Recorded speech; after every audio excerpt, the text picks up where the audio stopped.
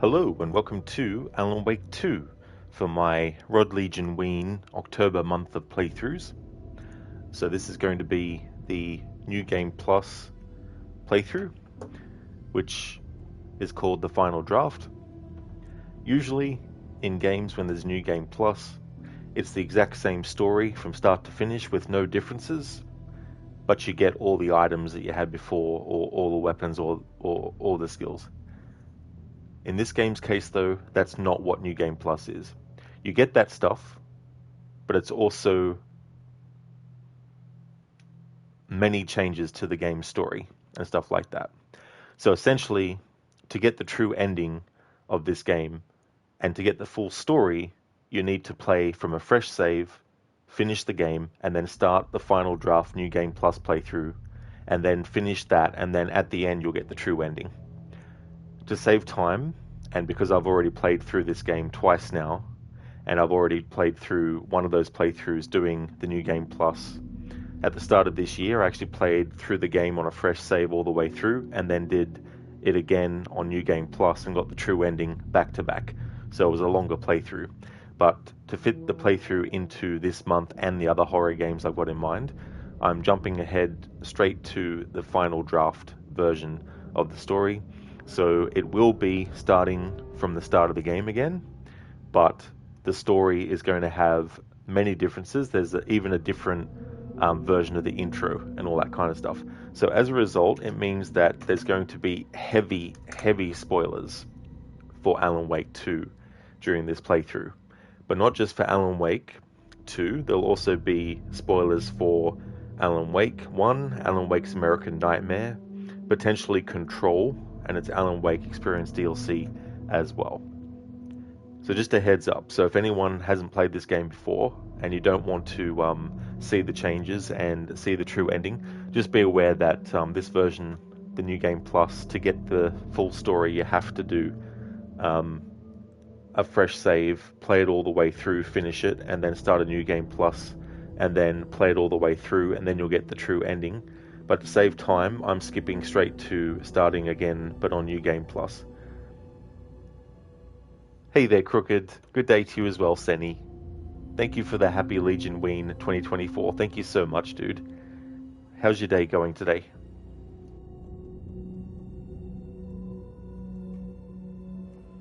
So the lake house is coming soon. The chances are it won't be out in the next few days, but if it just so happens to come out before I finish the playthrough, then I'll do it at the end.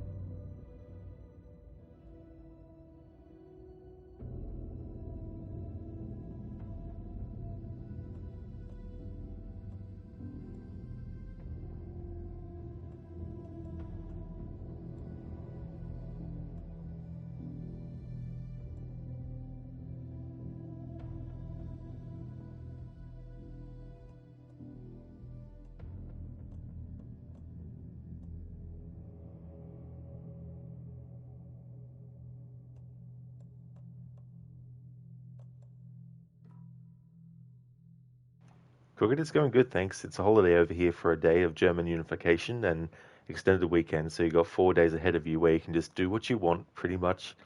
Now that is really cool, Crooked. That's awesome, dude. Yeah, Schiller was in here earlier, and he also talked about the 4 day weekend as well. So that's really cool, having extended weekends and stuff. How's Alan Wake been going? Didn't get the chance to tune in the last 2 days, unfortunately. Oh, that's all good, dude. Yeah, it went really well. When I did the first game, I only watched all the Night Springs episodes as like an extra thing. I didn't do any of the radio or anything like that, and did the 2 DLC as well. So I finished all that yesterday. And then earlier did Alan Wake's American Nightmare.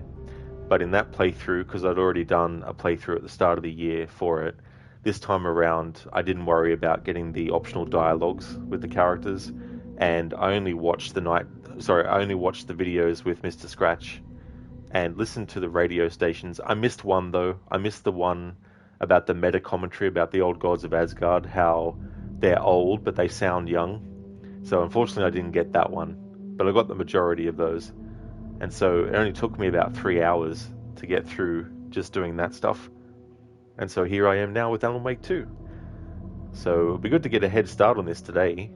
And then most likely now I'll finish it maybe Saturday. We'll just have to see how it goes though.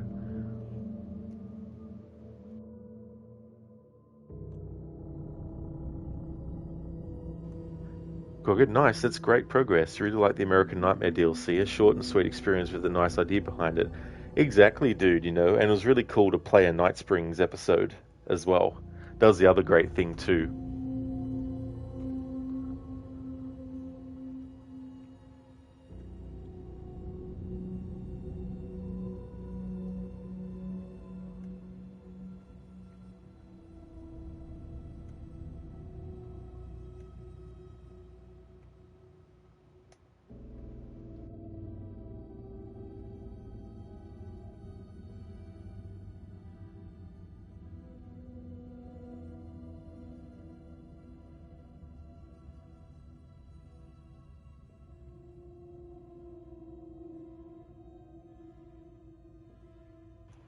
We need an entire Night Springs game for sure. Oh, dude, that would be awesome. I would love it.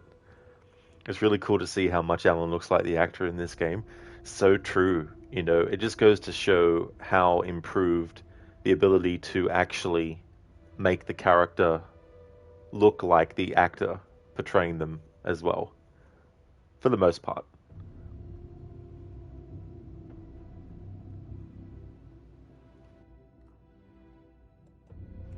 Alright, so here we go.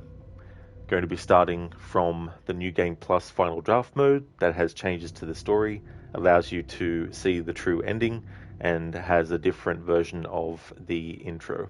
So to save time, I'm just jumping straight ahead to this, instead of doing the full story from a new game and then finishing that and then starting a New Game Plus back to back.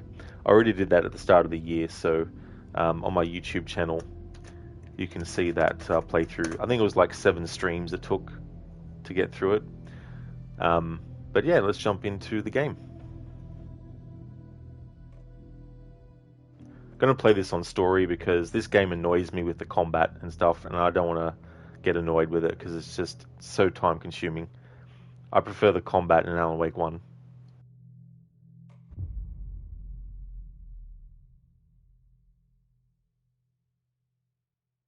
Back to the beginning, with the memory of the past loop already fading fast. But while it lingers, I know there's hope. We're not doomed to repeat our failures in an eternal loop. This is a spiral.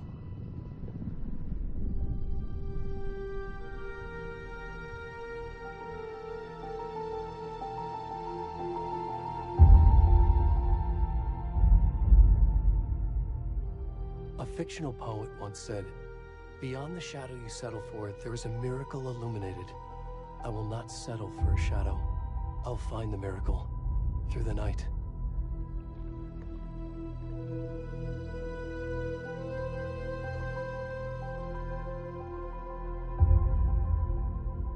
It's not just victims and monsters. I see now there are heroes as well. We can find our way through the darkness. We will break through the surface. We will emerge into the light.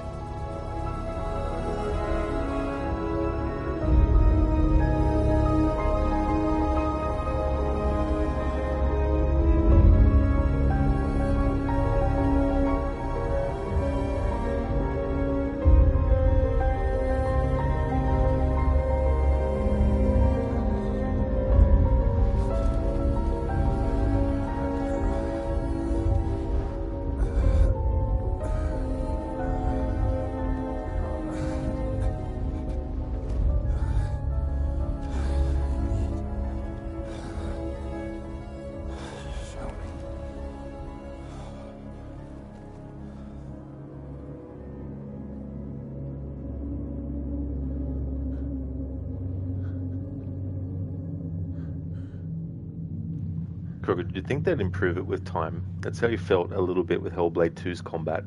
While it looked great and cinematic, you felt a lot more in control in the first game. Yeah, I mean, the thing with the combat in this is they did a drastic change from Alan Wake 1, and they went more for a Resident Evil remake approach with how the game controls. But the thing about the remakes of Resident Evil 2, 3, and 4 is that there's things like when you want to aim and shoot, it feels more responsive. Whereas in this game, sometimes it feels like when you want to aim and shoot, that there's some kind of like resistance happening to you aiming. And sometimes as well, it's annoying because when you have your flashlight, if you use all your battery, in the first game, at least you chose when you wanted to reload your battery.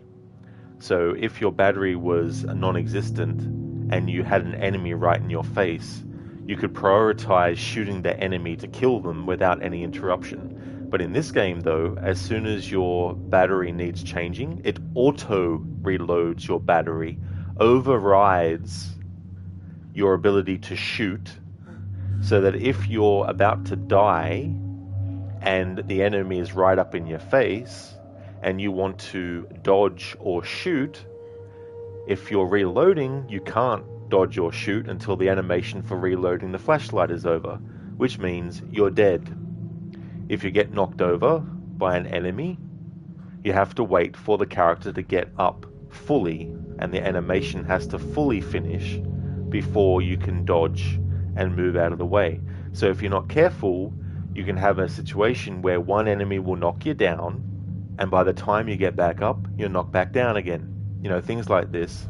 And what can also happen too is that you go to aim and shoot, and it feels like the character is refusing to shoot straight away. So you get a situation where you can literally be faster at pressing the hold aim and then shoot button than the game is able to actually recognize it. You know, things like that, which, you know, can get annoying as well.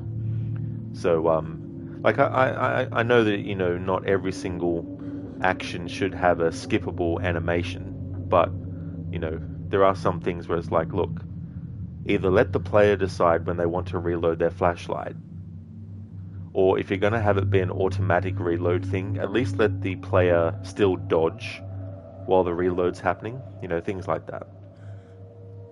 Nice one, Crooked. Alan really let himself go. He sure did. So did Geralt as well, because Doug Cockle voices this guy. That's really annoying to automate things like that, because ultimately it takes away player control. Exactly, dude. You know, and you can say the argument, well, it fits in line with survival horror, but it's like, at the end of the day, we're still playing a video game, and, you know, arbitrarily making the player feel like they're at a disadvantage versus actually making it feel organic that they're at a disadvantage is one thing, you know.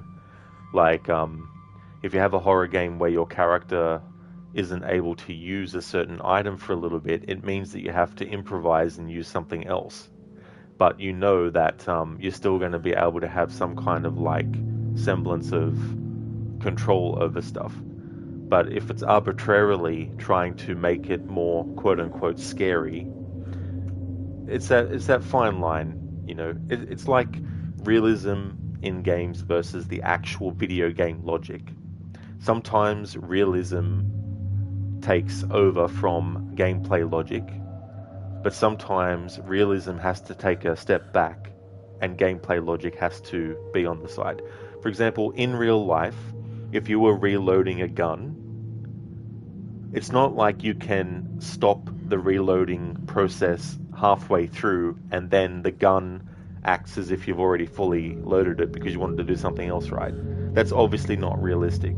But in a video game, if your character is halfway through the reloading and another enemy is about to hit them and the player wants to dodge, realism should take a backseat. The game should still count the reload as having been done without the animation having to complete first. So that way you can reload your weapon, and if you have to dodge, you can do so knowing that by the time you've dodged, your weapon will actually be reloaded, even though the animation didn't play all the way through. So you can then start reacting straight away and shooting, you know. Forget, how about a round of cards? Yeah, he just, starts playing Gwent, pulls some Gwent, packet of Gwent out of his butt. If you have the nudity filter turned off, he's actually naked, this guy. So I've got the nudity filter on so that it's things are covered up. Hey there, Shaky. Welcome on in. How's things going for you today?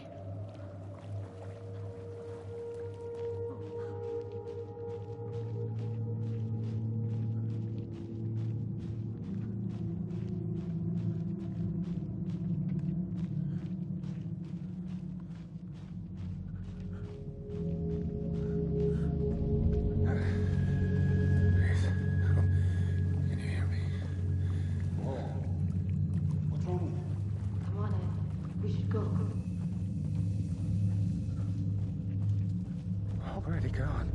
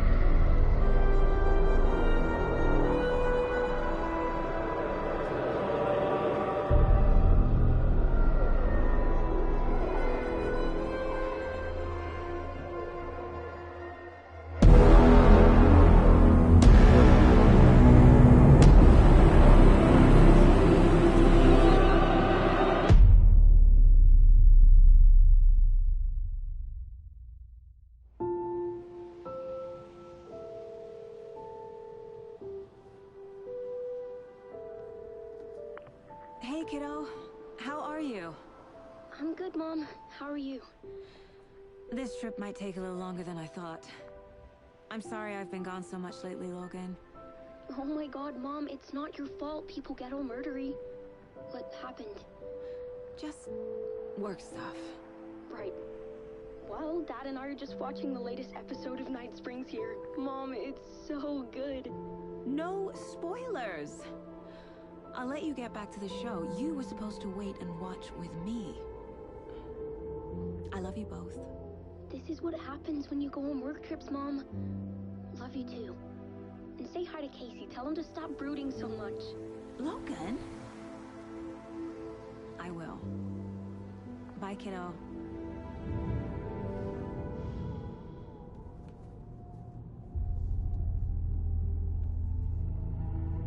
Logan thinks you should try cheering up. Snarky kid. Wonder where she gets that from.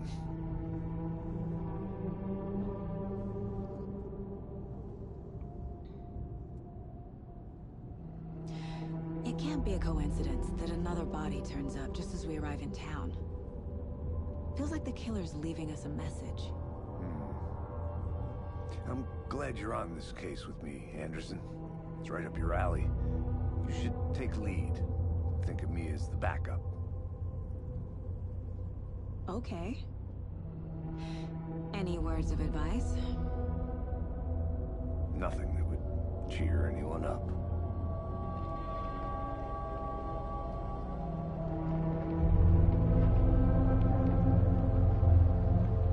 Here we are.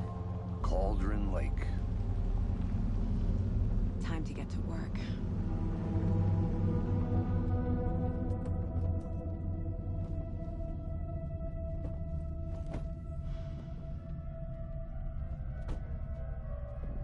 A deputy was supposed to be here to show us to the crime scene. There's the car, so where's the deputy? Eaten by a bear? I'll check out that map.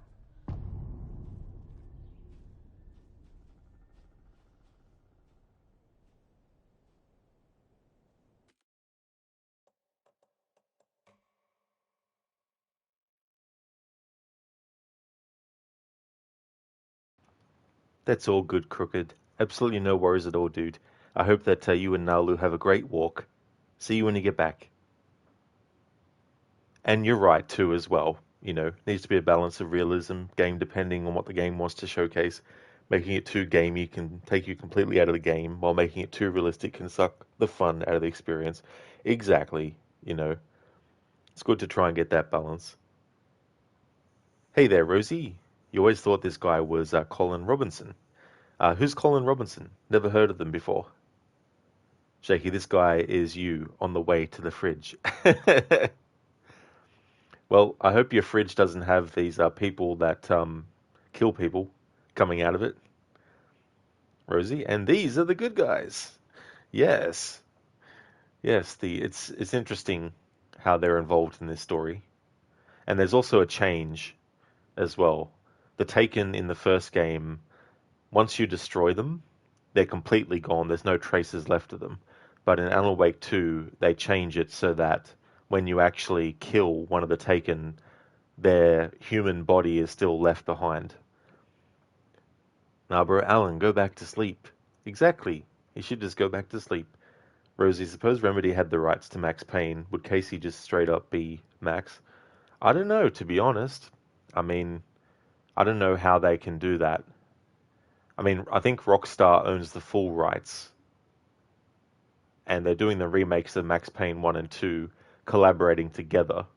But it's just for those remakes. So I don't know if Rockstar would allow Remedy to have total creative control over things moving forward outside of the remakes of Max Payne 1 and 2. But I don't know.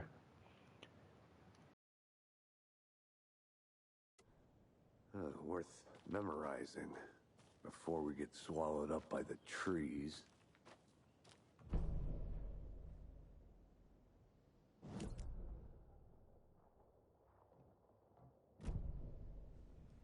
You're the one who wanted to switch. I think I hear someone. I'm not walking all the way back Could down. be our deputy. I can go take a look. Hey, over here. Hey there. Agent Casey, right? Sheriff Breaker said you'd be coming by to take over the case. You're half right. Anderson? Saga Anderson. I'll be leading this case. Seems you already know my partner, Alex Casey. Shoot. Sorry about that, ma'am. I'm Deputy Mulligan. I just figured that, that, Those damn feds gonna show up, Mulligan? Federal agent's right here, Thornton. My partner, Thornton, down at the crime scene. He's not what you call the sharpest axe in the shed. Right here? What do you mean? Are they with you? Oh, shit! They didn't hear me, did they? Were there any witnesses?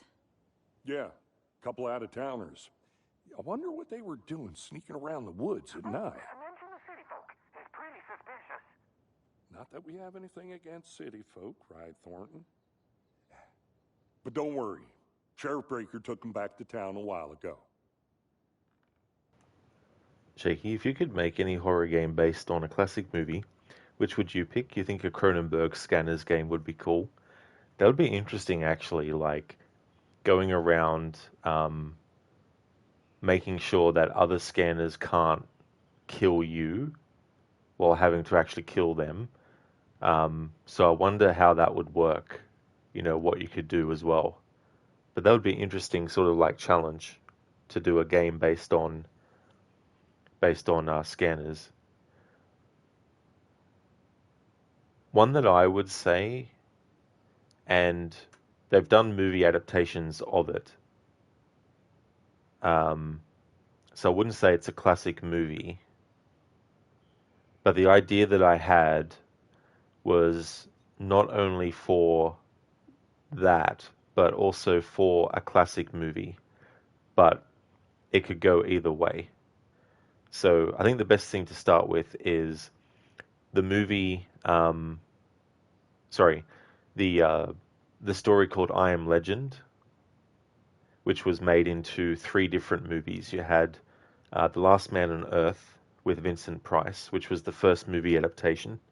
Then you had The Omega Man, which was the Charlton Heston adaptation. And then you had the Will Smith adaptation, which finally used the same name as the novel, I Am Legend. And I know that you specifically said classic movie. So to fit that, I would say the original Night of the Living Dead. Now, with those sort of things in mind, how in I Am Legend, it's basically like Neville is in his home, and during the day, he's able to do things without worrying that the vampires are going to attack him. And it's nighttime that he has to be careful, and having to repair the house after each night's attack from the vampires, making sure that he's got enough supplies, making sure that the power, all these sorts of things. So my idea is basically like do a game that is either an adaptation of I Am Legend or Night of the Living Dead, and have it that the whole game is you trapped in the house, and it's open world. You can go exploring during the night, but you better make sure that if you do, you've secured your house before you leave, and you have enough weapons and ammo. Because if you don't, then you're going to have a fucking hard time. But you can also go out during the day to get those supplies. So it'd be like a bit of a management game, but it wouldn't just be that. It would be actually going out and exploring, getting your supplies. But if you wanted to get back in time to secure your house, you would have to make sure you get back before night falls. Otherwise, it'll be easier for the vampires to get in to attack you. So if it was I Am Legend being adapted into a game with that concept, it would obviously be vampires. Whereas if it was Night of the Living Dead being made into that game, it would be zombies, that you're trying to be saved by. And it wouldn't be like an endless game. There would be an actual start, middle, and end to the story. So it wouldn't just be like a constant loop of, it's daytime, go out and get supplies. Now it's nighttime, stay in your house and protect it. Rinse and repeat until you die or whatnot. But there'd be a narrative to it. So if the narrative was based on Night of the Living Dead, It would be a thing where there's multiple characters and you play as each character. But here's the twist on that. If your character dies,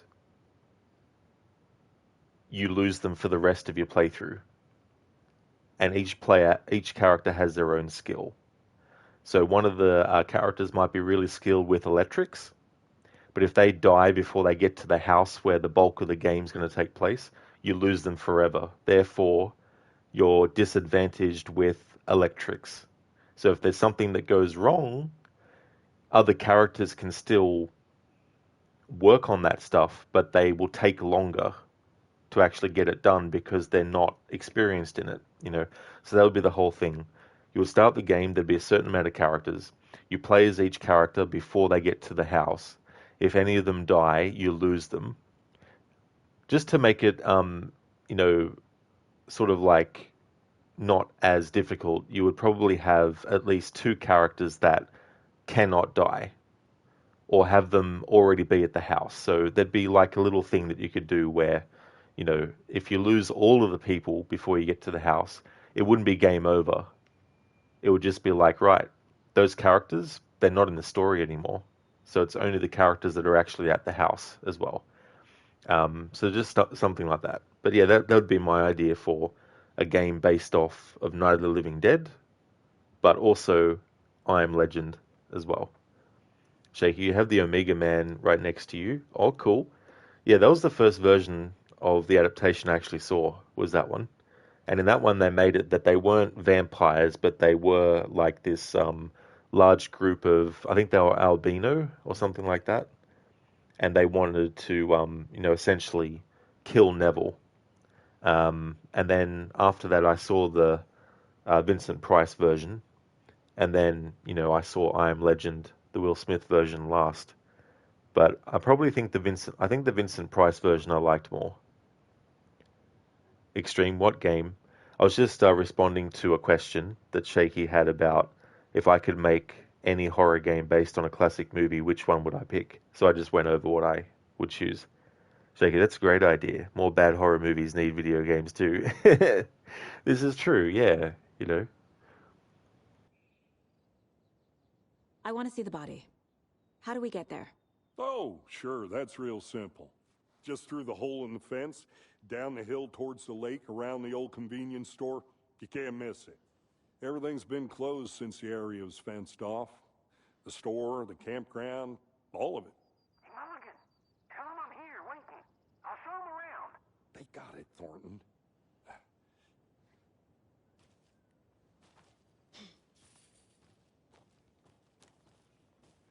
Before we get to the crime scene, there's time to review the facts of the case so far. Make sure I'm seeing the clues clearly.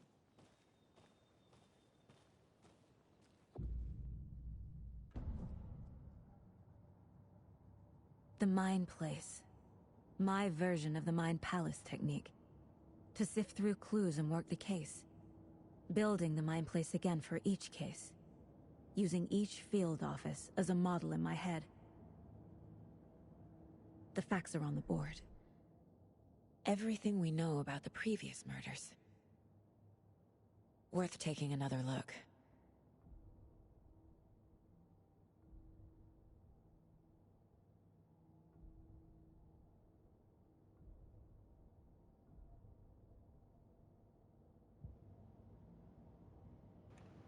To save time in this playthrough, I'm not going to be covering a lot of stuff. As in, like, I'm not going to go over every single bit of text and documents and all that kind of stuff. I see you're already hard at work, Anderson. Close to cracking it? We're just getting started. Let's head down the hill to the crime scene. Hey, Casey. You putting me in charge. Why now? Look, Anderson, you're a better detective than I am. You've cracked cases that had the rest of us baffled. I don't want to slow you down. Are you thinking of retiring? You know what happens to cops who say this is their last case. Mm-hmm. Real funny, Anderson.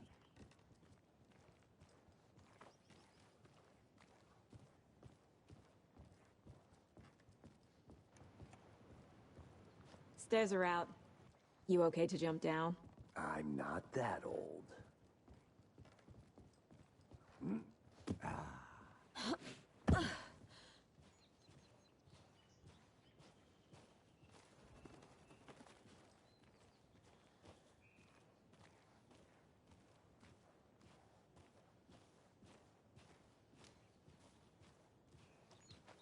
Fucking nature. Gives me a headache. There's too much sky.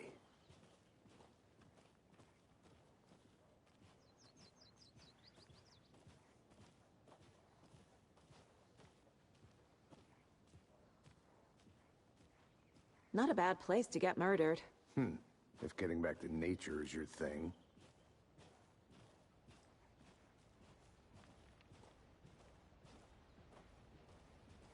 Damn.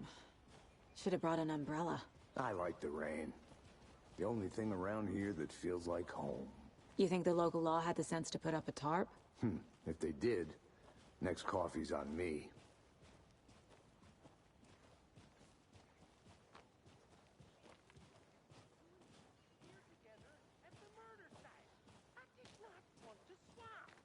No, still not getting it.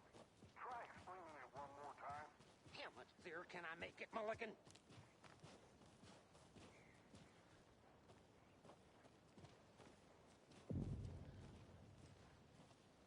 Hey! Deputy Thornton, I take it. That's me, at your service, ready to get this case solved. Now the body's behind the store. Come on, I'll show you.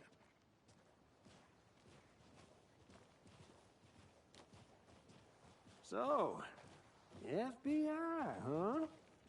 That's so cool. Hunting down psycho serial killers and shootouts with the mob?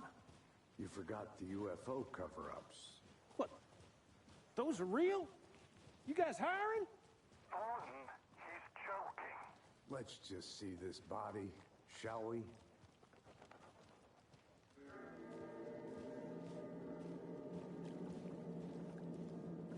Now this is the scene of the crime. We found him on the table. Now he didn't touch nothing, you know, procedures and stuff. Thanks, Deputy. No tarp. You owe me a coffee. Okay, let's start by examining our guest of honor.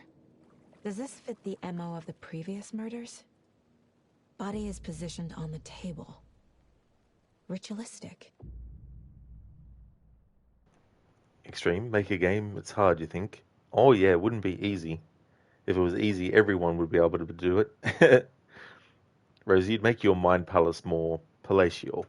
Yeah, like have a big, have a jacuzzi or something in it too as well.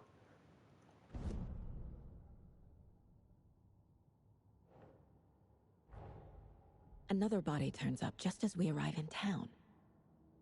Coincidence?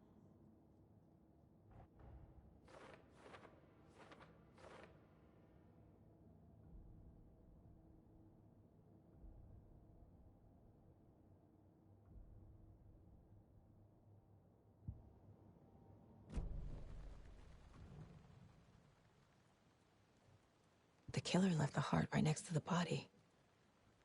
Bruising on the wrist from the cargo straps holding him down. Inside stab wound, chest cut open, heart removed.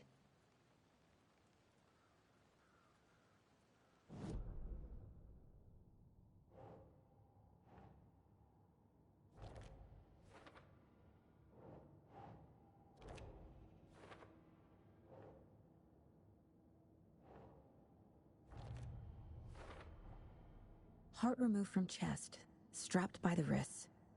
Definitely matches the previous murders. But this time the heart and the straps were left behind. More clues to work with. This makes 4 murders that we know about.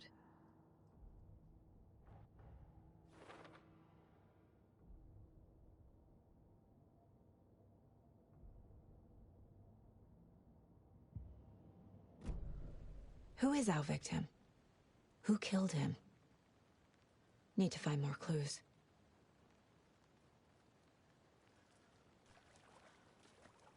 Large amount of blood on the table. The victim died here. Multiple people were here. Multiple killers?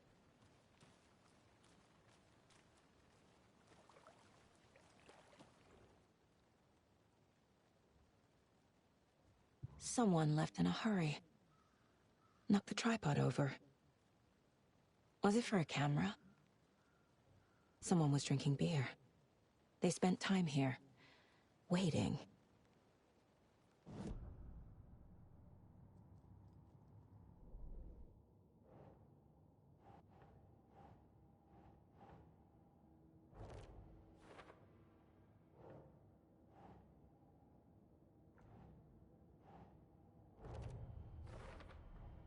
Boot prints, indicating multiple killers. Quite the party.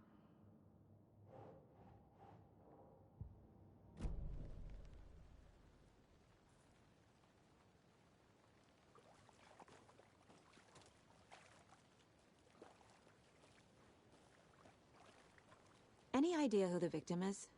Oh, I sure do. His name is Nightingale. He was FBI. He came to town about 13 years ago. Now, I haven't heard a word about him since. Well, until now. Nightingale? Robert Nightingale? Oh, yes. You probably knew him. Brothers in arms. Oh, and sisters. So you knew our victim? Well, I didn't recognize him in his current state. But yeah, I ran into him a few times at Quantico. Never worked any cases together. After his partner got killed in the field, he went off the deep end. Got the boot pretty quick after that. So what happened to Nightingale after the Bureau let him go? I only know the rumors. Depression led to booze, booze led to paranoia. He got some wild ideas in his head, chased ghosts until he fell off the map. Guess he ended up here. I bet there's more to that story. But no happy ending. Nightingale went missing 13 years ago. 2010. The same as all the other victims. Certainly fits the pattern. Makes me wonder what was going on that year. Probably something this town wants to forget.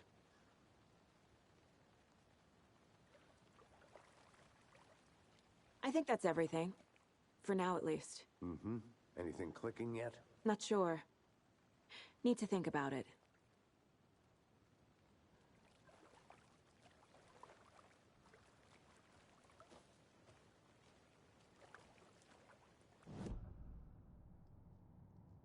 Thanks for the welcome back, Kit Kat. Welcome back to you as well.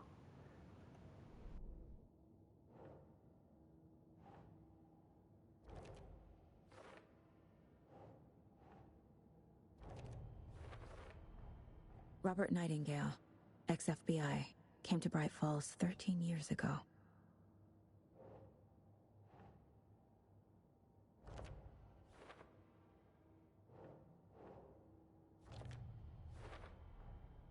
They planned for the murder to happen here, passing the time with equipment ready. They were waiting for him. But why Nightingale? He's been missing for 13 years. Why here? Why now?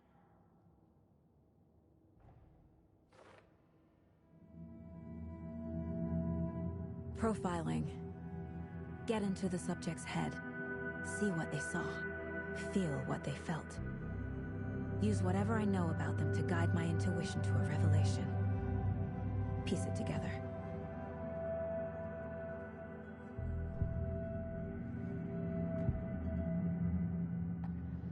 Agent Nightingale has been MIA for 13 years. How did he end up here? Up from the lake that's not a lake. It's dark. He was there too. You are not allowed in the lake until he says otherwise. Robert Nightingale came from the lake, before his murder. It's not a lake. It's an ocean. Nightingale was chosen as the victim. Why? Flick the switch. It goes click. Lights are off. But somebody's home. Somebody's home. This wasn't some random act of violence. This was a ritual. And Nightingale a component. They didn't see him as a person. More like a container for something.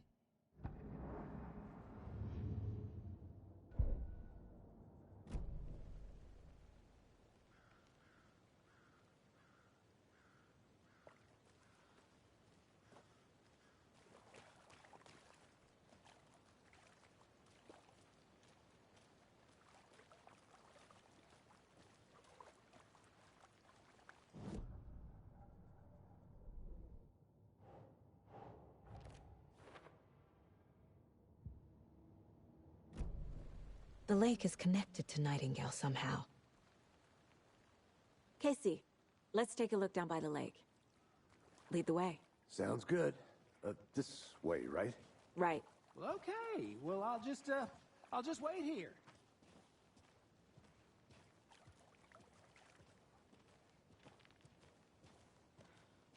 This one of your hunches, Anderson?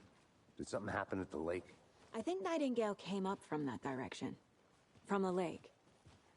Probably looking for shelter. Safety. They were waiting for him. When you're ready, I'd love to hear what you put together so far. Sure. It's not that complicated. Nightingale was out in the woods alone at night, possibly nude. The killers knew he was here, ambushed him, dragged him to the campgrounds, strapped him to the table, cut his heart out. But then they were interrupted by those witnesses, the Bookers. The job is unfinished. That seems pretty complicated to me. What was this guy doing skinny dipping at this time of year? Haven't figured that part out yet. Mm-hmm. Lots of questions. Lots of answers for us to find. I didn't know trees got that big. Gives me the creeps. You need to get out more. It is kind of creepy, though.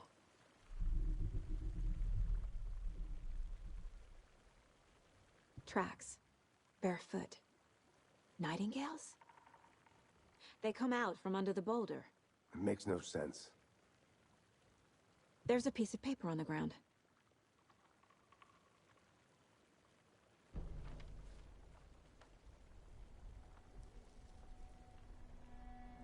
A page full of text on one side. Not a printout. Written with a typewriter. Old school. Lines scratched out and edits added with a pen. Mm-hmm. Like a manuscript. Page of a story. The killer left a message. It's for us. The text is about us. The victim was one of their own. FBI Special Agent Robert Nightingale. And then there was the page they found. The first step down into terrifying depths. Reading the words. These words felt like a message. Someone knew they were here. Someone playing a game with them. An invitation. How could they not accept, even if they knew it would end up hurting them?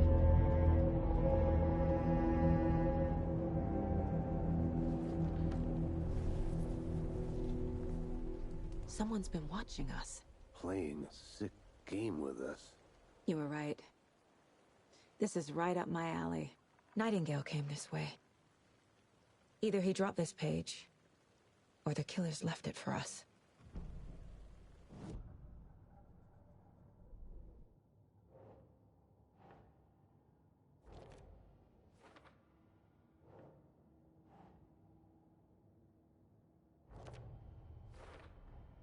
I think he came from the lake. But his tracks make no sense.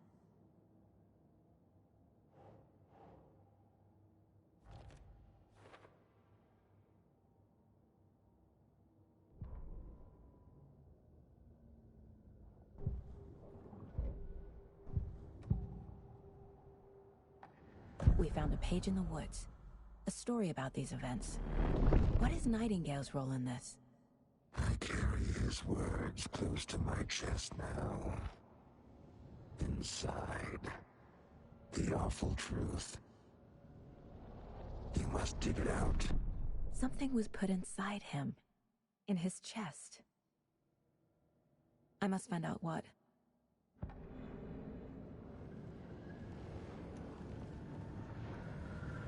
Yeah, Mr. Gote, it must have been the wind that's in Nightingale's chest. I mean, the hole is big enough for the wind to fit in. Hey there, Mr. Gote. Welcome back to another stream.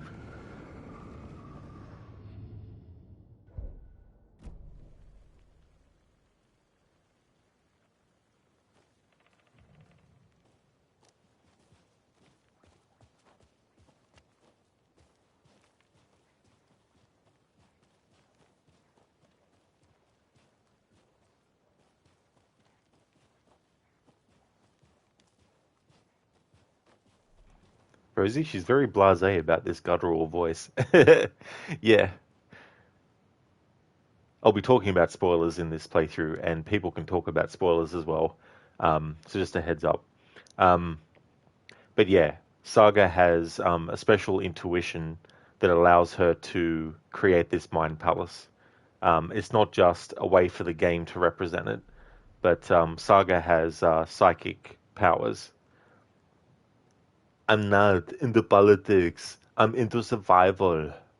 See you at the 10-year prison reunion. Thanks for redeeming that Arnie impression, Mr. Gote, from The Running Man. It's ironic, Arnie playing a character that says he's not into politics when Arnie became a politician. Great movie, that.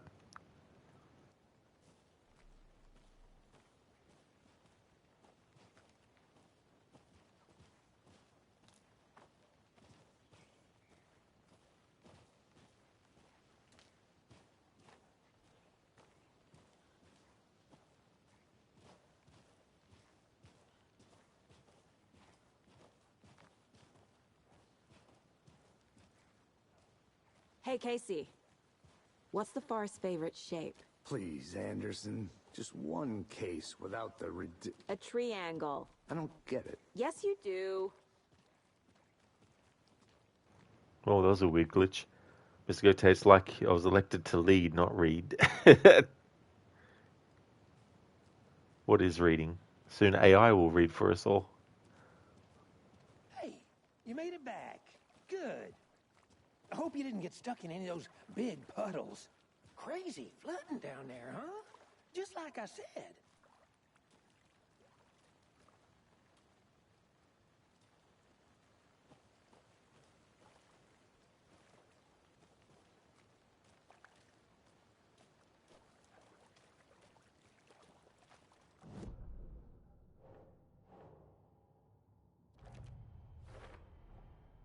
Found all I can here.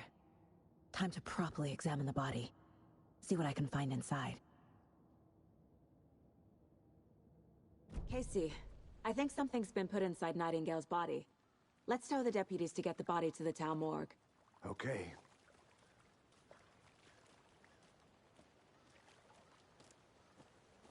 Deputy, I want the body taken back to town for a proper examination ASAP. Well, sure, but the coroner won't be back in town for another week after Deerfest. Not a problem. I'll do it myself. Oh, and Sheriff Breaker called to say he's got the Bookers at the Oh Dear Diner in town. Oh, and I've got a key to the gate. It's a shortcut back to the parking lot just up the hill.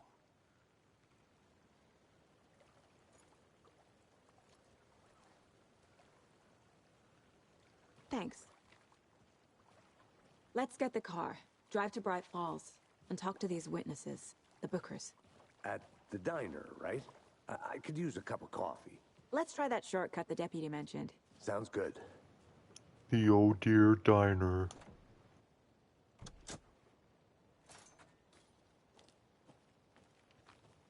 Seems like a nice town so far. Murders aside. Pretty woods. Cute lodge we got set up in. We should go for a hike if we get a chance. Now you're just being mean, Anderson. Deputies aren't exactly up to the task, but hopefully the sheriff will be more helpful. Not a surprise about the deputies. Doubt they see much stuff this gruesome.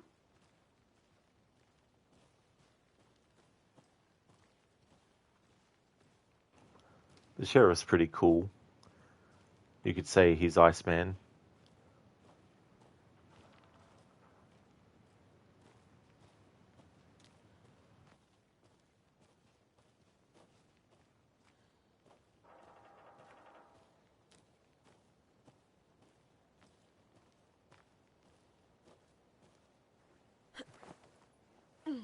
Is that a kid's lunchbox? An Alex Casey movie lunchbox. Casey hates the endless jokes about coincidentally having the same name as a fake detective. He hates those cheesy crime books, but he really hates the movies.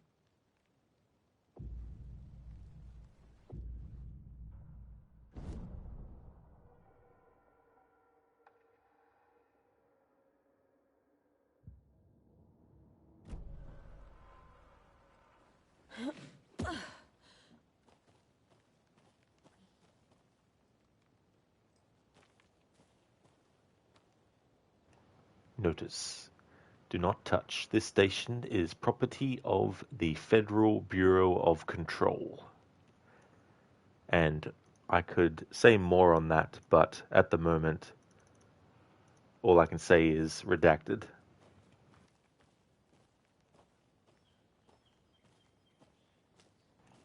Orange peel.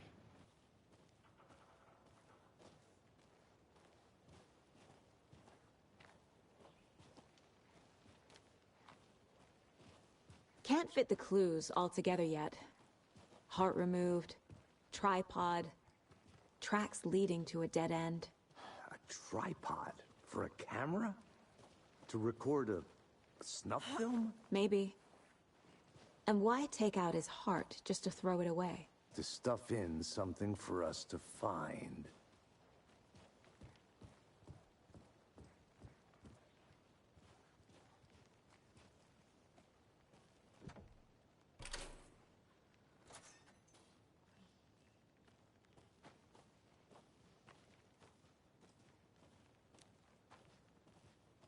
Nordic walking. Incontestably proven health benefits.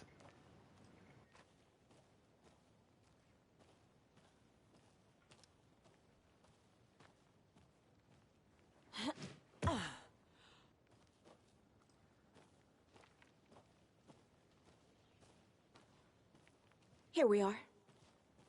Let's drive back to town and meet the sheriff at the diner.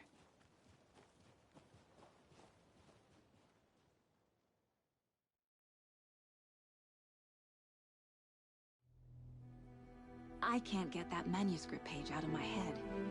I've never seen killers reach out so directly before. Damn impressive work so far. With your technique, these hunches were moving fast. I wasn't sure about taking a case so far from home, but I'm thrilled to be here for this mystery.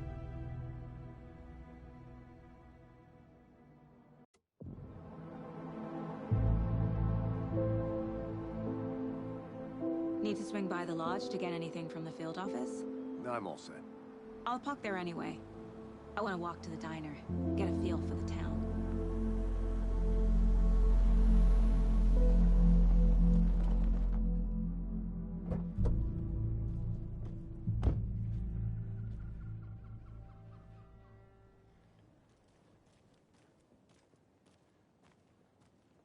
The diner's just up the waterfront. Shouldn't keep the sheriff and our witnesses waiting. I smell coffee. Just how much coffee have you had today, Charlie?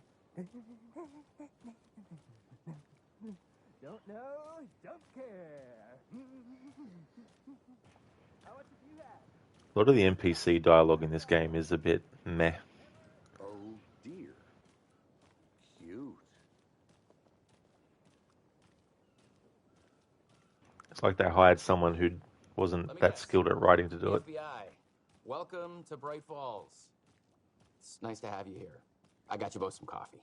Oh, it's Washington's finest. Thanks, Sheriff. That's pretty cool of you. Nice to meet you, Sheriff. I'm set for coffee. You know, I wouldn't say no to another.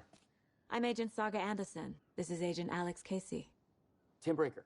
And let me just say, I'm happy you two are here. Frankly, we could use the help. Your deputies said you had a couple of witnesses here. They made them sound like suspects.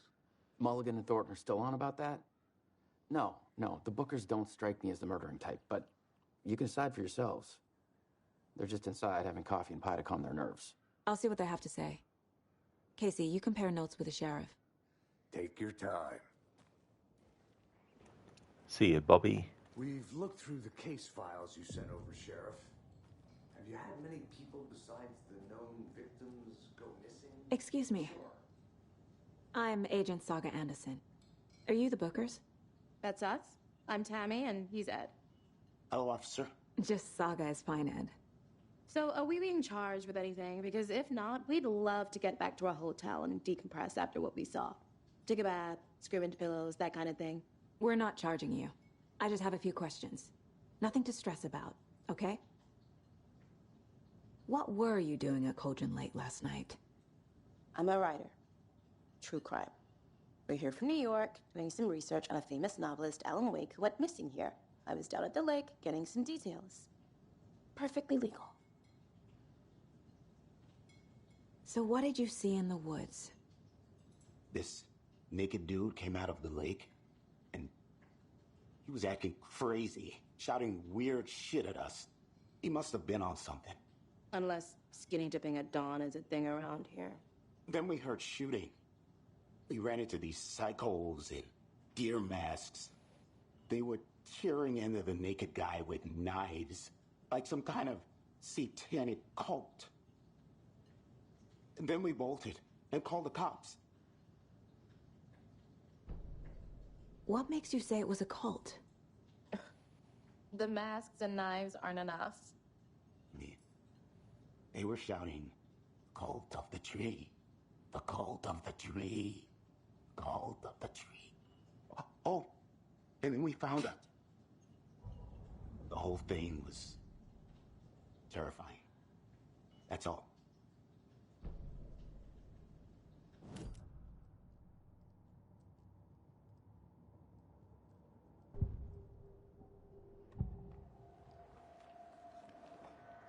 The cult of the tree.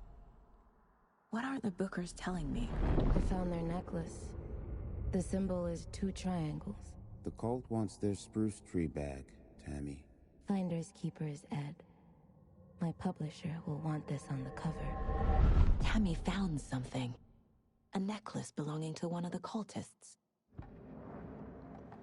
The Bookers were at Cauldron Lake. Why? The fence was built to hide what's there. They say the writer fell in the lake. Private party. No trespassing. My book has questions. Past the bolt cutters. They broke in for the sake of Tammy's book. Nothing to do with a murder. They were telling the truth. So you found something there, right? A necklace these cultists may have dropped. Okay. Wow. How did you put that together? It's evidence. You need to hand it over. Okay. Told you not to keep that thing to me.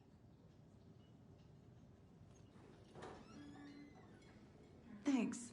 This could prove to be helpful. Do me a favor. Stick around town for now in case we have any more questions. Like we'd even dream of missing Deerfest. Oh, God. Saga! Saga Anderson. As I live and breathe. I thought we'd never see you back here after that awful, awful thing happened to your baby girl. How are you? I'm sorry. Who are you? I don't know what you're talking about. It's me, silly. Rose. You know me. I don't think I do. And what horrible thing happened to my baby girl? She drowned. Your daughter.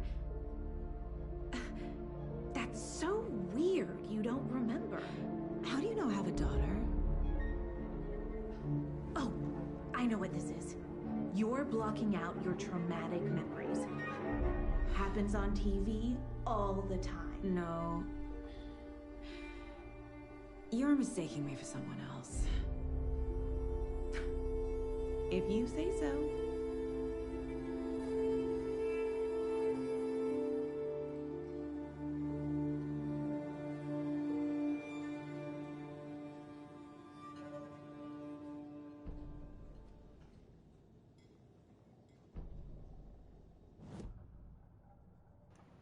Hey Calico, welcome.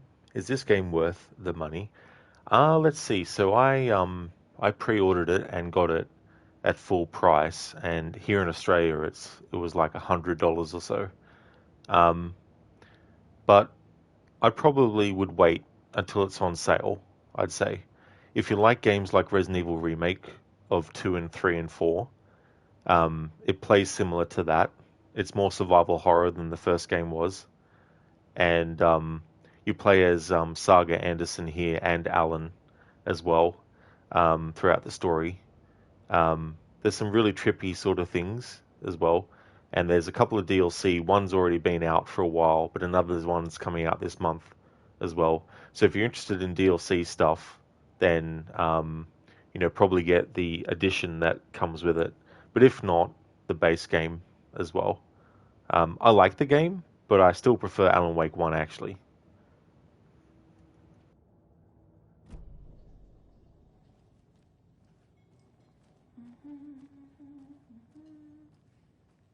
All set? My guys have Nightingale at the morgue if you're ready to go take a look. Let's go. Well, Casey, I got a lead. Looks like we're dealing with a cult. The cult of the tree. A murder cult. Fuck. Have you heard of this cult of the tree, Sheriff? Only the urban legend. If you're in the woods at night, the cult will get you. That sort of thing. We're not gonna find out you're the Grand Wizard or something, are we? I played some D&D back in the day. Wizard was always my favorite class. Morning, Sheriff. Looks like you have some guests. Morning, Ted. Yeah, real important guests. Deerfest. Always draws a crowd, right? Too true.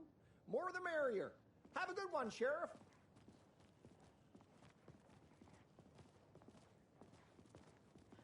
Hey, what do you know about that waitress from the diner? Rose? Yeah, she's a bit of a space case. Always has been. Why? What'd she do now? She kept saying that my daughter drowned. She even knew my name. It was all very weird. Rose has a talent for saying the weirdest thing possible. But it's best not to take it personally.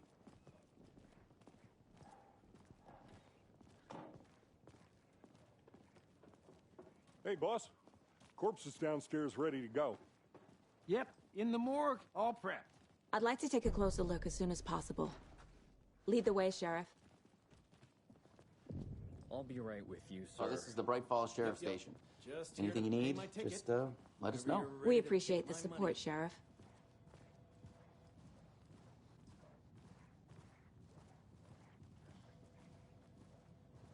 So we share a morgue with the funeral home next door. It's a shoestring budget. I guess you guys don't have that problem, though. Our only coroner rotates between a few other towns, and he's away this week. But you can handle this, right? I'm qualified to perform examinations. Yes.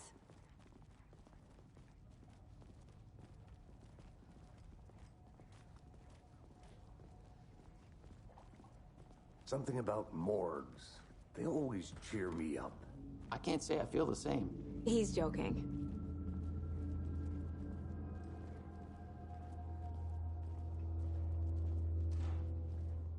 Okay. Let's take a look at our patient. I'll start with the external inspection before performing the internal examination.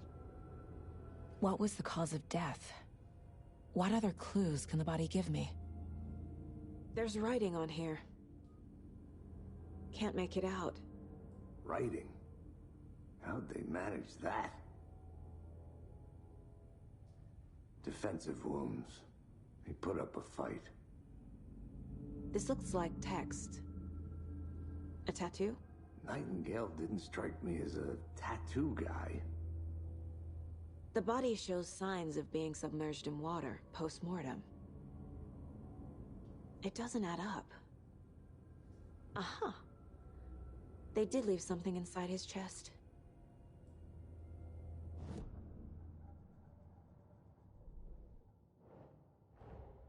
Time to see what Nightingale's body can tell us.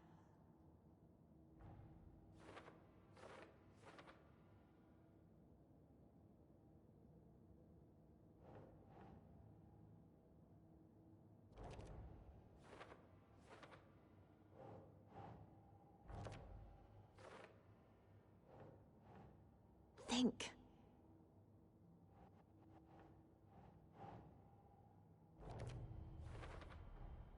chest wound is cause of death, but the corpse is bloated, waterlogged. Doesn't add up.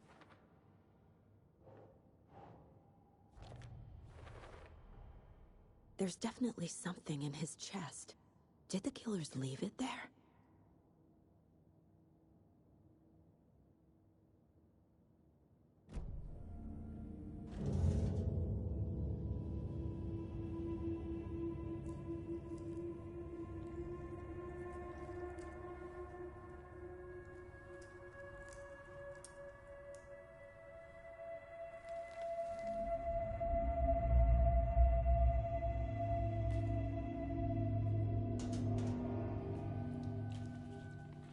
It's the same type of page we found at Cauldron Lake.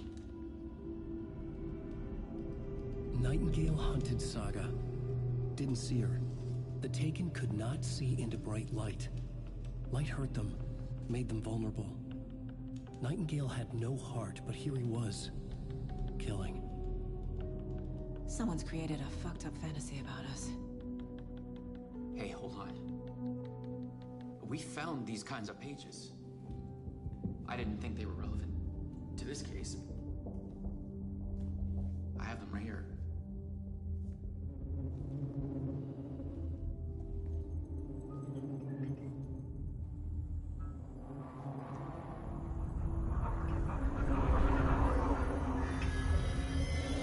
No, wait.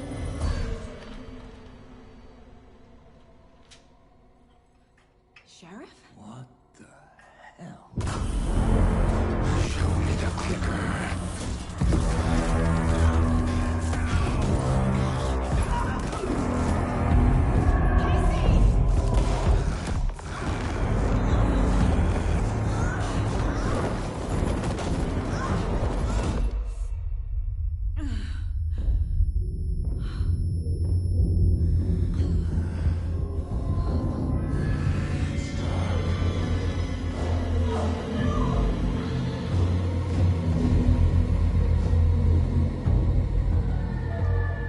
Didn't see her.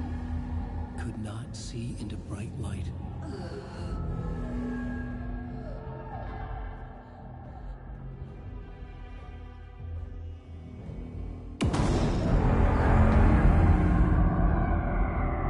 I'll make you pay.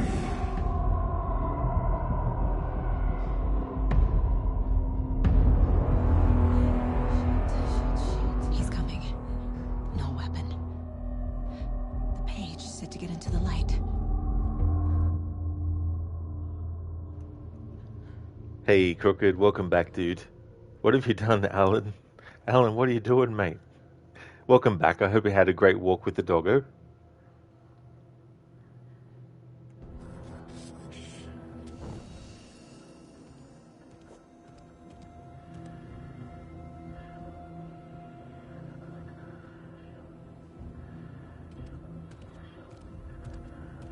He can't see me in the light. My gun's out in the hall. Gotta get it back.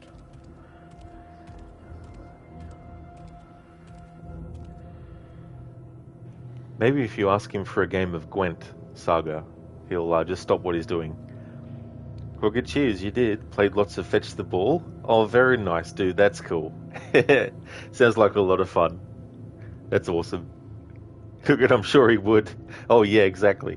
You know, just pull out some Gwent cards. Gotta move.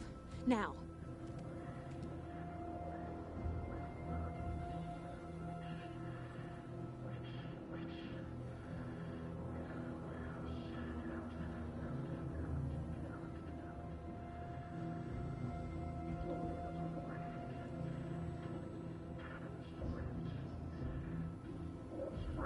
He knocked my gun out of the room.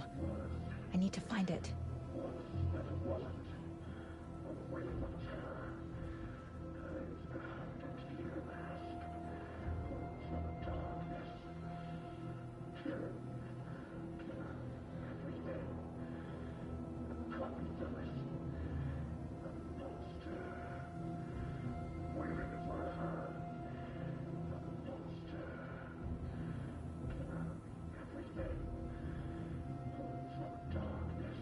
Need to get my gun. But it wasn't. Call me Thermos. Legs behind a deer mask. A wave of titanic rainbow. Which get out of my house. Waiting for her.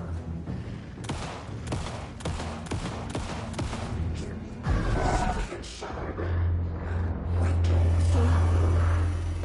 Vanished.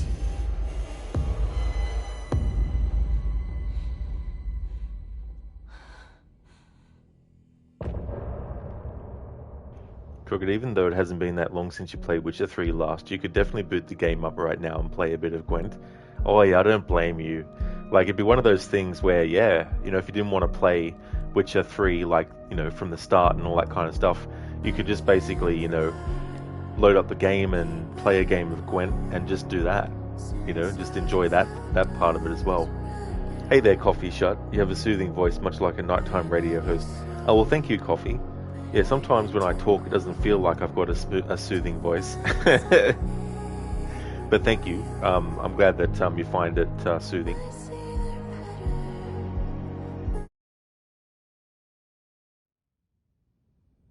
He didn't have a heart, but he still got up.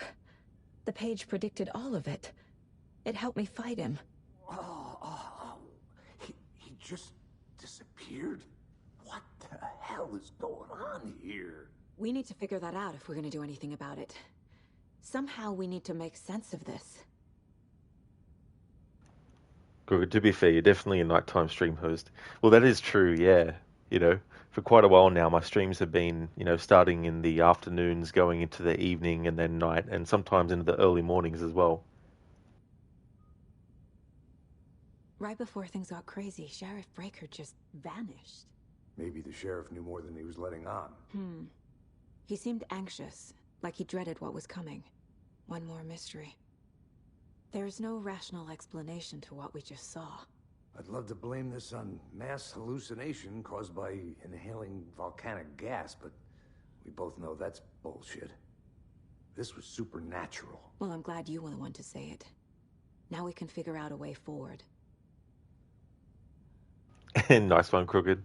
With the occasional rage blackout. This is so true, you know, when games really piss me off. The victim of a ritualistic murder turns into a monster.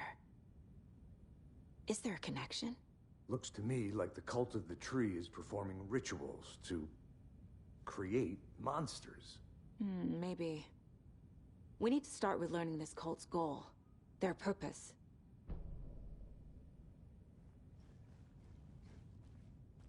There's one of the pages on the floor. Saga was back at Cauldron Lake. Saga had to pursue Nightingale. Into the overlap. Finding a way in would be difficult. A ritual. Saga would learn how. Stop the monster.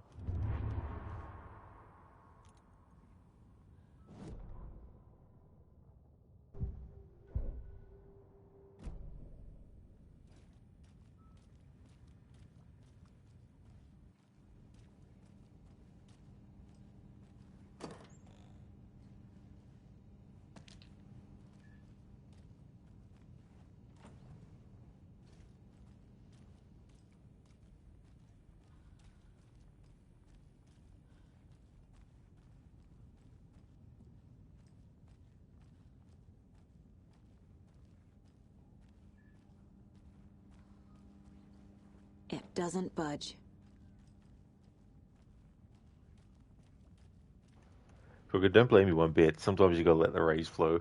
This is so true, you know, especially if there's a time limit involved, or if there's a thing where you know that you're gonna have to go really far back.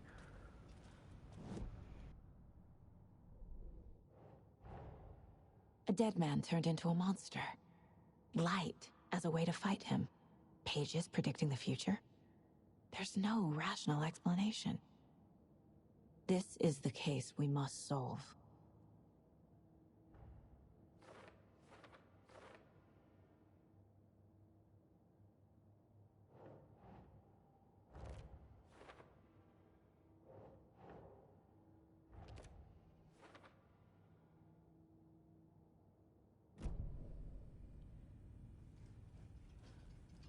The page places Nightingale back at Cauldron Lake. Calls him a Taken. We need to head over there, stop him, before anyone else gets hurt. Okay.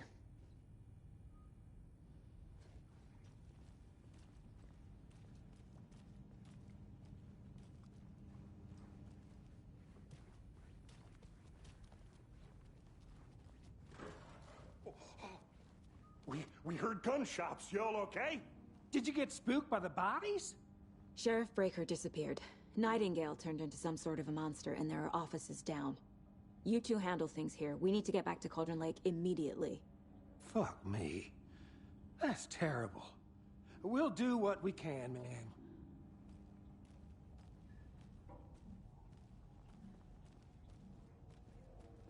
But that's crazy, right, Thornton?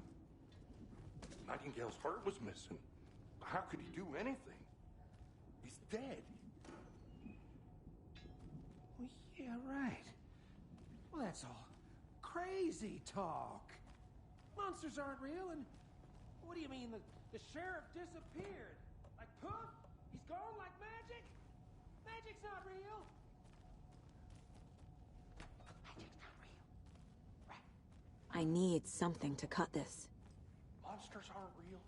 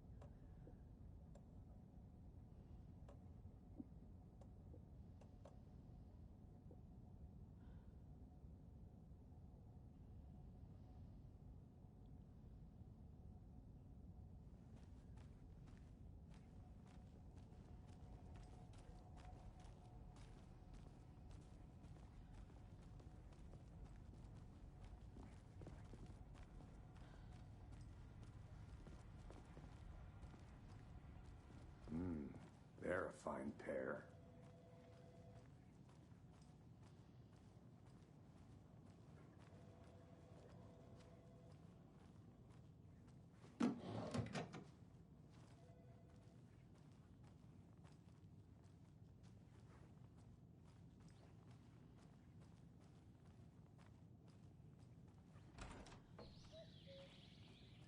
Oh dear, I am a tourist, and it appears that I'm lost in the woods.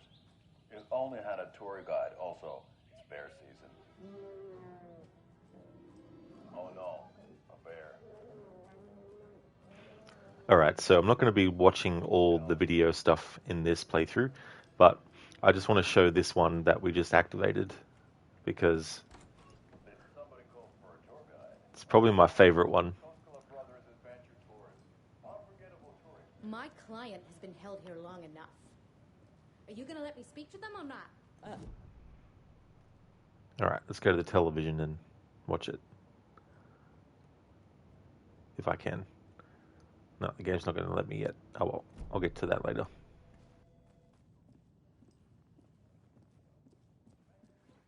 Nightingale and his cult are dangerous. We need to be prepared in case things escalate more than they already have. Can you call it in, Casey? A smart choice, Anderson. Yeah, hey.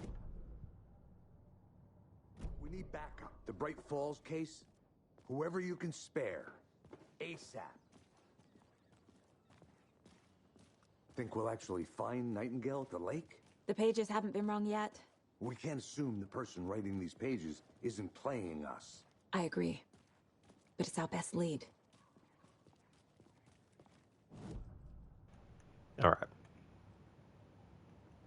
This is the only one of these videos I'm going to watch for the playthrough.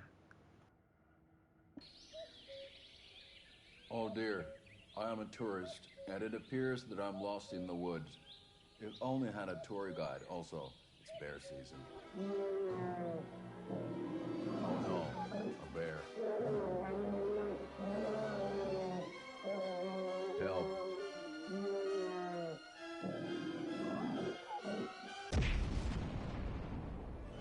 Did somebody call for a tour guide? Oh, wow.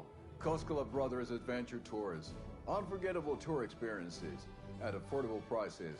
That's right. I'm Ilmo Koskela, voted best coffee roaster / tour guide by Coffee World magazine.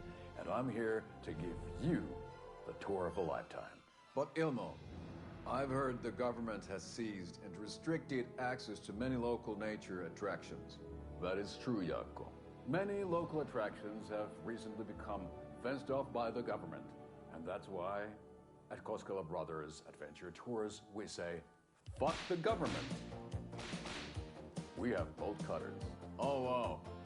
You think of everything. And we'll take you anywhere. Hiking through the scenic Elderwood National Park.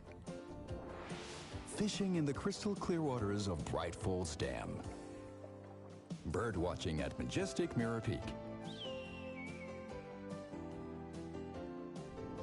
The tour of a lifetime is just one phone call away. Book now to get a 9% discount on this limited edition Oh Dear Diner coffee thermos.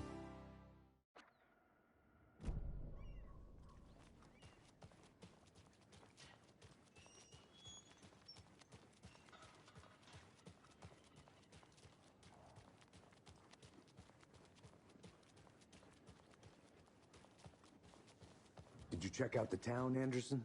Just getting my bearings. Ready to go? Waiting on you.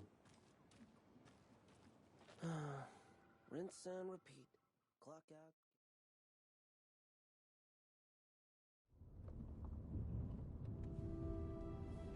I need to come clean, Anderson. I know why Nightingale was here 13 years ago. He was chasing a writer, Alan Wake. Tammy mentioned him. She's writing a book on his disappearance. You know the detective character from his books, Alex Casey. Yeah, I've heard the jokes at the office. Cold case Casey. Murder case Casey. Sorry. Ha ha. It's the same name, similar job. It's the first thing anyone thinks of. It annoyed me, but that was it. Then, 10 years ago, I started getting strange letters in the mail. Fragments of prose describing murders. You've heard the stories about what happened in New York. Some of it, at least. Bodies started to pile up. It was a murder cult. Turns out the fragments sent to me were from the crime books of Alan Wake. The cult was copycatting the murders from the books. In their heads, they were performing a ritual to bring Wake back. Their imagined prophet. After that case, I started looking into Wake's disappearance on the side. And you thought this case might be connected to him?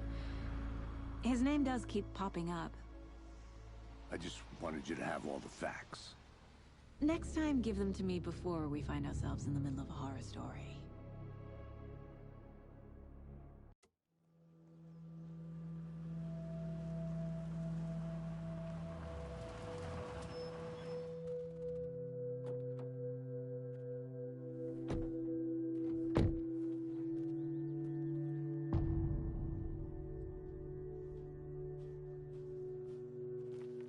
The page says Nightingale's in something called an overlap. Need to figure out exactly what that means. I'm happy I'm not in charge of this mess. Thanks. Let's start looking for Nightingale where he was killed. The writer of these pages knows what will happen. Because they're behind this, or because they can see what's coming. Impossible things are happening here. A world operating on different rules. I need to understand this strange logic. To see the clues. To solve the case.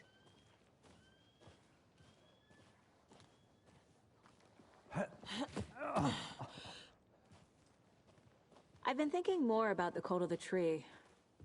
What sort of cult refers to themselves as a cult? In my experience, they don't. We're not seeing the full picture yet. Yeah, Shaky. Hey, hello there. How are you folks doing? Those restricted area signs don't do a damn thing, huh?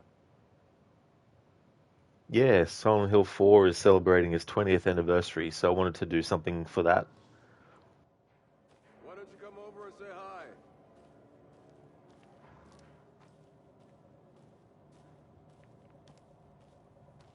Hello. Saga Anderson. Are you two supposed to be here? I'm Ilmo Koskela. Fantastic to meet you. And yes, Stephen here hired me to show him through the woods. He's in town on important government business, fixing this impressive piece of hardware. I work for the FBC, ma'am. I'm authorized to be here. And I bet you two are here about that murder. Nasty stuff. How's it going? I never have. No, Extermination. Really underrated horror game on the PS2.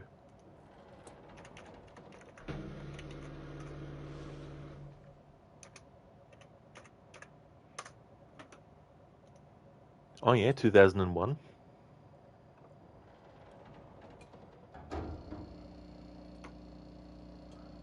Nice, so survival horror.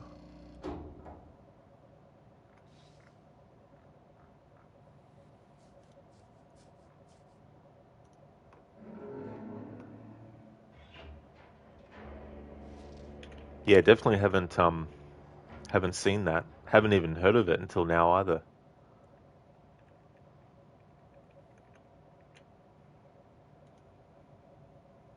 It's a little like the Thing as well. Is it? Oh, cool. It's really reminiscent of old school Resident Evil. Oh, very nice. That game, The Thing, I played that when it came out originally. There's a remaster coming out for it. Hey, Dr. Darling. No, you started Alan Wake 2, and early 2, you have to look. That's true. Yeah, I finished Alan Wake's American Nightmare in 3 hours. And took a half an hour break, and then started this stream an hour and a half, almost an hour and 40 minutes ago. Shaky, good for wintertime. Oh yeah. Adding that extra immersion. How did you hear about the murder, Ilmo? Do you know anything that could help us? People tend to tell me things. The Koskela brothers are kind of a household name around here. Speaking of, if you're looking for some fun, stop by Watery. Just down the road from Bright Falls, there's our Coffee World amusement park. There's sauna ja vihta. And we offer a variety of guided tours, hunting, fishing, hiking, whatever strikes your fancy. You name it, we probably got it. What is this thing? It's just a monitoring station, ma'am. The Federal Bureau of Control checks volcanic activity and air toxicity levels. No need to worry, though.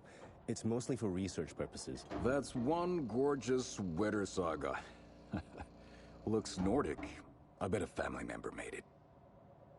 My mother made this sweater for me. How do you know? I knew it. My mom used to knit those sweaters for me and my brother. Watery, my hometown, was founded by Finnish immigrants. So between your name and the sweater, I figured your family might be from Finland too. Suomi, Finland. Ulla, Karjalan piirakka. Close. My mom's family is from Sweden originally. I don't know much about them beyond that. The sweater is just something to remember her by.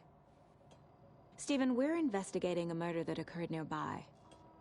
What can you tell me about your bureau? Nothing that isn't classified, I'm afraid. But I don't know anything about a murder.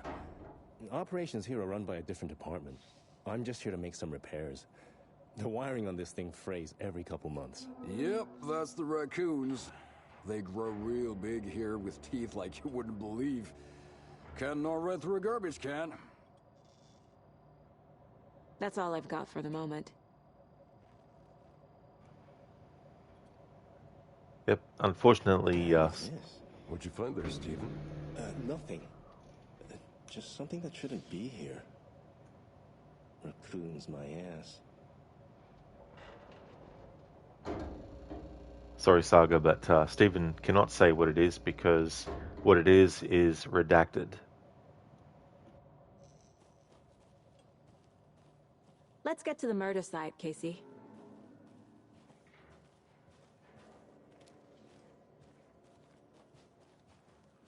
A lot of things about this case keep bothering me.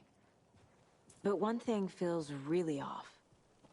Breaker's disappearance. I don't get the feeling Nightingale was responsible. He was about to give you more of those pages. Something didn't want us to have them? Or was protecting him from Nightingale? Spontaneous combustion? I don't know. Not the kind of disappearance we normally solve. Indeed, Crooked. Redacted it is redacted. 100%.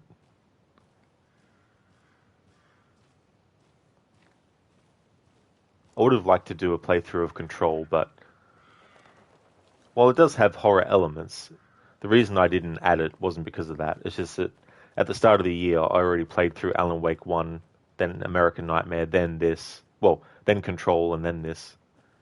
And did the DLC for Control at the start of the year, so... Our crime scene's drowning. I never minded rain. Feels like home. No sign of Nightingale. But the page did place him at Cauldron Lake, in an overlap. So how do we follow him there? Maybe something around here will tell us.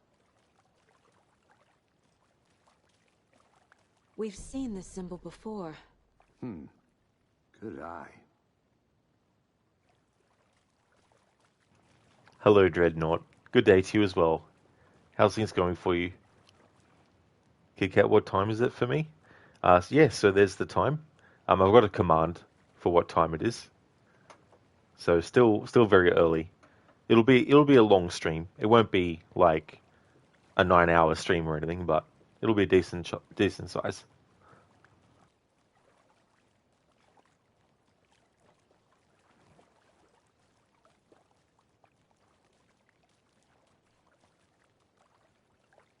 Monsters? Overlaps? Rituals? What do you make of all of this? The killers are usually the ones performing the ritual, not the detective. Acting out their sick fantasy. They may be trying to get you involved, forcing you into their twisted world. But with dead men coming alive, the word ritual starts to have more weight behind it. We need to look around. Learn what this ritual is. After we find Nightingale, what then? I've never arrested a monster. I've watched you arrest plenty of monsters, Anderson. You know what I mean. Monsters. Light worked against him at the morgue. That might be the only way to stop him from hurting anyone else.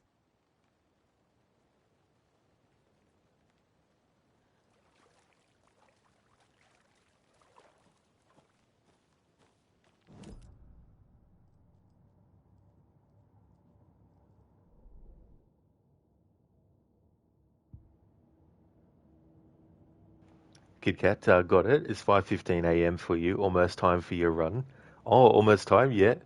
Definitely very early for you then. 5:15 a.m. Oh, yeah.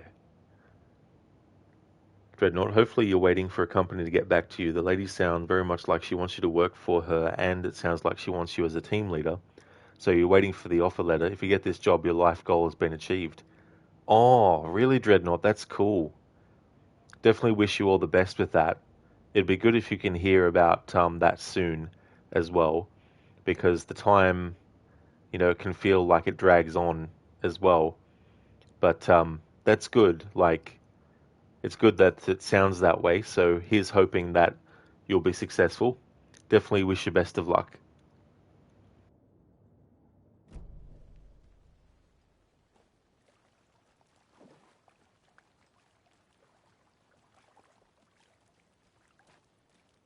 Bare feet. Nightingale. I'll see where these footprints lead. Can you comb through the crime scene one more time, KC? Just in case? On it.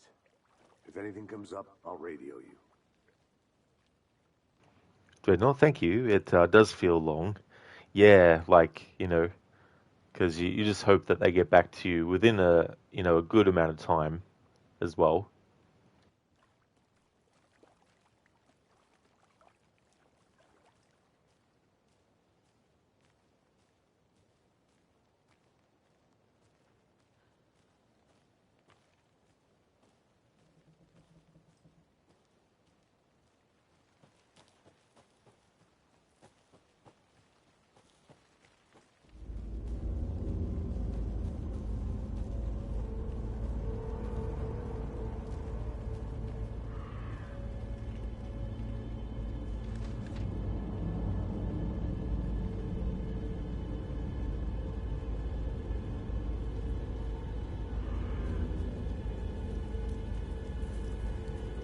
tracks lead into the water. Where'd he go from here? I can feel something. A presence. Nightingale isn't far.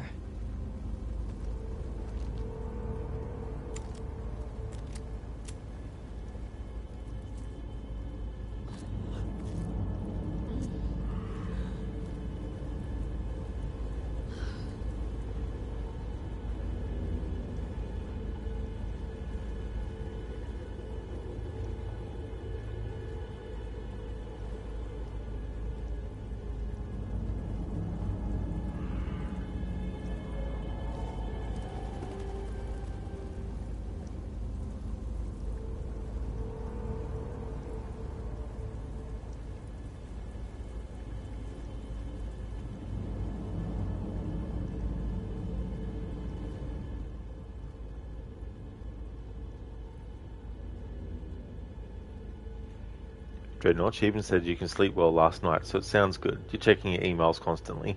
Oh, that's definitely fair enough too, to want to get that response and keep double checking, because you never know. Might be sooner.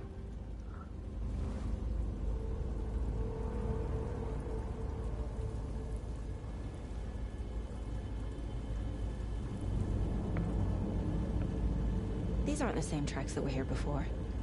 They're headed into the tree, not out of it.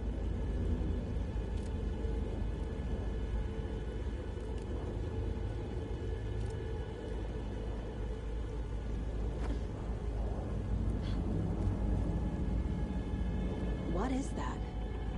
Seems like it's reacting to the light. My flashlight burned the dark stuff away. It was covering another page. The fuse was in place. Saga stepped into the witch's hut. Inside, a bright light. There were objects that stood out to Saga, as if the light had manifested them. The witch's hut. Okay. I trust the pages to lead me to the overlap.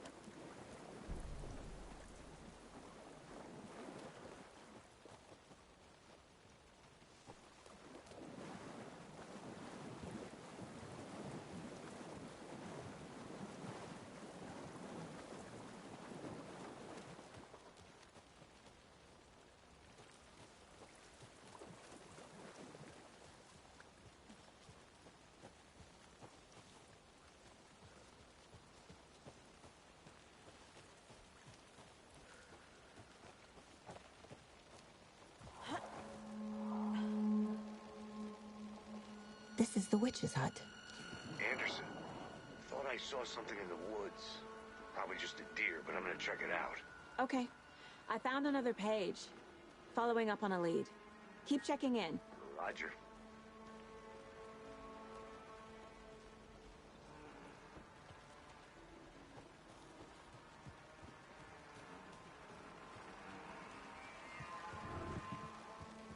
This fuse is busted.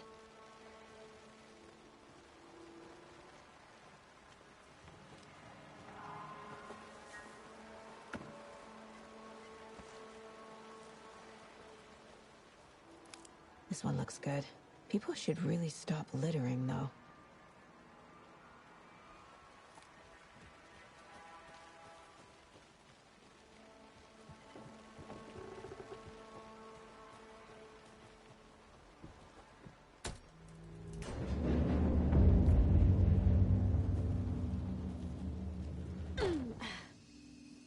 Another page. Making progress. The image of the witch in the sign.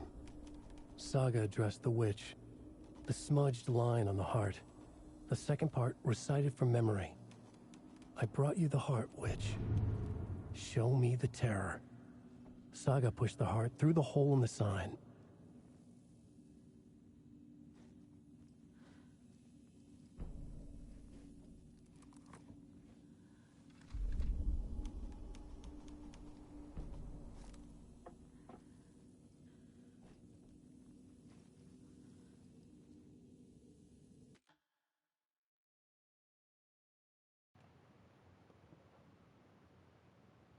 Oh yeah, so the last playthrough I did, ended on the 19th of January, 2024.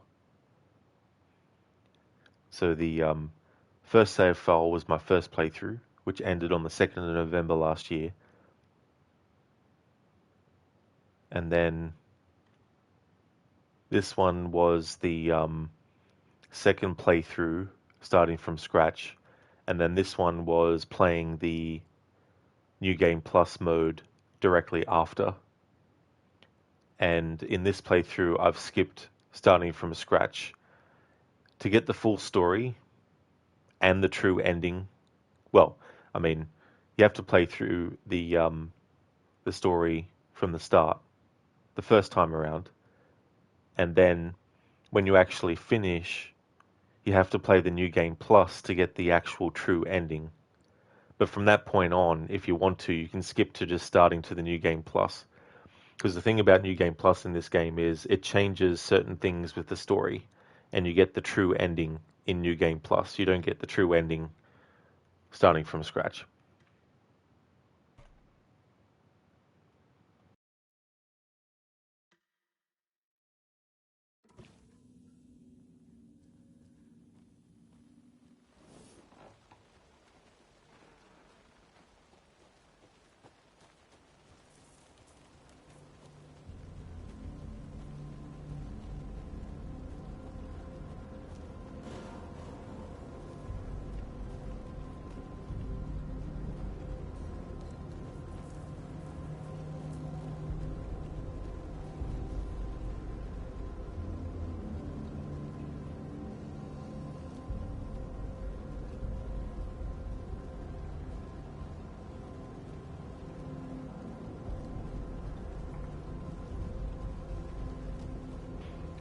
Good. You only get the true ending if you are finished. Nice one there, dude. I see what you did there.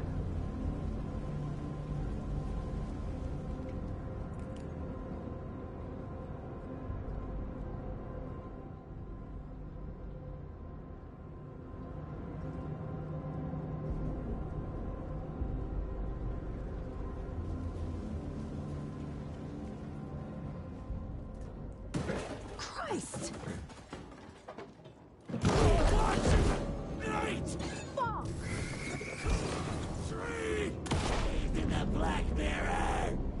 Occultist. A monster. Like Nightingale.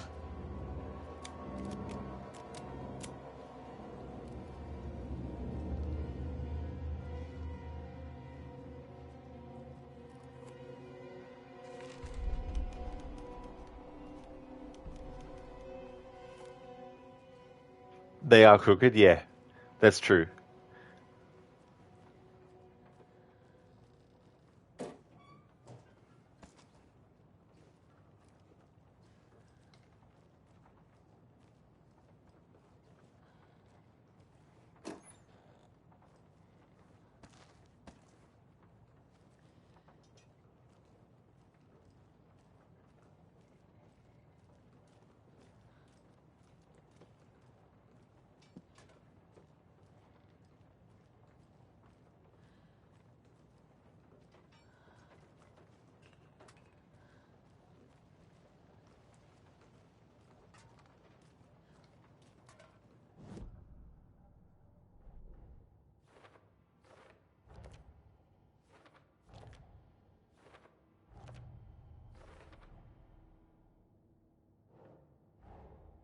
The page from the witch's hut seems to be describing some kind of ritual.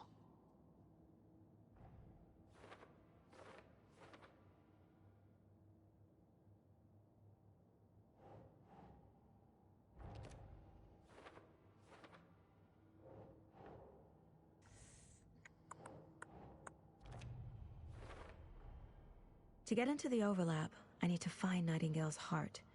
Read the line imprinted on it, plus the line on the page to the witch's ladle sign. Then push the heart through the hole in the sign. Nightingale's heart disappeared from the morgue. Where is it now?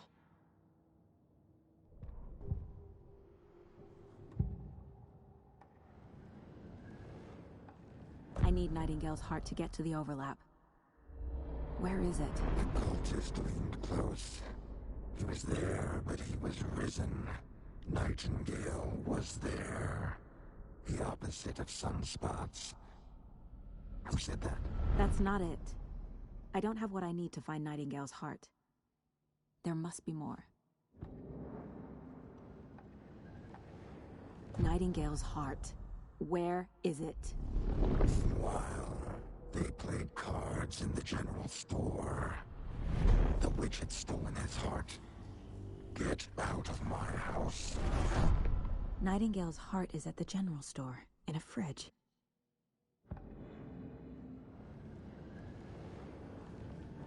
I walked in on my girlfriend having sex with her personal trainer.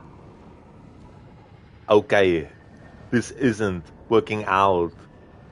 Thanks for redeeming. Oh, whoops. I did that as a friggin' Arnie impression.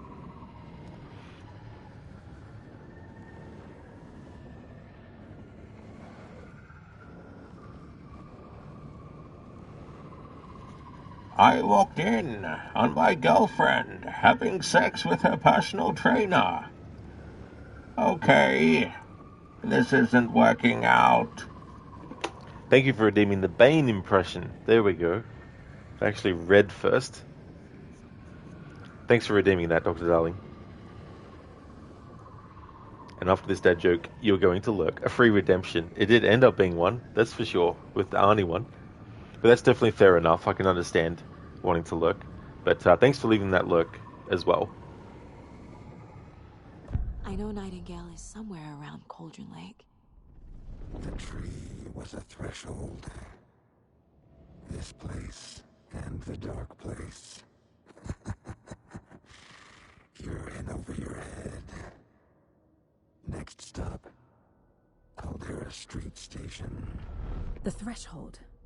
Like a doorway. Leading to Nightingale.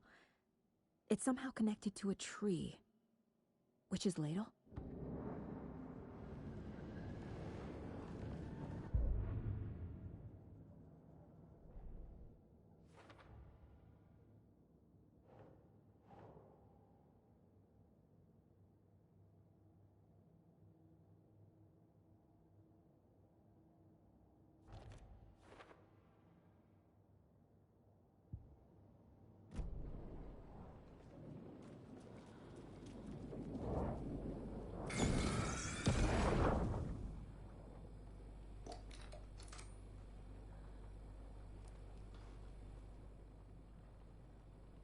The text on the heart is clearer now. Legible.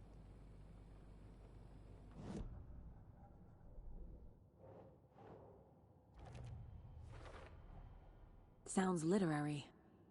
But what does it mean?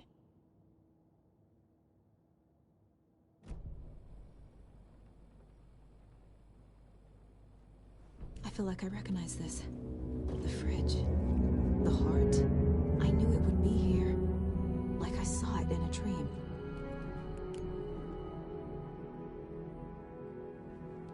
And now I need to give the heart to the witch.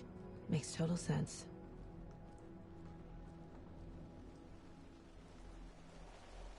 Casey, there are cultists in the area. They're taken, like Nightingale. Watch yourself out there. Yeah, thanks for the heads up. I'm still finding my way back. You have the worst sense of direction. Any city in America I can get through drunk and blindfolded. It's these damn trees. Okay. I'm en route to Witch's Ladle. I need to perform a ritual to open the overlap. This case just keeps getting weirder. But it is exciting.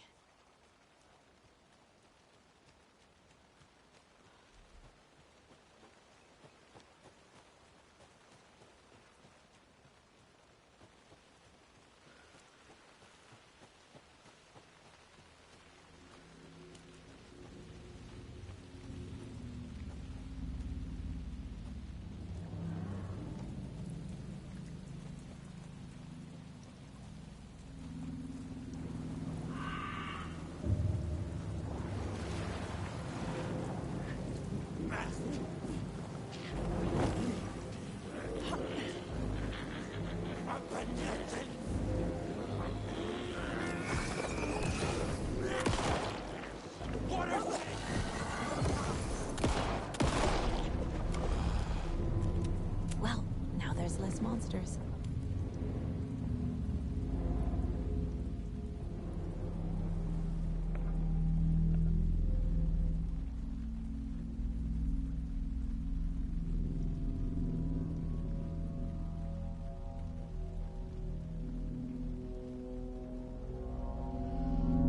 The wave crashed on the far side of the mirror.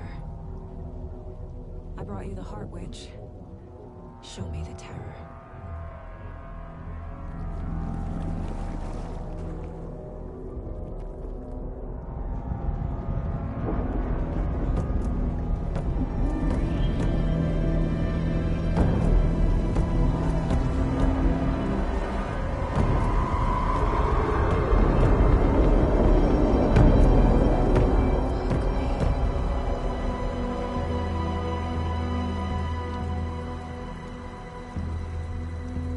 Ahoy there, Grace. Welcome on in.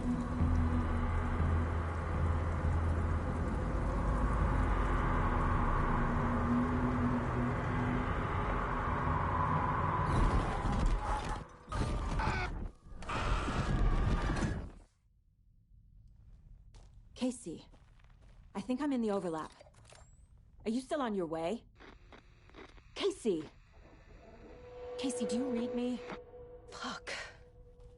Okay, Saga. Going in solo.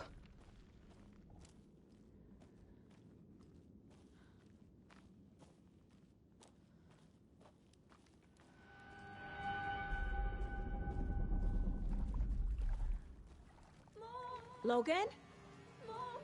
Logan! Where are you? What the fuck was that? Logan's back in Virginia. You're imagining things.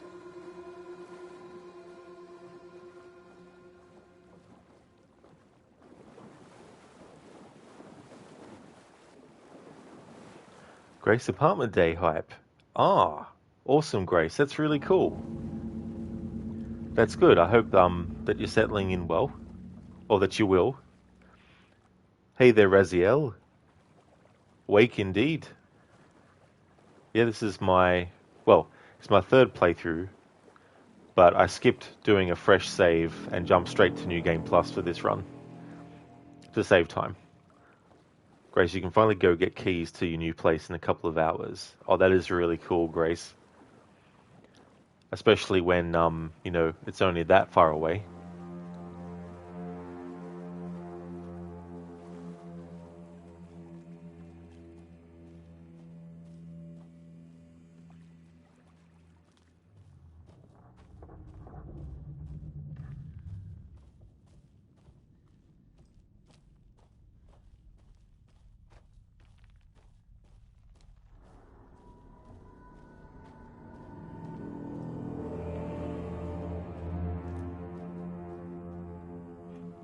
Raziel, are you waiting for Lake House DLC? Yeah, I won't be if it's not going to come out in the next couple of days, then no. But if it does come out before I finish this playthrough, then I'll do it at the end. But if not, I'll just do it offline in my own time. Crooked, you're going to be looking for now, Senny. Hope you have a great time with Alan Wake 2. Thank you so very much, Crooked. I definitely will. Thanks for being here and watching for a bit. Would like to highly recommend people check out Crocodile's channel if you haven't before. He's doing a playthrough of Assassin's Creed Mirage. He's doing it on the hardest difficulty, and he's doing a stealth challenge on top of that as well. And he's also doing that as an overall project where he's playing through multiple games, all set in different time periods across different franchises, and he's playing them in timeline order. So he's currently up to Assassin's Creed Mirage, and he's going to be playing through games that are set all the way up until the 1940s.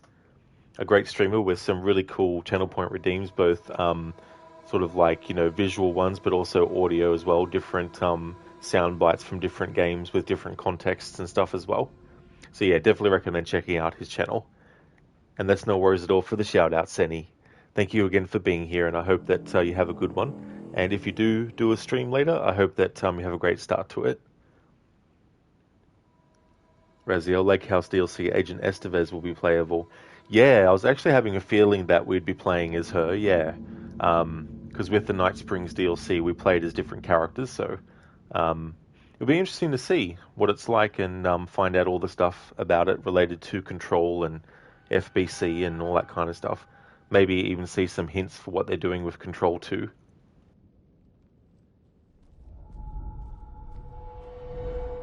Please help me. What was that? Wait.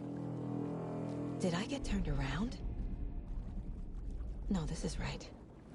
This place is looping. Like a nightmare.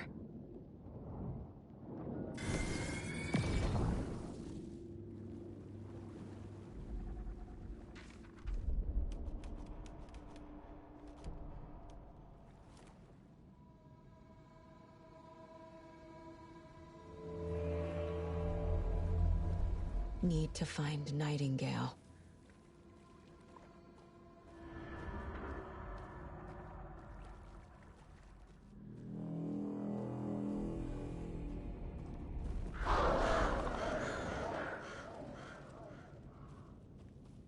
Can't wait for that DLC, Raziel. I don't blame you.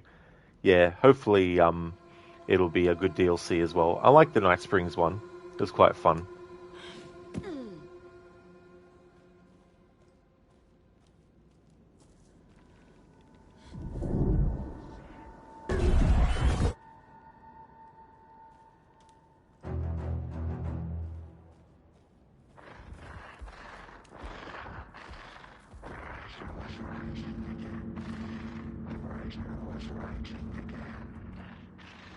He's here. Nightingale.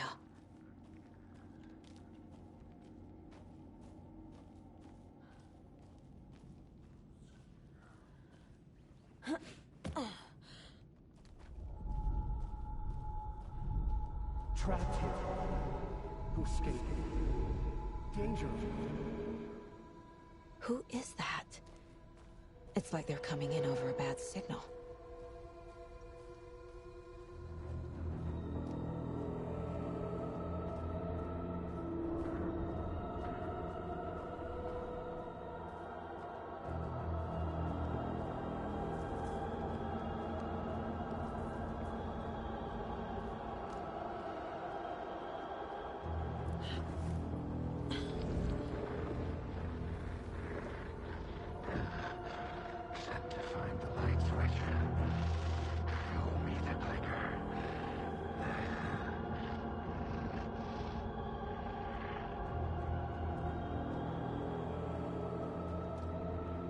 Raziel Saga is awesome.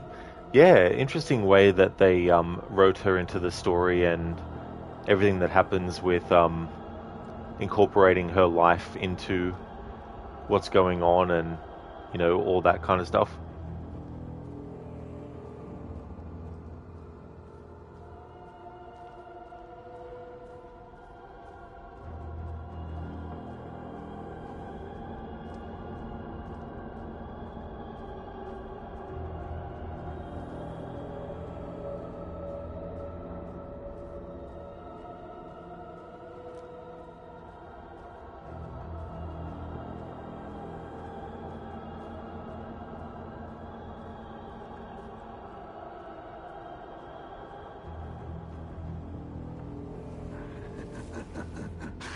Nightingale hunted Saga.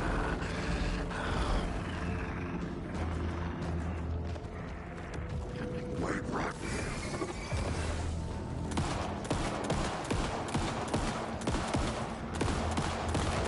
Nightingale hunted Saga. Get away! Time to run, Saga.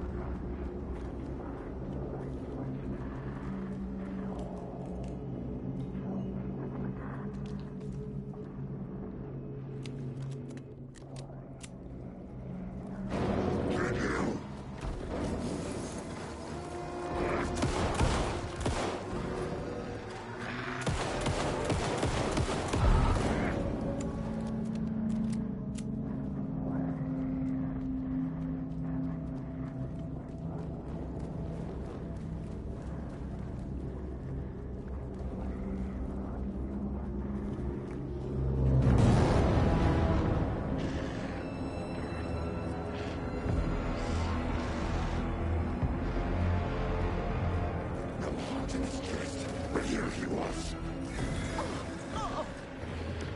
Get out of my house!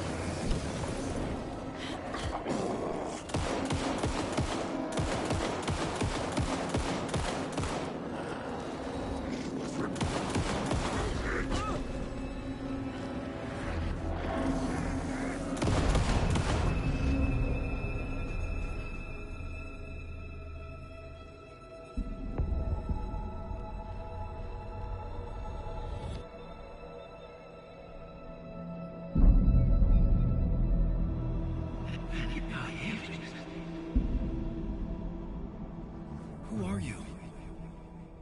What is this? Who are you? Hear me. I'm Saga Anderson, FBI. I can hear you. Cauldron Lake. Yes, I'm at Cauldron Lake. Where are you? How to escape. In danger. The dark presence. Danger. Thanks. Got it.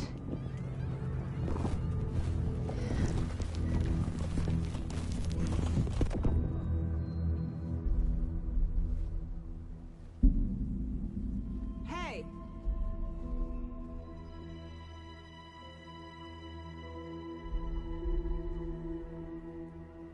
Are you okay? No! It's my fault! It got out with my face scratch! Sir, calm down. I'm gonna need you to take a breath. He's changed the story. The dark presence. We must stop it before... Easy now. First things first. What's your name? My name is Alan Wake. I'm a writer. I've been... Wake? Where did you come from? You've been missing for 13 years.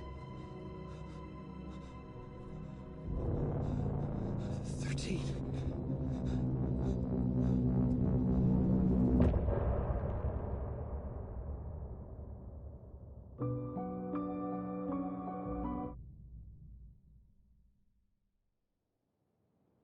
Anderson, where did you go?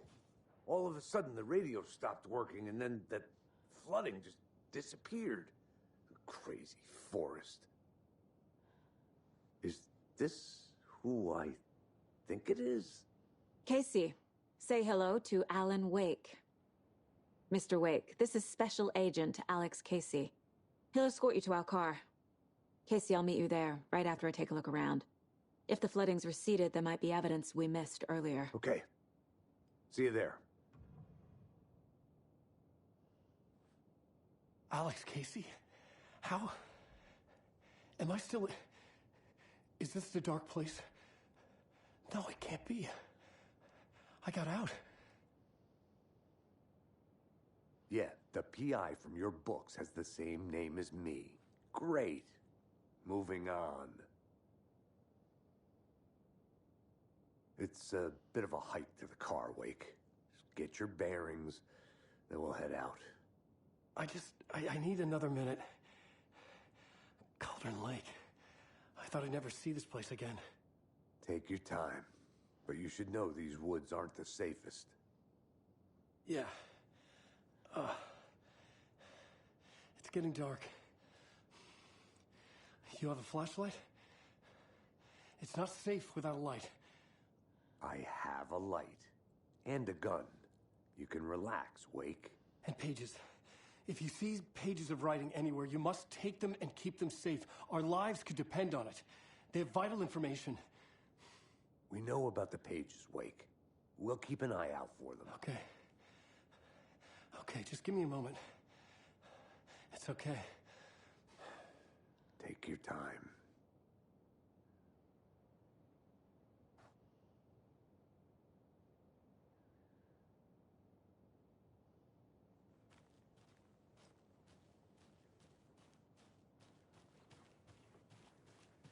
Should look around. With the flooding gone, could be further clues out there. The flooding disappeared very suddenly. I wonder if there's any connection to the overlap. To Nightingale.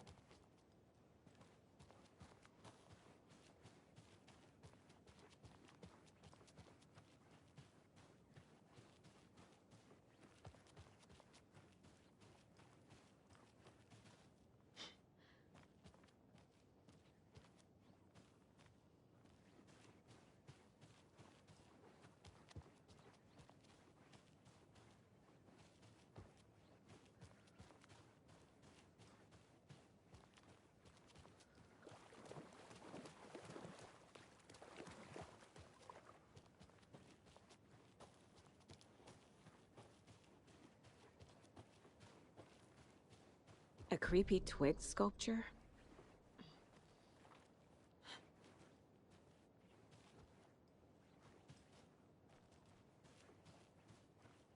A locked box. Is that the cult of the tree symbol on it?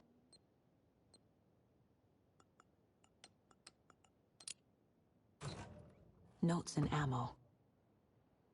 Looks like they're tools of the trade. The cult doesn't see their victims as people.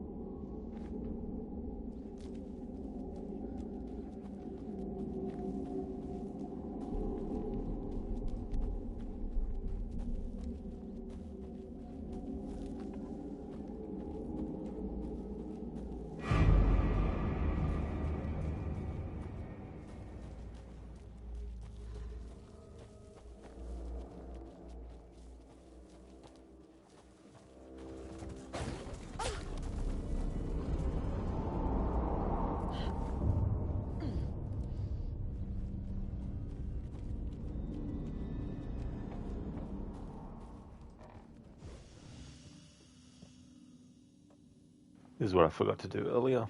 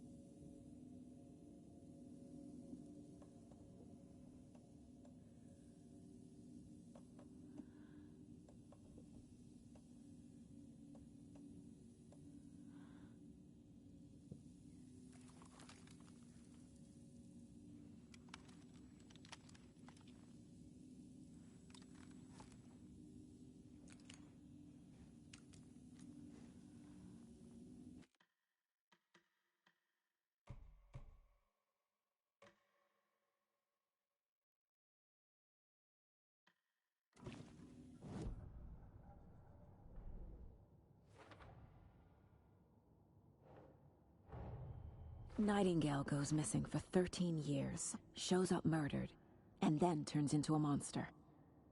After I stop Nightingale, a rider who's also been missing for 13 years turns up. What's the connection? What kind of case is this?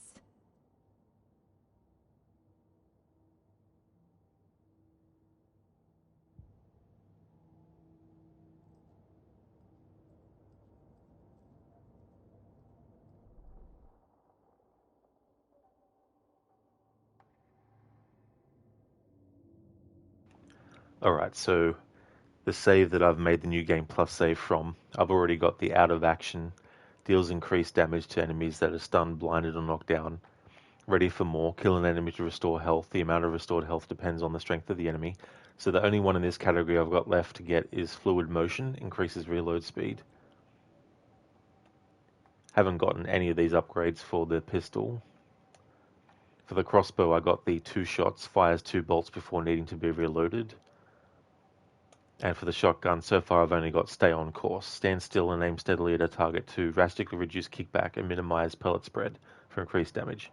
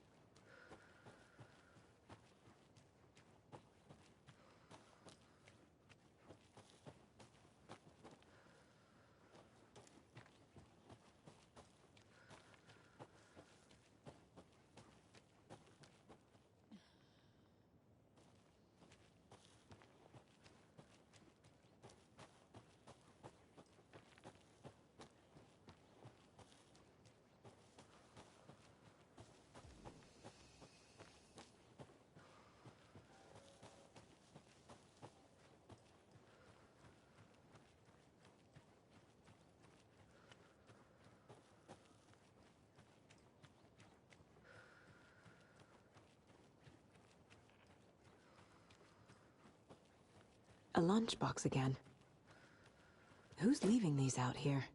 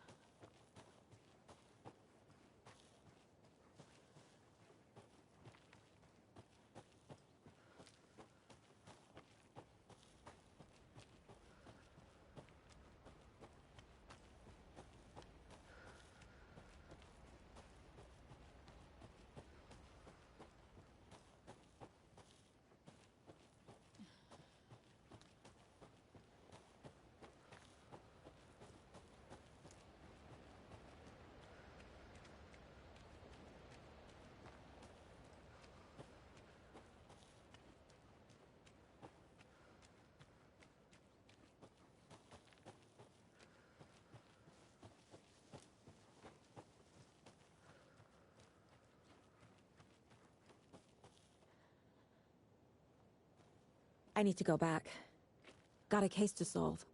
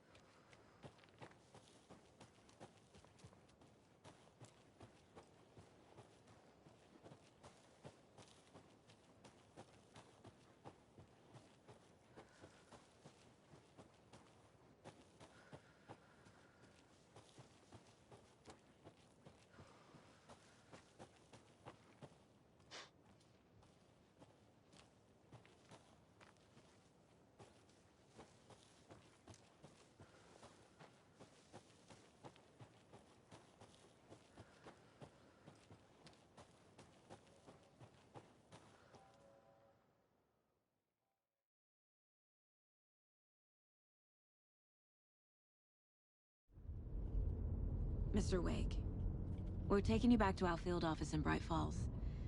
You can freshen up there, and then we'll talk properly.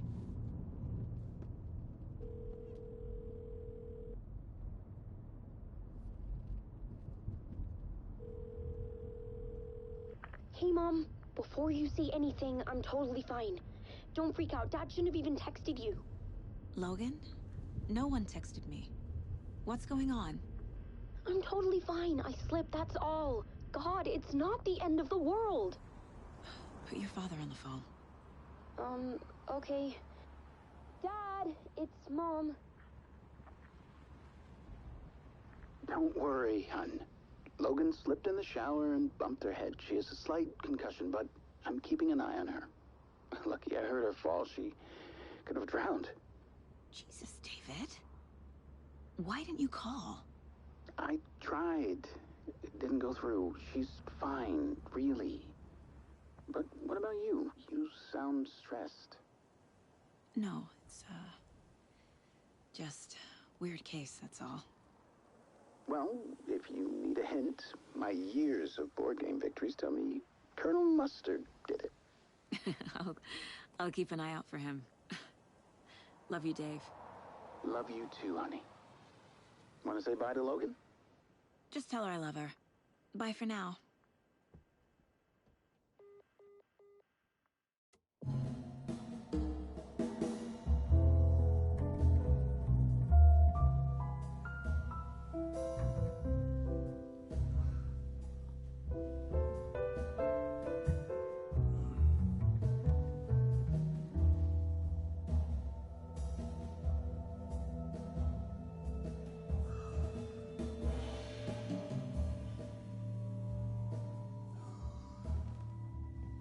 Is there anyone you'd like us to reach out to, Mr. Wake? You've been gone a long time. No. They'd be in danger. It'll come for me. Okay, let's talk about something else. Robert Nightingale. Do you know him? You were both here in 2010. The Dark Presence got him back then. That's the last time I saw him. 13 years. Fuck me. Tell us about the pages. You had what looks like a title page with you. Return. Is this the name of the story on these pages? The writer's name has been scratched out pretty violently, but your name can still be made out underneath. Scratched out. Yeah. Scratch.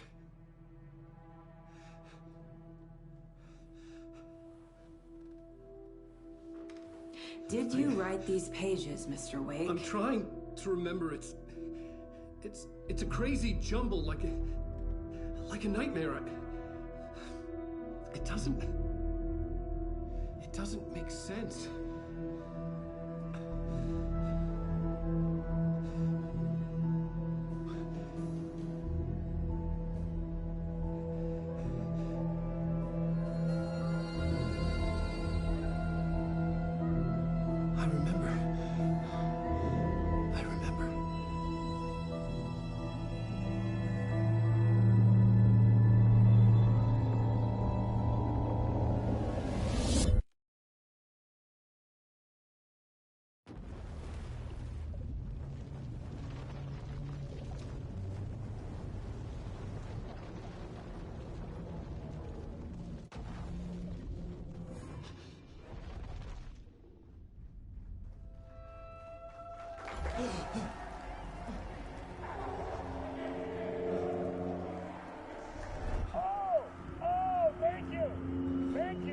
Thank you. Welcome.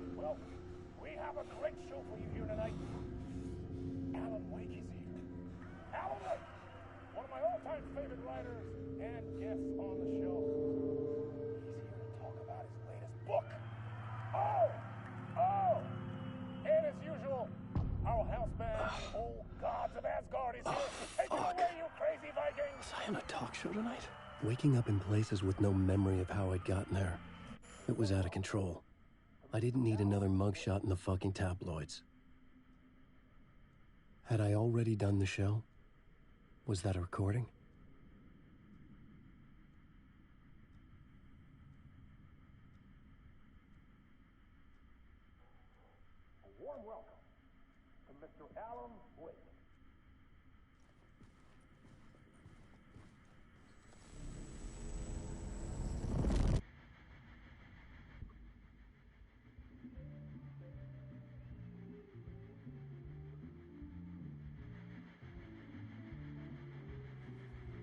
please give a warm welcome to Mr. Alan Wake. Oh! Right on. Good to see you, Alan. Great to see you. Welcome back to the show. Come on, sit down, sit down, sit down. Woo! Oh, man. It is so good to see you, Alan. This must be an exciting time for you. Tell me, does it ever get old? Sorry, does what get old? Publishing a new book. Are you okay there, my friend? You look like you've been cooped up in the writer's room for a few too many years. This is exactly how I feel. You know, I've waited so long to get my hands on the sequel to Departure. You left us on quite the cliffhanger. We've all been dying to know what "it's not a lake, it's an ocean" really means. You and me both. Well, our wait is over. Your new book, Initiation, hits the shelves tomorrow. What? That's exactly what every reader will be asking. This book is mind-bending. It's so cerebral. I mean, how would you describe it? An auto-fictional thought experiment? A horror story? A postmodern detective story? Wait. This isn't right. I haven't written anything. He's so humble. Okay, you got me. Good prank, very funny. But yeah, I sad to say, I've not written this. I'd remember if I'd written a book, right? Or maybe it was written by your evil double. Well played, man! That is spot on! Playing the role here. Pretending the world of the book overlaps our own. That's very meta indeed.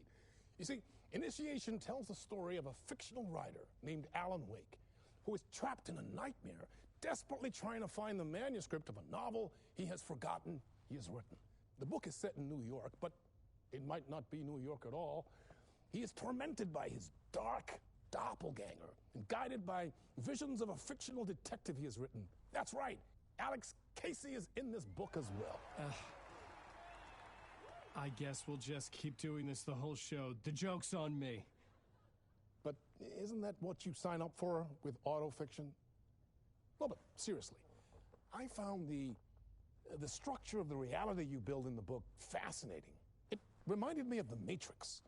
I mean, the writer is physically in his writer's room, trapped there, and he projects himself out to this dark dream of New York through the story he is writing. Like astral projection. Did I get that right? Yeah, that's exactly right. Go on. I should be taking notes here. This is great stuff. Notes to that other Alan Wake in that room writing this as we speak? Are we all in your story, Alan? Wow. No, I wish you every success with your new book, Alan. I hope it's as successful as your best-selling Alex Casey series. Initiation hits the shelves tomorrow. After this, I'm sure we'll all be eagerly awaiting the culmination of this hero's journey trilogy of yours. A book called Return, perhaps. Man, thank you for one of the strangest interviews of my entire career, Alan. All this talk of meta-narratives, half expecting to disappear once this scene ends.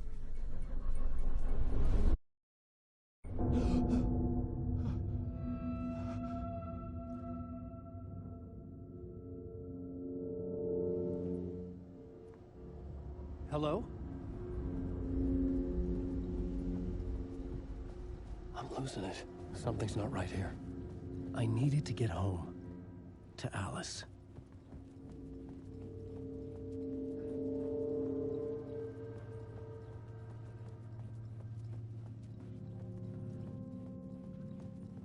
What the hell was that interview?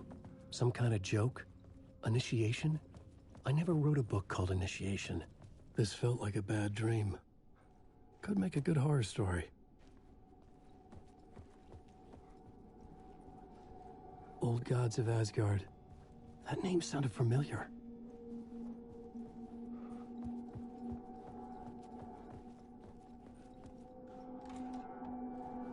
was a mess. I'd never heard of this talk show or Mr. Door before. None of it felt right. Was I losing my mind?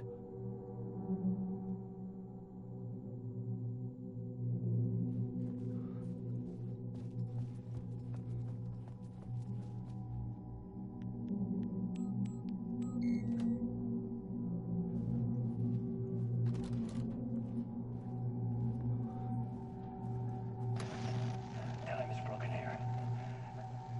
Maybe time never worked the way we think it does. It loops around, and yet it goes forward. A spiral. I thought I was finding remnants of the earlier loops, earlier drafts of my writing.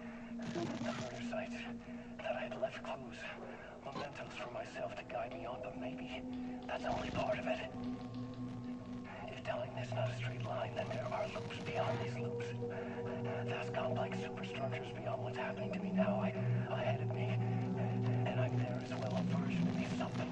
I have become some elevated, enlightened version, an archon, a demiurge, a demon of some sort, playing a secret game, building something, his past self upon to get him there. A deus ex machina pushing me there. I hate the idea of crazy, intrusive thought. And yet, no crazier than anything else here. Which version of myself was I? Where was I in this grand loop? Shaky moment incoming, Rod. Always in this game. Every moment.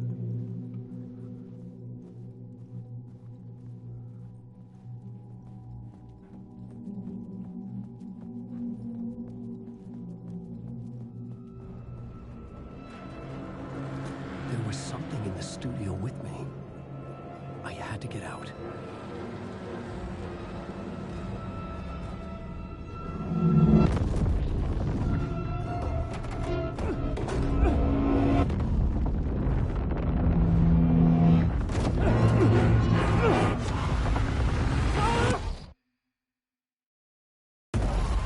This is the ritual to lead you on.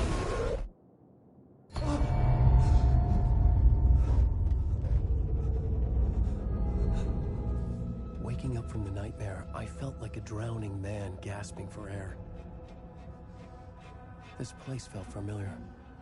A ghost of a memory surfaced, about riding here for countless days.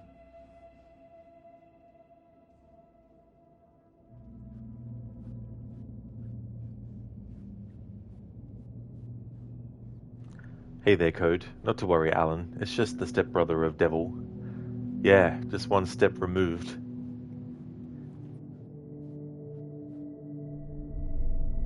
A plot board for mapping out a story. On the index cards, the nightmare that just happened to me. A summary of the story so far. But other notes as well. Warnings. I had written them. I couldn't remember what it all meant. The name Scratch filled me with dread. I could trust these words. I had to act on them. You must write to escape.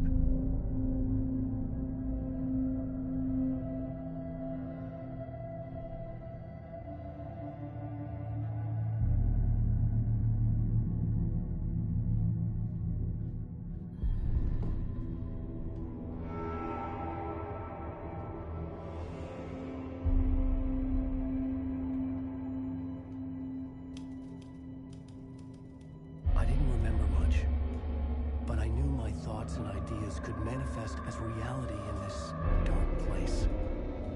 I'd use my writing to project myself out of this room, like a deep sea diver to go deeper and explore the depths of this prison for a way out.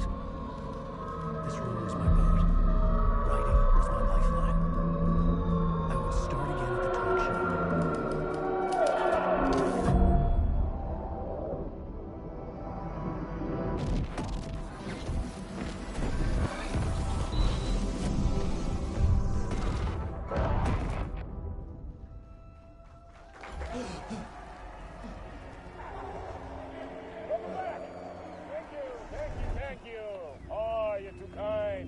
Welcome back. We have a great show for you here tonight. We'll treat all you Alex Casey fans out there. Alex Casey himself is here tonight. That's right. Sam Lake, ladies and gentlemen. The actor who has given his face to the famous detective in the film series. And of course, we have Alan Wake here, the best-selling writer of the books the films are based on. Let's do this!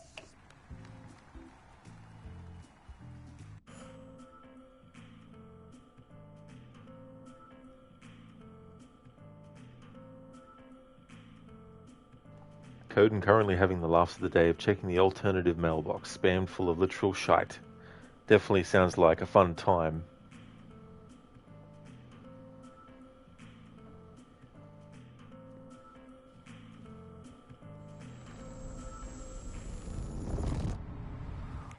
Welcome back to the show. So, Alan, as the creator of the character, how do you feel about this? Sorry, what? I know it can be an awkward question with the man sitting right next to you, but I mean, how do you feel about him in the role of Casey? Does he look the part to you? He looks exactly like I always imagined Casey to be. It's uncanny. Thank you. That means so much to me. I'm a huge fan of your books. So, what's the problem, Alan? Because on more than one occasion, you voiced your reservations about the adaptations. It's not that. They're their own thing. They've gone with choices that are different from mine. I feel protective about my stories, and these adaptations... I don't know. I guess I just wish I could have been more involved in making them. Well, in that case, you won't have seen this either. We have a clip from the new film, Murder Case Casey. Should we roll it, or do you want to say something first, Sam? Nah, just roll it.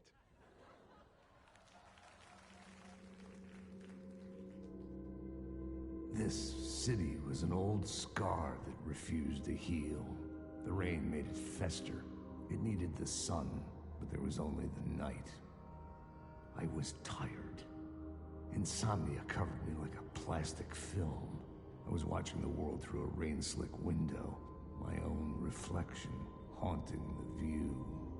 I was trying to track down a missing writer. My only clue was a table lamp, shaped like an angel. The only thing to shed light on this sordid mystery.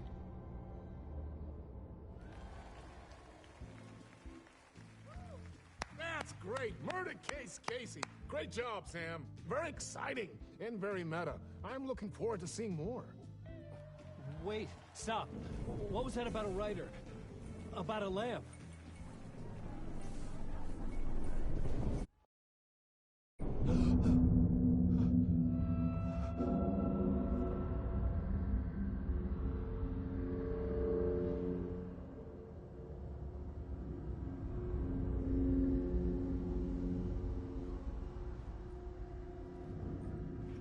Code, you're starting to get worried as there was no spam for like a month, but not to worry, another wave has started.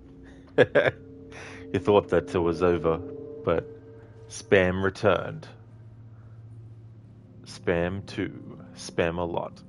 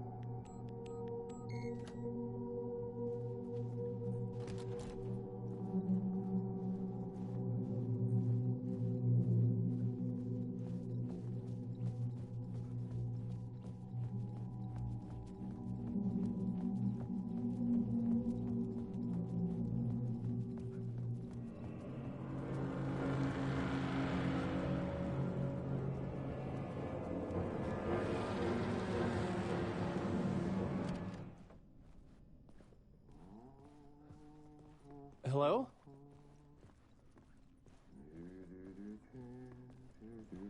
RT. the legend. Ah, Lorraine! There you are, Tom. Oh, not so much evil that not a bit of good as well. Not one without the other. Good to see you. Hey, I can't seem to find my way out of here. Can you point me to the exit? No totta helvetissä. Of course, Tom. The work will instruct its maker. I was gonna get something from the basement for you, but you can get it yourself now. The more cooks, the worse the soup. Have we met before? Are you trapped in the dark place too? You remember Ahti, the janitor. You can't be lost if you don't worry about where you are headed. So don't worry, Tom. The sun will shine even into a heap of twigs. Just remember to turn on the lights. It won't take long when you get to work. What do you want me to get from the basement? And my name's Alan, not Tom. Ja, mutta katsopako a man, but a man with a tool makes two, Tom. Eikö niin? And a man with a tool can build his own exit. It's in a shoebox, in the basement where you left it. Safe as in the Lord's purse. Here's the key.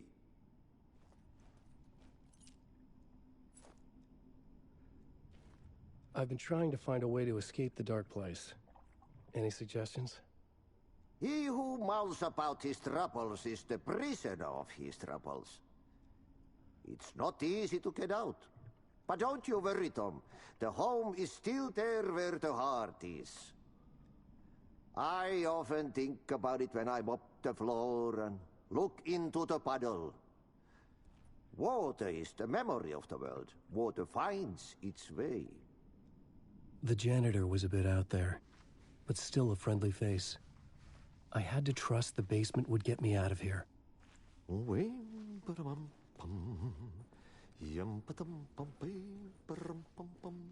Hello, Scar. That janitor starts to remind you of that hooded figure from Resident Evil 4. He is everywhere. Oh yeah, the merchant, who always teleports everywhere. What are you buying? What are you selling? Ah, I'll buy it at a high price. Heh heh heh. Thank you.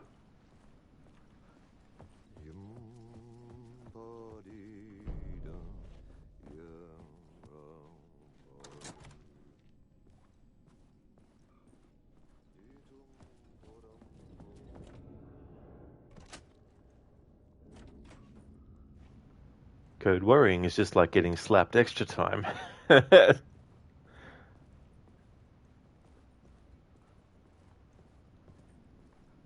that can be true for sure.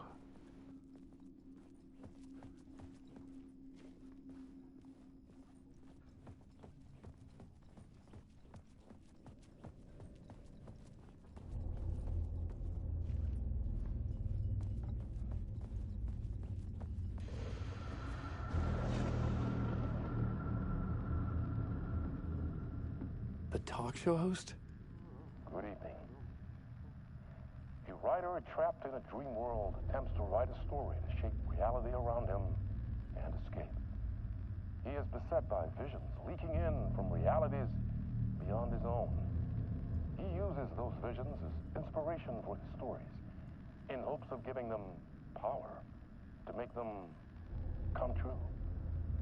Us, hidden few, know that ultimately he will succeed. But before that, many of his stories collapse back into the stuff that dreams are made of, to remain as they began, works of fiction. And yet, maybe there is a gleam of truth to be unearthed from these tales. Rare glimpse into the unseen realities beyond our own, offering us intriguing avenues of contemplation as they transpire in Night Springs.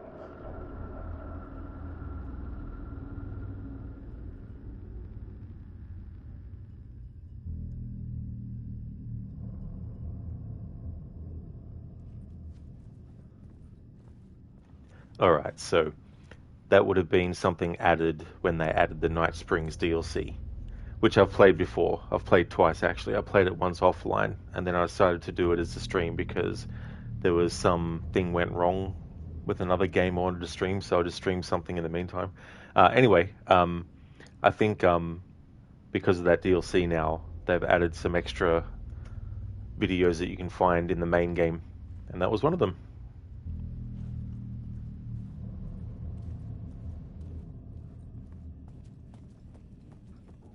An old lamp in a shoebox. Was this what the janitor had left for me?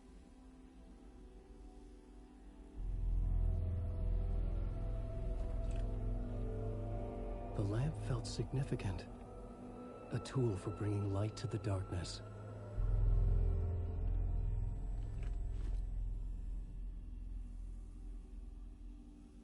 I felt a magnetic pull between the lamp and the light overhead.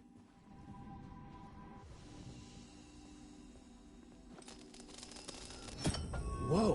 When the light jumped into my lamp, the whole room changed, like something in a dream. Opening a way forward, the lamp was humming. The bulb glowed. It held the light now.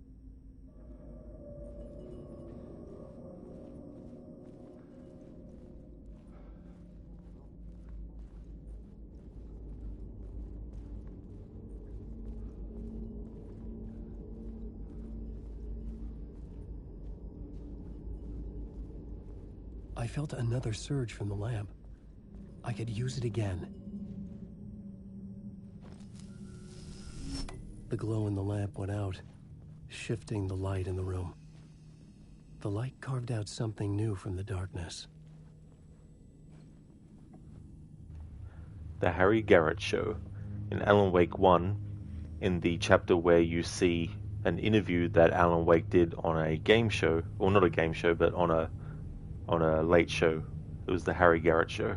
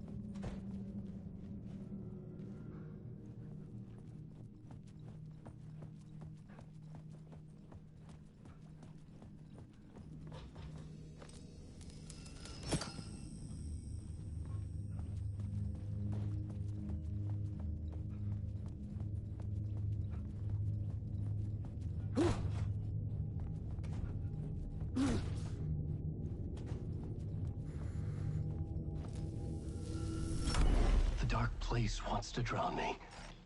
I'm losing myself. I have to fight it. I have to remember. The clicker. The light switch. I lost it.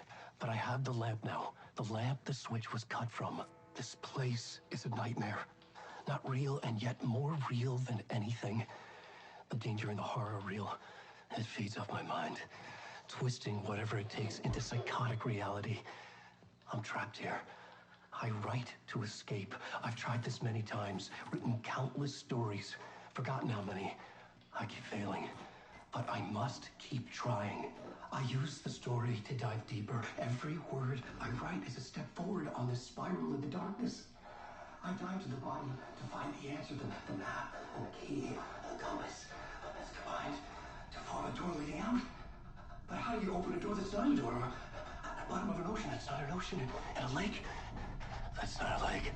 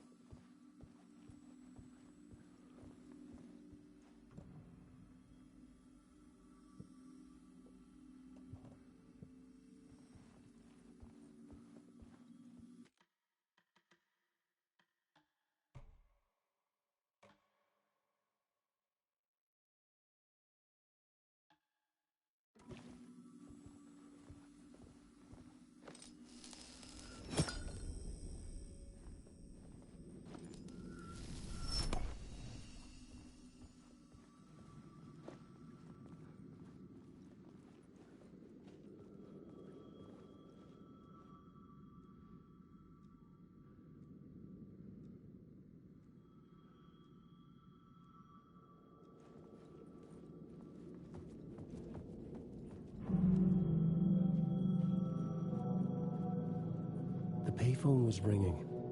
Somehow I knew the call was for me.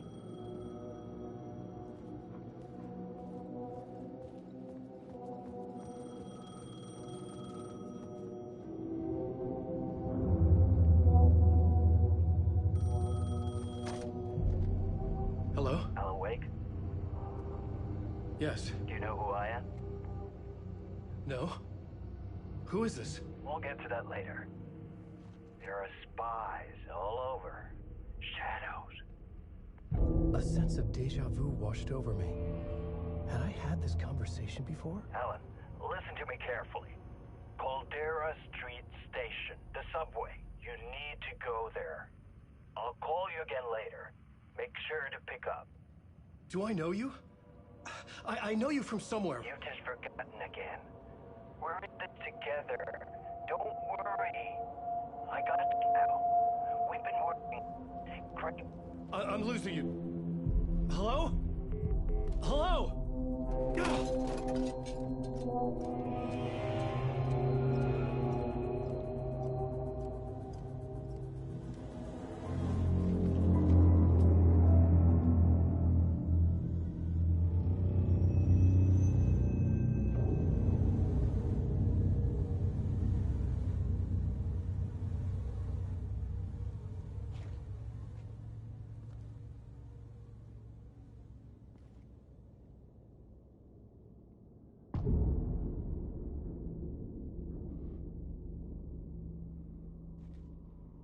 The man had said Caldera Street Station. I had to go there. Hey there, Ishimura. How's it going today?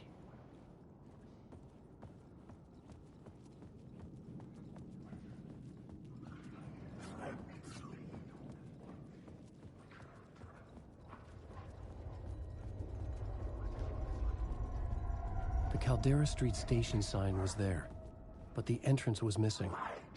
I had to make it appear. Maybe I could use the lamp to reveal the station entrance. The lamp was dead in my hand. I needed to find a light for it.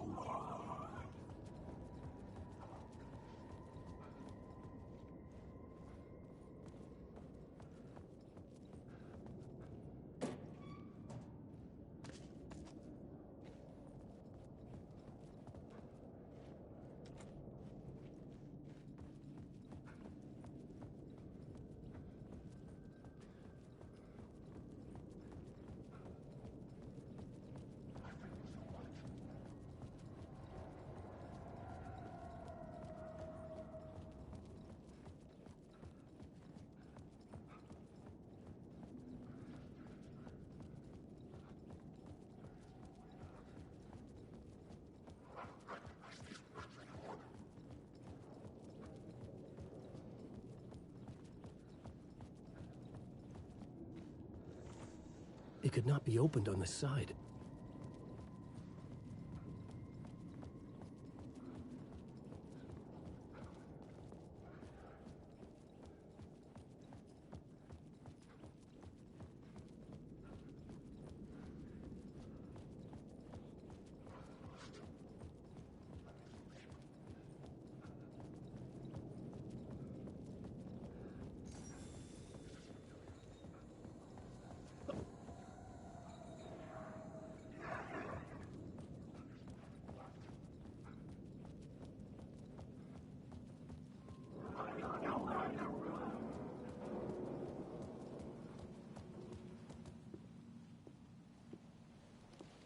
Is this the way it was on the page? What the hell? Oh, hey. We met at Door's show. Alan Wake, the writer. I'm Alex Casey. I'm looking into a murder. Come on, what is this? There's a piece of evidence, a manuscript of a novel. You wouldn't know anything about it? A manuscript? What manuscript? I need to see it. Rumor had it the manuscript contained the details of the murders. A murder cult was following the story to commit their gruesome acts. Was Wake their leader? Had he written it? How far would he go to create a perfect work of art? Or would he be the next victim?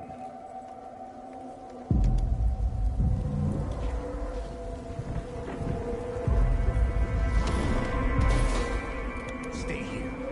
No, wait! I need a gun! No chance.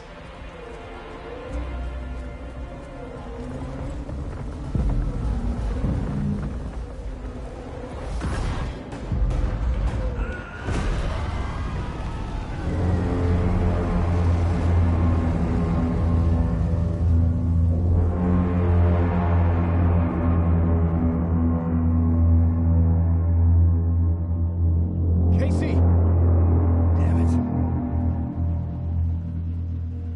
I remember dying in this alley in a dream I had.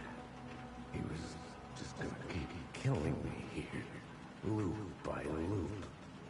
You're not gonna get what you want. You think you know. You know shit. You don't really want to know. You're gonna get what's coming to you.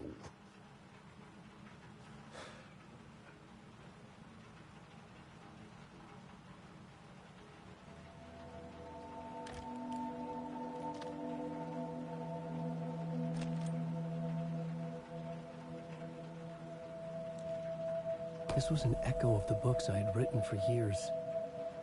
Picking up Casey's gun felt like I was assuming the role of the detective.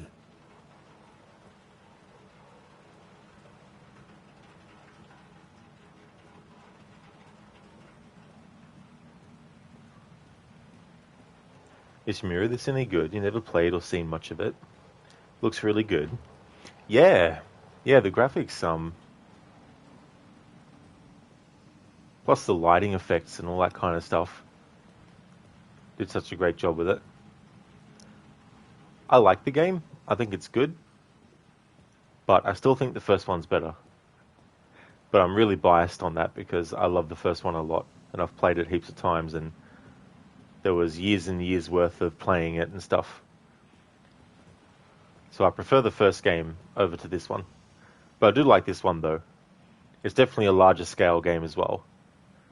It does have some weaknesses that games like Resident Evil 2, 3, and 4 remakes are superior to it with. Because this game really tries to follow in their footsteps.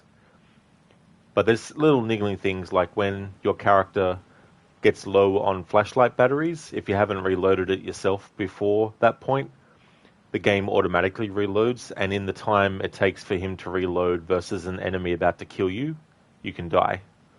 Because the game doesn't like it when you... Well, the game won't let you exit out of the reload animation to actually fight or to shoot. Basically, the game is like, too bad, you have to wait for the animation to reload your flashlight finishes before you can defend yourself against an enemy that could potentially kill you in one hit. So there's definitely things like that, which is very, very annoying as well. Sometimes you can be too fast for the game, like between aiming and then shooting, you might have already pressed the button like boom, boom, like that, right? But the game doesn't always recognize it that quickly. So sometimes it won't recognize it quick enough. And so you get this stupid thing where when an enemy's near, the character will instead do a melee attack because you think you've done it quick enough to do the aim and then shoot, but because the enemy is right near you, if you do it too quickly, the game assumes you want to do a melee and not do an actual shot. So there's things like that too. Ishimura, yeah, hard to go past the first. That is true. They're two very different approaches to games, but yeah, I definitely prefer the first one. Like, you have unlimited stamina in this that you don't in the first game, but this is your top speed in this game. In Alan Wake 1, just moving the control stick without sprinting is how fast he goes. Whereas in this, even sprinting isn't as fast as sprinting in the first game. But in the first game, you can run out of breath easy. Sounds strange. Yeah, it's just one of those things, you know, where the game isn't quick enough to match how quick you are at doing button presses. had a light now. I needed to get back to the subway station entrance.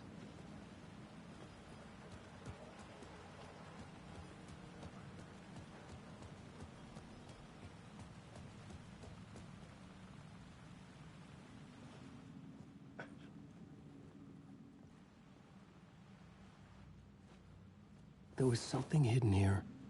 Light would reveal it. A phrase repeated over and over. The words resonated with meaning. Had I written this?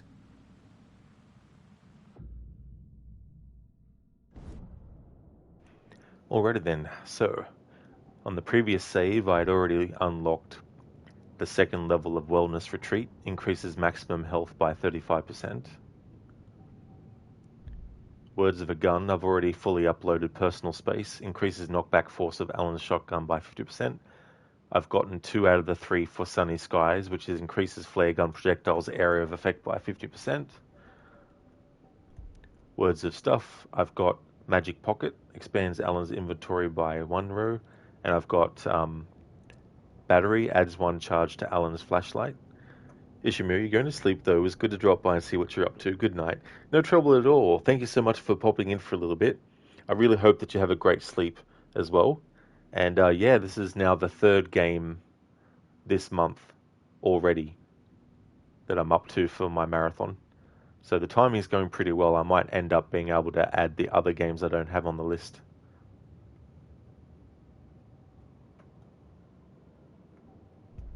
Words of Aid. So I've already got the second level of Torchbearer. Increases hand flares area of effect by 25% and duration by 2 seconds. I've already gotten 1 level of Never There. Makes Alan 20% harder for enemies to detect. And Words of Lamp I've already got in the headlights to level 2. Provides 20% chance to stun enemies on flashlight boost.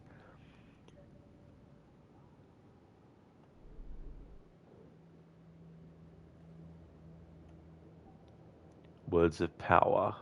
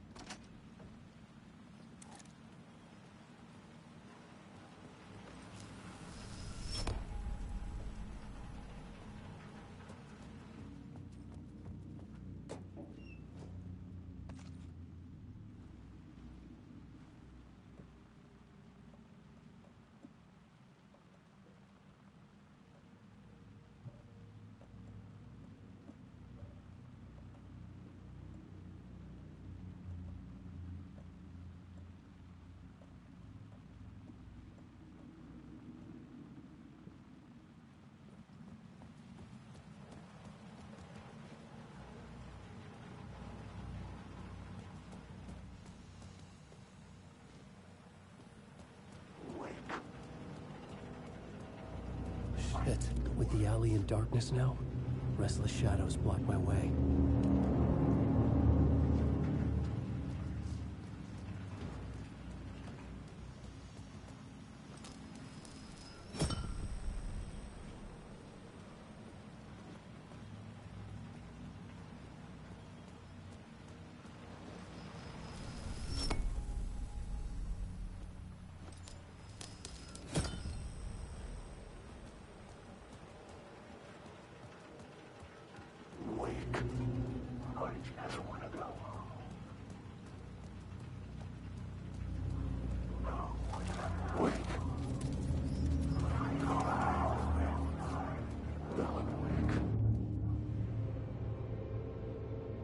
Oh, fuck!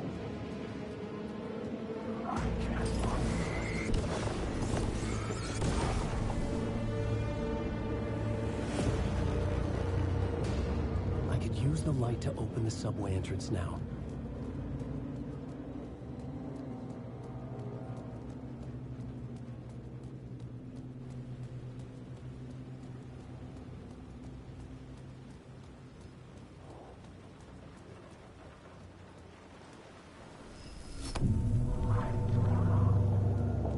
I could use the light to banish the shadows.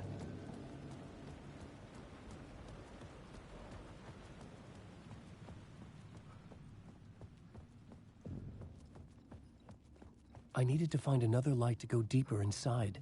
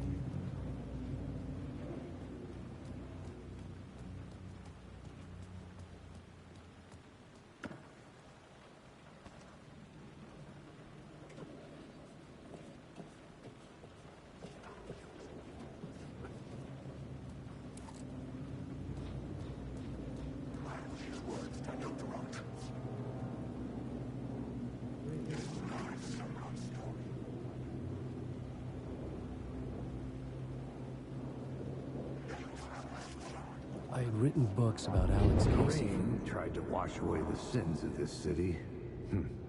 But some sins, the evidence of the crimes committed, could never be erased. Not by the rain, or any amount of therapy from Dr. Jack Daniels.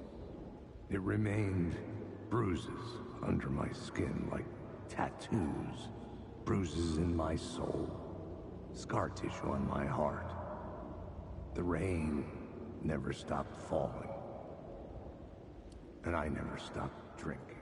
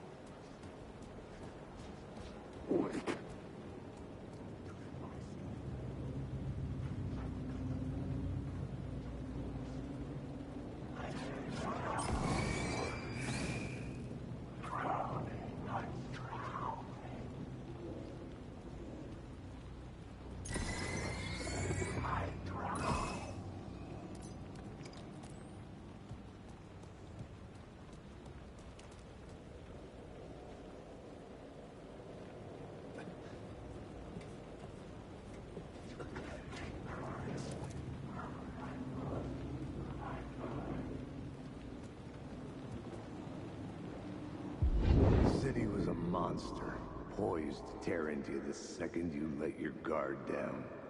You thought you had it tamed. that you knew what the hell you were doing. Your last mistake. Unless you got lucky. And you didn't deserve to get lucky.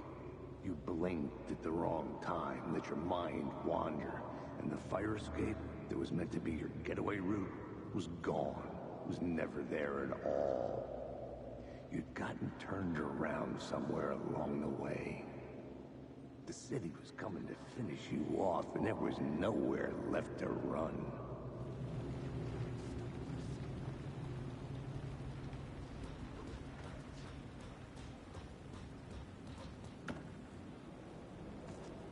Hey there, Afro. Is Alan awake? That's the question, isn't it, perchance? That is true. Yeah, we're still trying to wake Alan up. He's in a very deep sleep.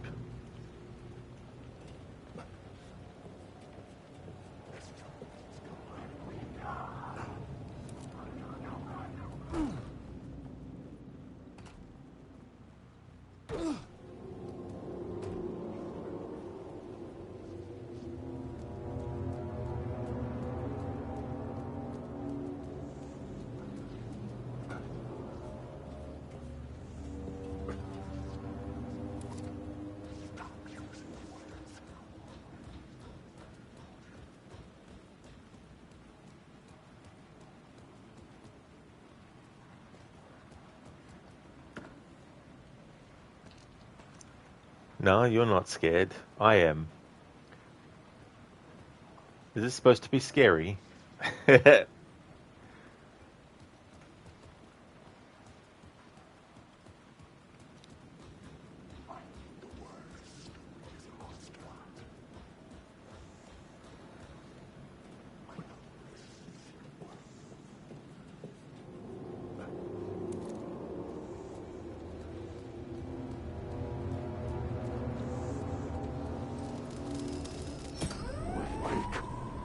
Fuck me.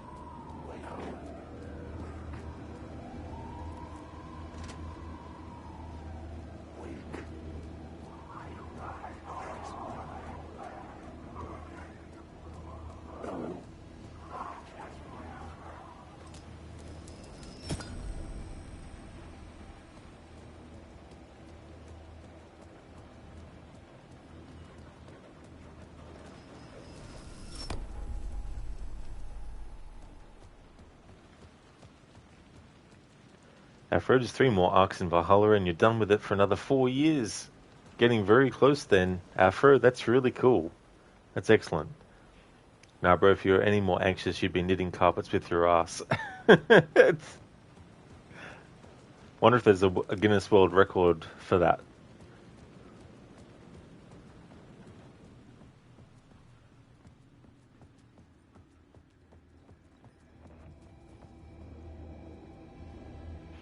Ah, nice. So this is how they've integrated the Night Springs DLC into the actual flow of the game. Yeah, so the Night Springs DLC, you can either do them each individually separate from the main game if you want to, or if you wanted to combine them into your playthrough and do the main game in a flow, you can actually branch off and do these Night Springs episodes, the DLC content. I won't be doing it for this playthrough because I've already actually done this DLC before, on stream, separate, around the time when it came out.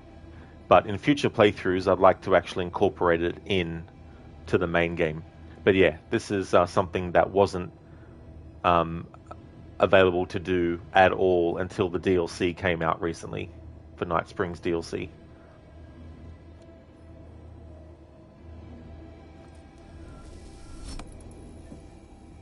The gates to the platform were closed. I had a ticket.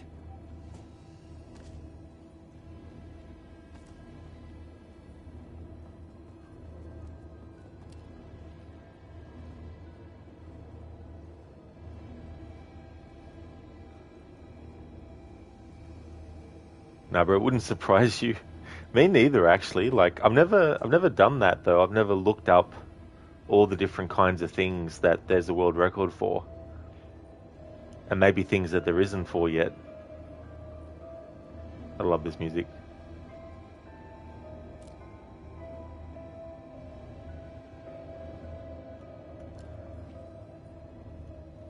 I would like an actual Night Springs video game. It wouldn't have to be a big scale production either.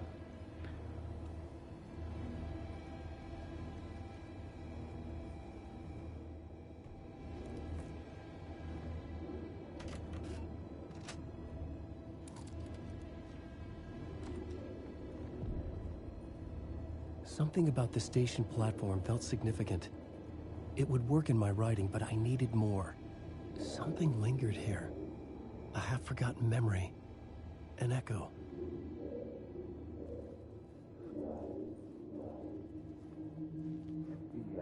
An FBI agent had come here before me on the trail of a murder cult. He'd gone missing, presumed dead. The cult was leaving me clues to follow, connecting the dots from one murder to the next, inviting me to draw an obscene picture on the city map. Caldera Street Station. The name made me think of the exit wound of a bullet. I had a flash of inspiration. The ghost of my fictional detective. A story thread I could use in my writing. I had a location. I had a story thread.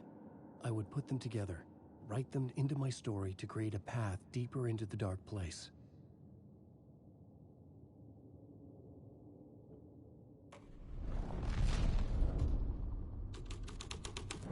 Things clicked into place. The story rang true.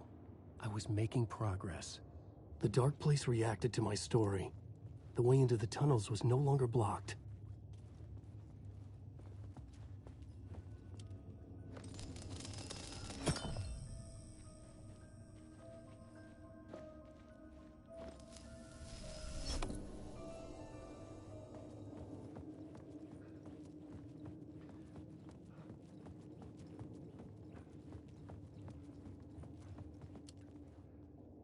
The Fed had glimpsed into the maw of darkness.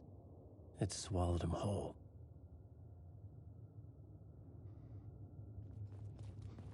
The tracks led into the tunnel.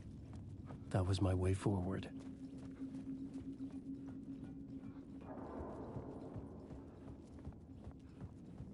The blood trail continued deeper into darkness. No escape. Why did you ever want to go?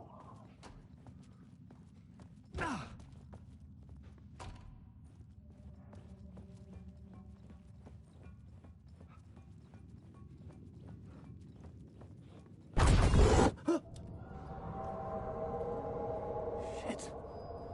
I don't like the sound of that.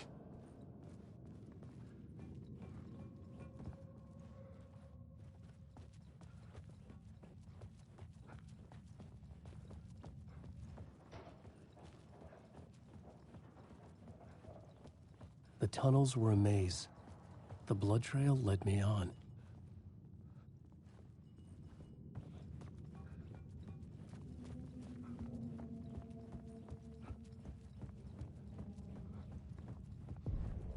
Another place to use in the story.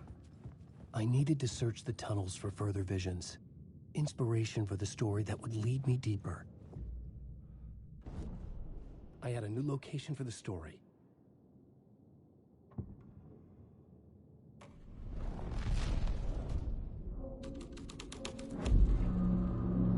I had changed the story. And with that, the dark place changed.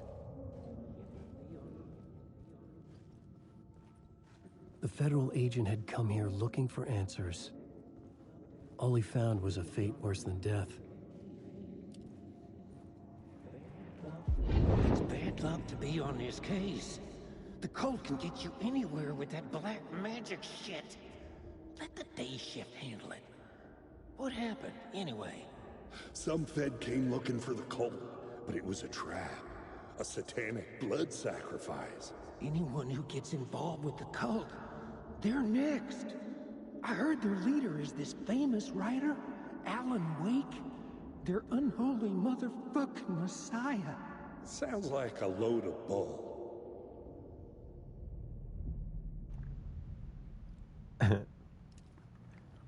Arena time, is it now, bro? Very good. Well, best of luck with that in AC Origins.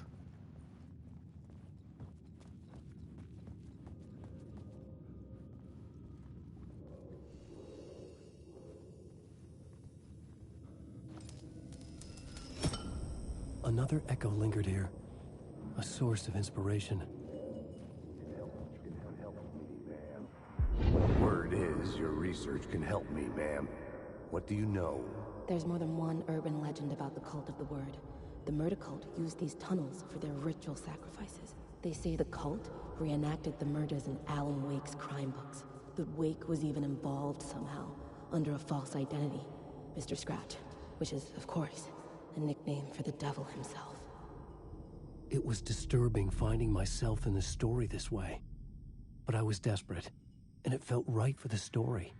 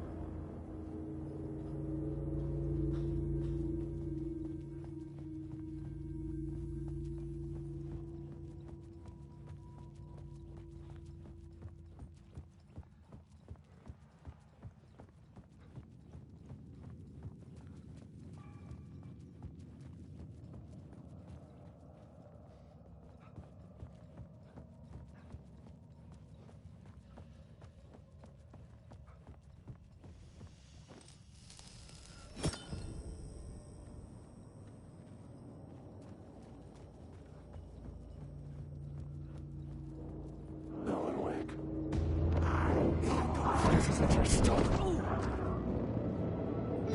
This is my story.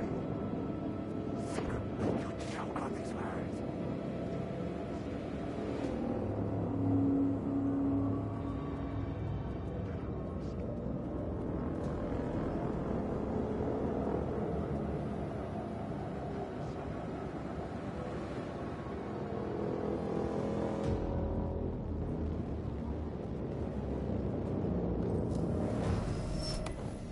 The water was gone.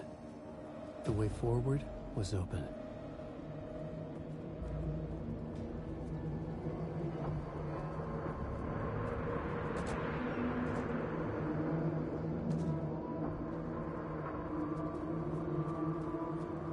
Someone was humming. Was it worth the risk to go see who?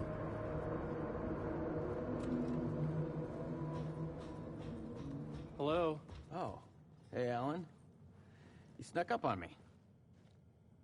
Sorry. Have we met? Memory problems again, huh? Yeah, we've met. Tim Breaker. We've shared notes. Hey, I've made some progress on the map if you want to take a look. I still haven't found my mystery man, though. Tim Breaker, Time Breaker.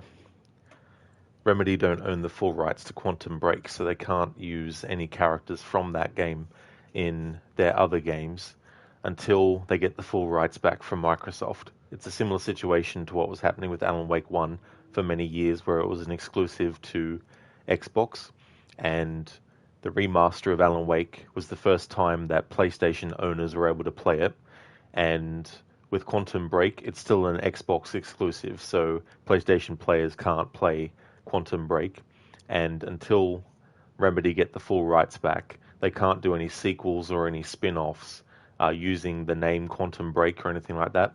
So they've had to come up with creative ways to do crossovers with characters from that or things like this. So Sean Ashmore, who plays Tim Breaker in this, also played the main character Jack Joyce in Quantum Break, and Tim Breaker, Time Breaker, things like that. So they've been able to do those kinds of things. There's also a reference to Courtney Hope's character in Quantum Break, and Courtney Hope also plays Jesse Faden in Control, but because they can't legally use any characters from Quantum Break in their own new stuff, it means that they can't directly name Beth Wilder, which is the name of the character that Courtney Hope played in Quantum Break. But on this board that this character Tim has been putting on, you can actually see references to a red-headed woman, which is Jessie, but it's also Beth Wilder as well. So I like how they came up with a creative way to reference these other games of theirs that they can't do new stuff with directly because they don't have the full rights yet. Now, bro, you were conflicted about fighting that chick from Siwa, your first playthrough. Yeah, Kensa. Yeah. Apparently, there was some comic or something that confirms she still lives. So even though you can kill her in the game, she still lives, apparently, I think. Who's this mystery man? Oh, it wouldn't be much of a mystery if I knew. All I have is a name. Warland Dorr. The talk show host? No, that doesn't sound like him. The guy has many disguises, but a talk show host? No. I'll keep looking. You're making a map? Trying to. It's hard to map a dream, though. I keep ending up in unexpected places. I find interesting things like those strange markings that react to the light, but never the one thing that I'm looking for. Feel free to check the map out. Oh, I've been stockpiling supplies while I poke around. If you find a stash, take anything you need. I appreciate the help.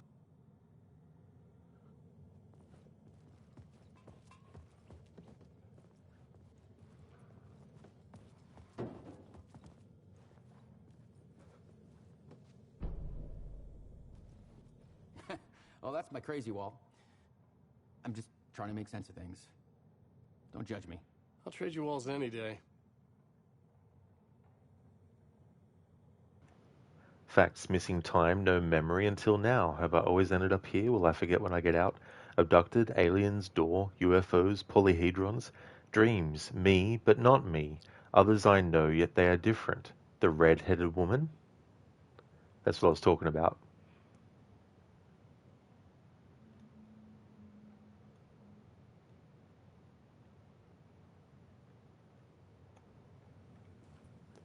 No, but it really seems like Origins was Ubisoft's last passion project, and everything new seems like a copy-paste job. Yeah, I think it's probably best to call them new Ubisoft now. The old Ubisoft is gone.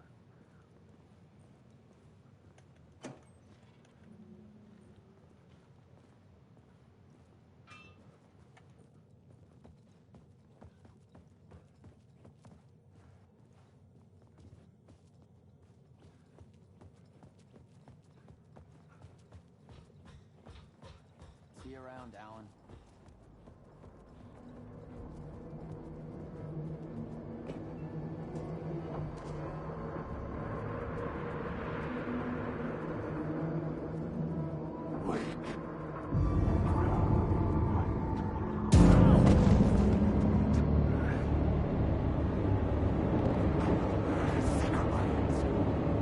This is the start.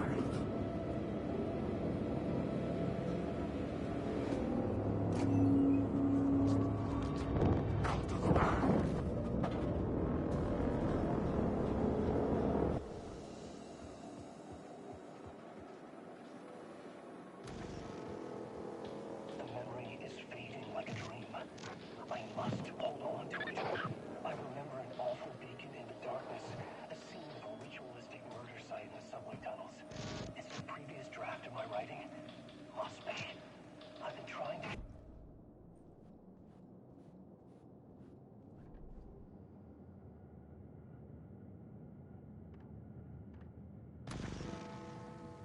The memory is fading like a dream. I must hold on to it. I remember an awful beacon in the darkness, a scene of a ritualistic murder site in the subway tunnels. It's the previous draft of my writing. Must be. I've been trying to shape the dark place around me, but so much fades away. Even my memory of the process washed away by dark waves. But some things remain. The darkest, nastiest elements, like the murder site. It's my goal, a stepping stone to travel deeper to escape. Write a narrative that takes me there. Casey will lead me to it.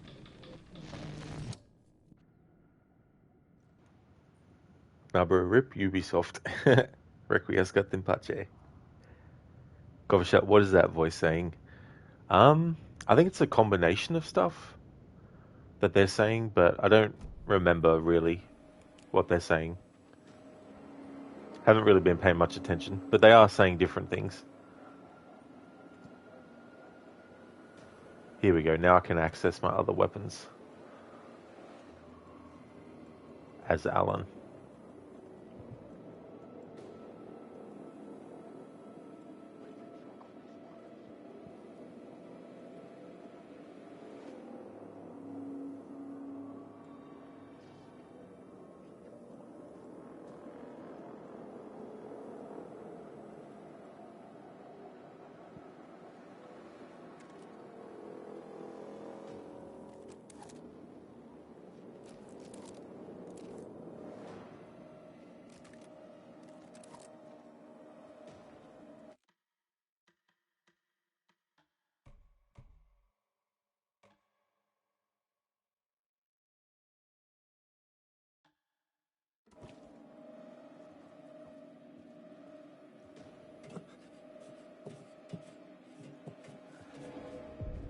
The train blocked my way forward, but it was here for a reason.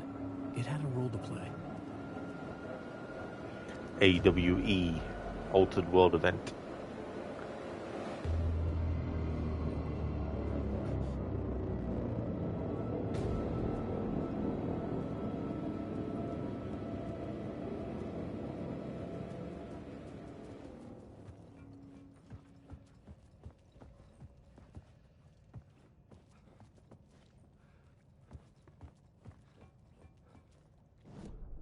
The new story beat fit the story perfectly.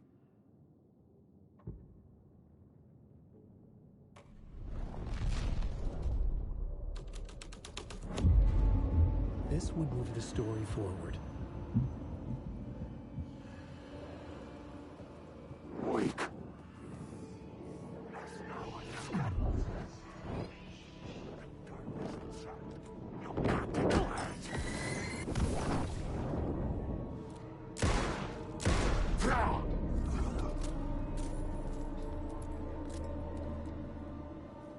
Go on, ma'am.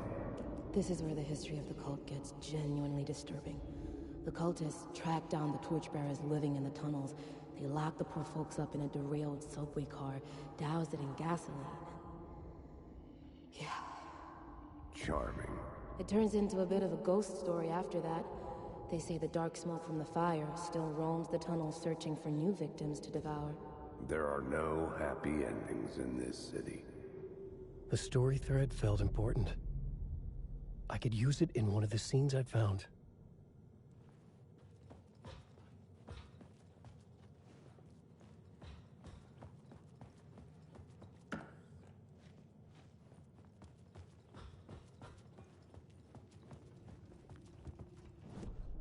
I had a new beat for the story.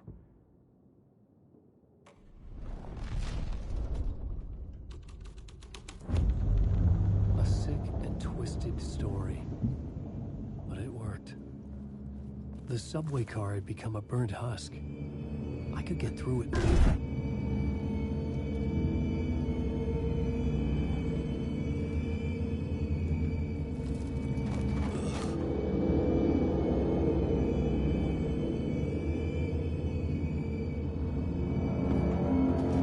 None of this was real. It was all real.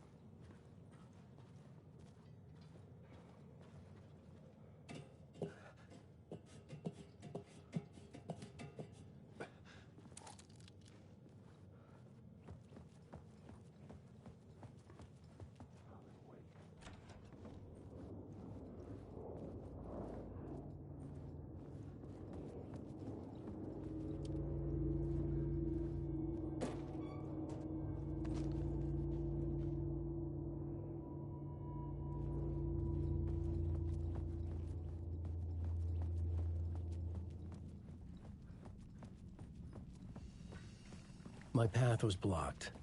I had to find a way through. The lights would help me.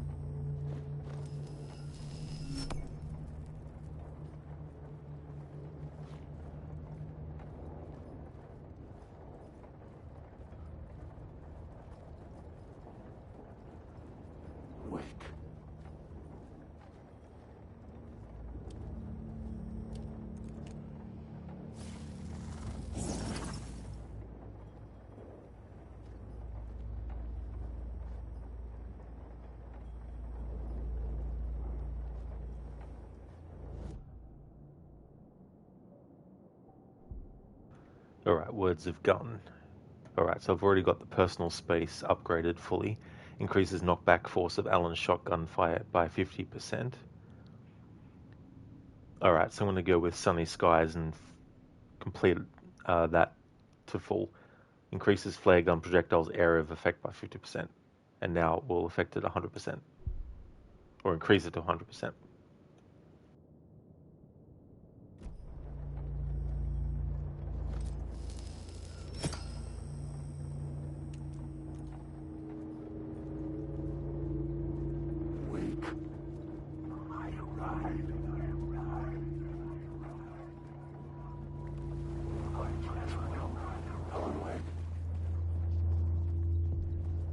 The echoing hall had a story to tell.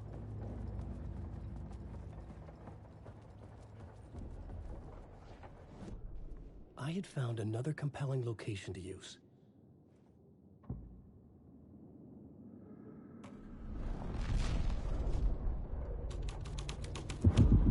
The hall had changed into the murder cult's hideout.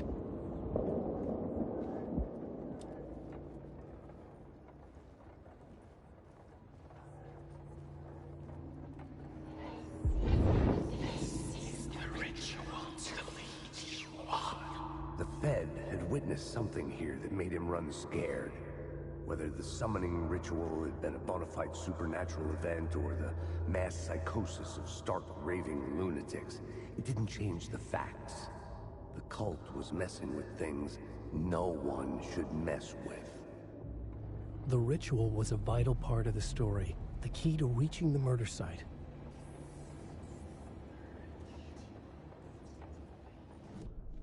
The plot element I found would drive the story forward.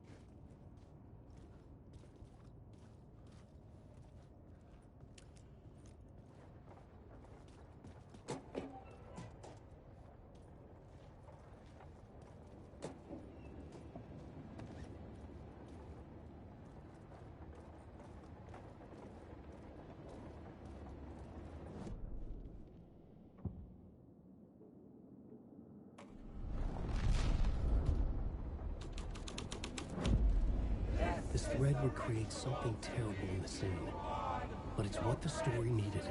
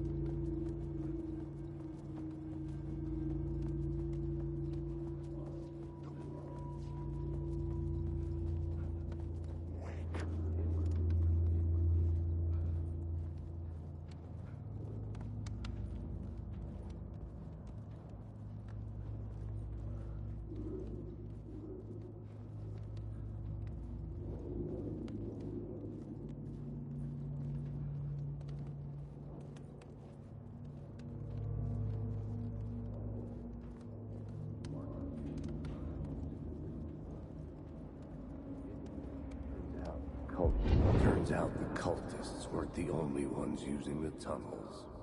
Hidden graffiti signs marked secret routes. I kept hearing whispers around burn barrels of an underground society of mystic outsiders with hidden knowledge. Typical New York.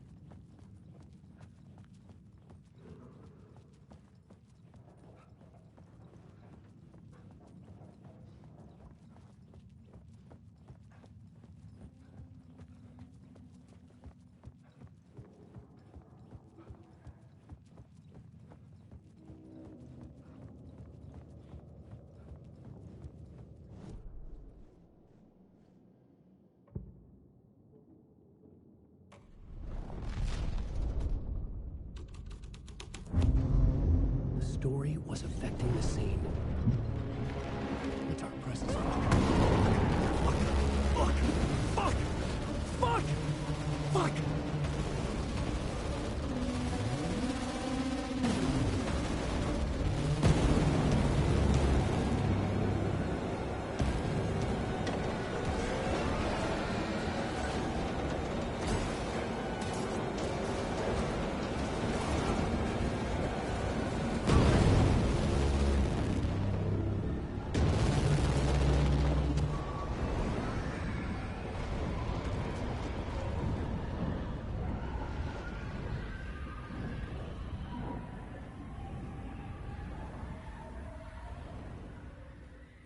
I couldn't hear the dark presence. It was gone.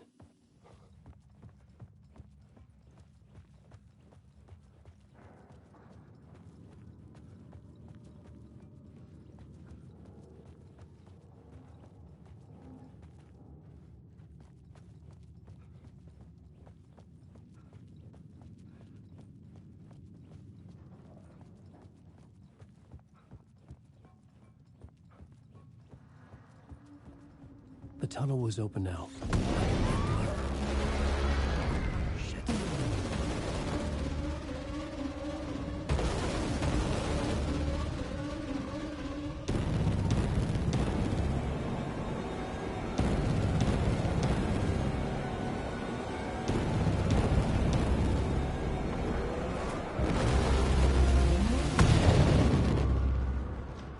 The dark presence. I had seen it before. I remembered now. It was always out there, hunting me.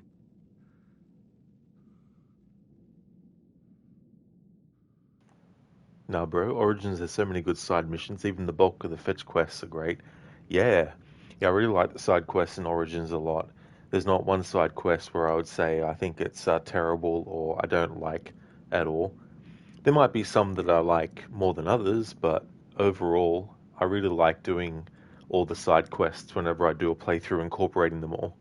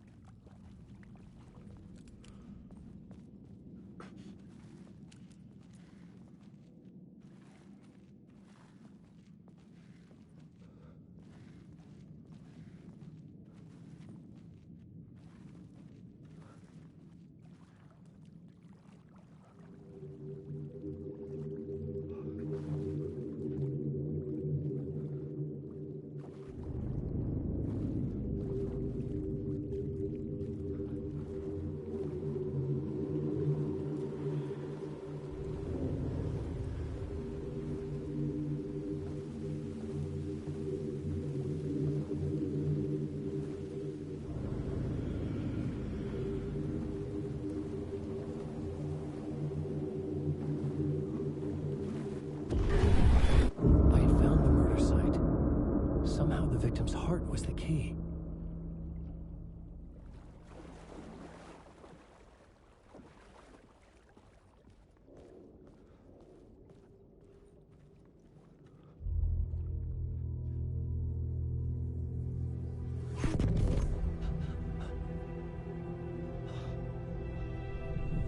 Something had shifted. I felt an overwhelming closeness to home. An FBI agent?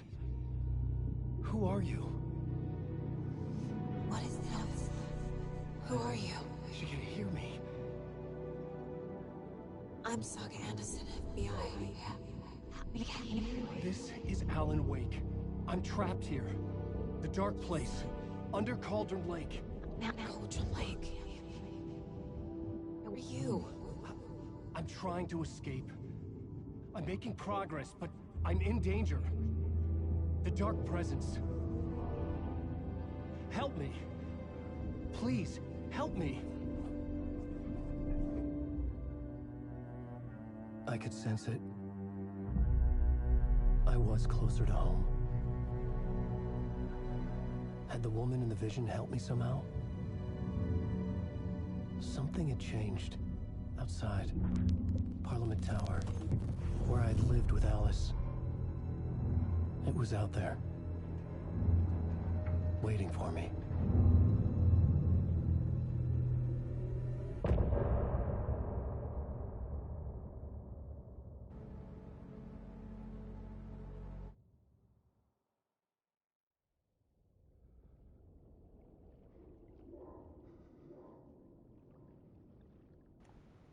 Nah, bro, that one quest where Rudjak's wife kicks you in the balls and his mistress betrays you.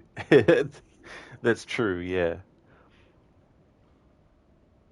And that's the other thing too, like that side quest is one that a lot of stuff could happen in the game for players before they get to that one.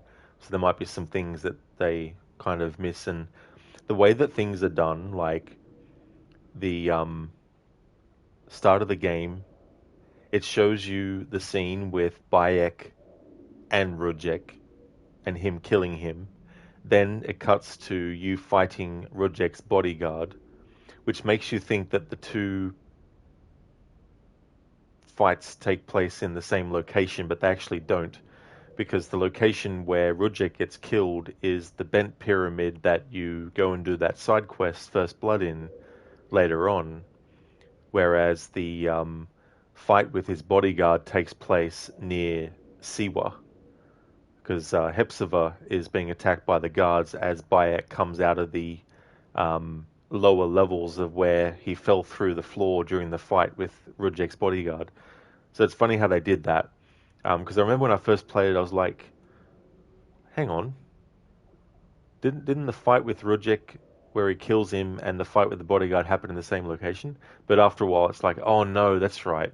The fight with Rudjek took place in that pyramid that's outside of Siwa, that's far away from Siwa, but the bodyguard fight is, near Siwa and stuff.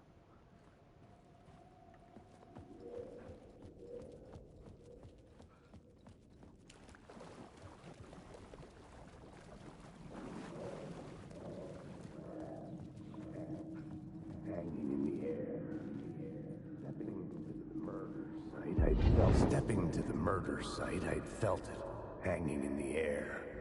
A meaning, the violent emotion of the act, like a cloud of wrath.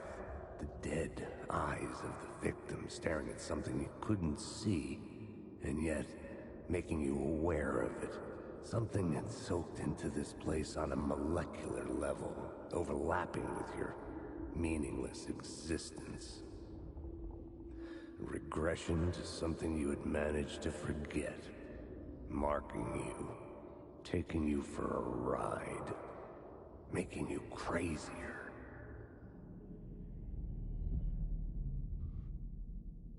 That's right now, bro, yeah.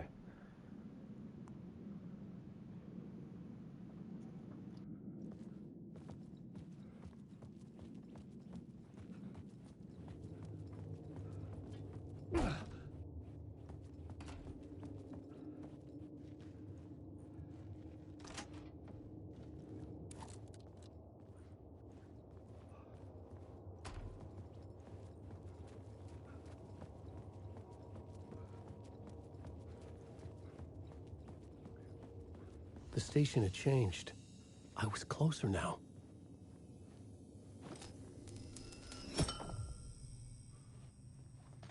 I'm a writer. I write. Writing is the key. Art is the key to find my way out of the dark place. I'm a writer. I write. Writing is the key. Art is the key to find my way out of the dark place. I can't forget this. Don't you fucking forget this. I'm in the dark place. I'm outside time and space. Outside reality. But this is real. A nightmare dimension. An ocean of darkness. Remember, its dark energy can make art come true. Make dreams and nightmares come true. Yes, I can use this. I need to use this. Hungry, monstrous things out there. Plotting to stop me. To devour me. Become me. Oh no. Now, bro, you always forget how much Egyptian, Greek, and Roman history are intertwined with each other. That's so true, yeah. I remember, growing up as a kid, not even knowing about how close certain, continents actually were, and then of course seeing things always separated them into their own individual thing. But yeah, finding out how closely tied these regions are and also their histories and all that kind of stuff.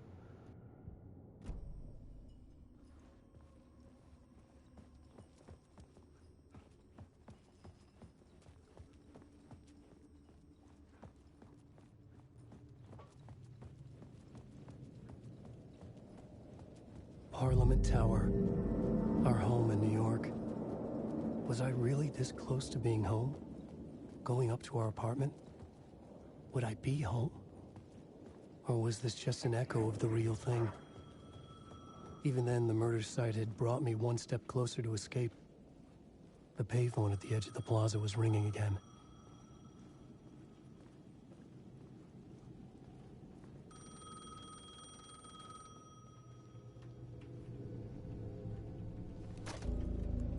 Hey, Alan. Thank God he picked up. I thought I lost you again. Who are you? Why are you helping me? Did you go deeper? To the overlap? Are you talking about the murder site? Yeah, I did. That's fantastic, Alan. We're closer to getting out. We're making progress. Well, we would be if you would answer my damn questions. Last time we spoke, you were pretty worried about Alice. Did you ever check Parliament Tower? To make sure she really got out of the dark place? Well, of course she got out. That's why I'm here. That's the whole goddamn point. Be very careful, Alan. The dark presence is stealing from you. It can already manifest as your double. Scratch will come... Wait, hello?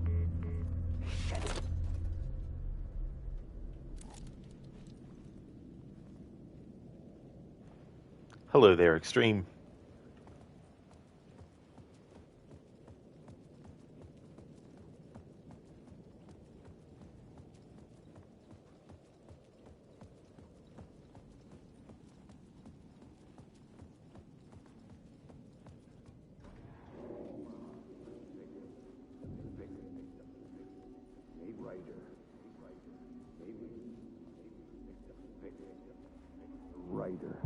The writer.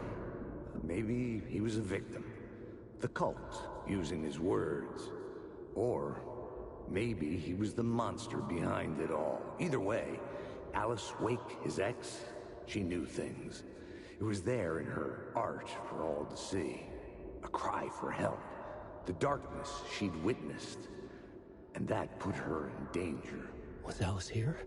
In the story?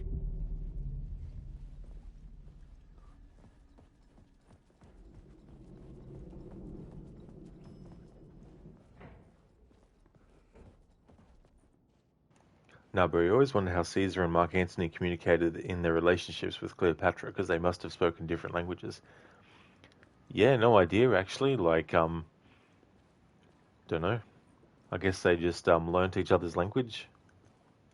Or maybe there's similarities that they were able to communicate with each other without having to worry too much.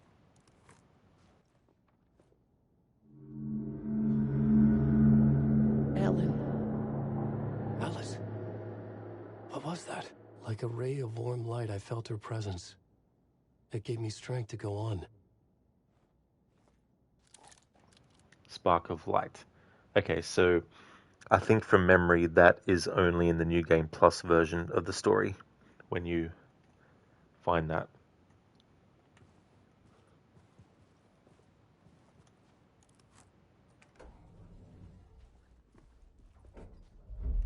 Which is what I'm doing this playthrough with the New Game Plus. To get the full story, you need to play from scratch and the New Game Plus back to back. Because the true ending is only in the New Game Plus version of the story.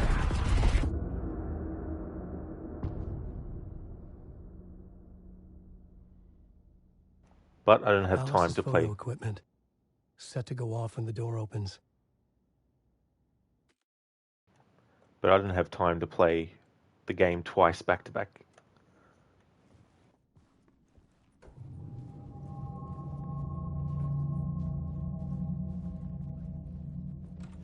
Get out! Leave me alone! Alice! Alice! Unfortunately, the original actress for Alice, Brett Madden, she passed away in 2020. So in Alan Wake 2, it's Christina Cole who plays Alice. Alice. This is a photo of Scratch. How did Alice get this? Is he stalking her?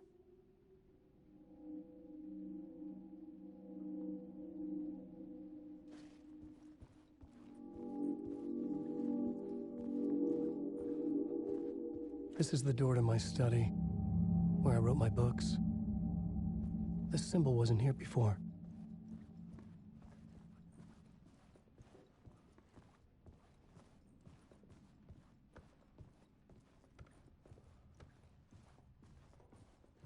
Alice's video camera. No memory card inside.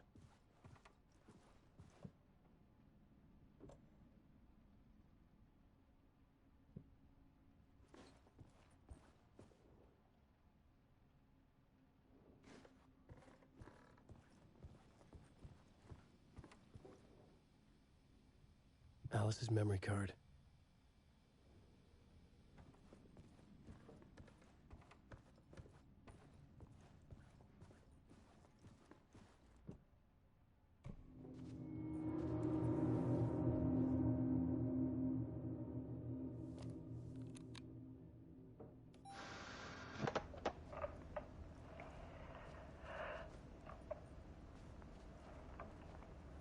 When I was younger, photography was everything to me. I moved to New York thinking I'd make it as an artist. And then I met Alan. We had a good thing. We were both dedicated by our creative ambitions. The only difference was that Alan's work made money. He brought me work when he could. I took his promo shots, created covers for his books. I'm sure he forced his publisher into it. I was taking photos, just not my photos. And that gnawed at me. Things got complicated sometimes, but that's life, right? We loved each other.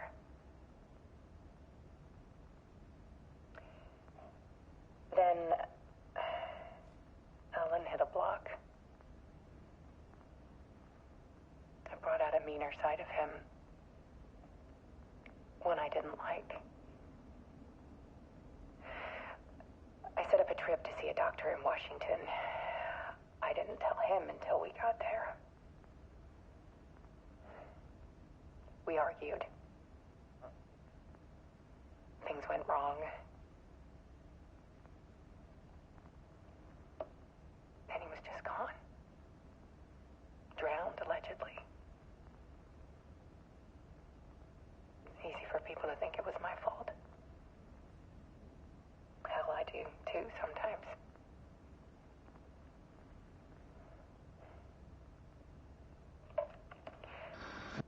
About 6 years ago, I started hearing noises in the night. Typewriter keys clacking. Voices. Alan was back. Haunting me.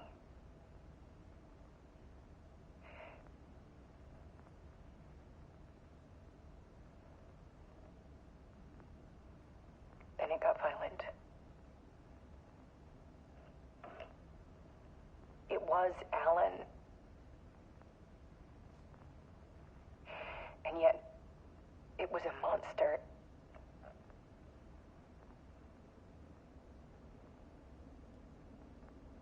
He always did have anger in him.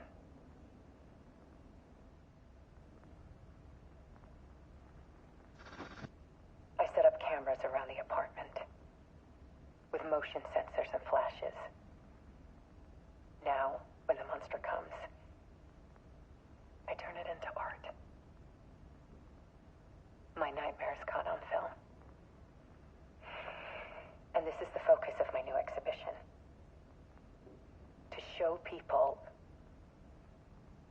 The world is so much darker than they ever knew.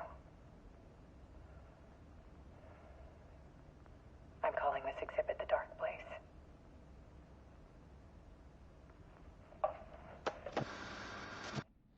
Alice. Scratch was terrorizing her. Why? Hey Ryan, this game is so good, dude. The Herald of Darkness mission was elite. Yeah, that is such a great musical number as well. Very cleverly put together and integrated as well.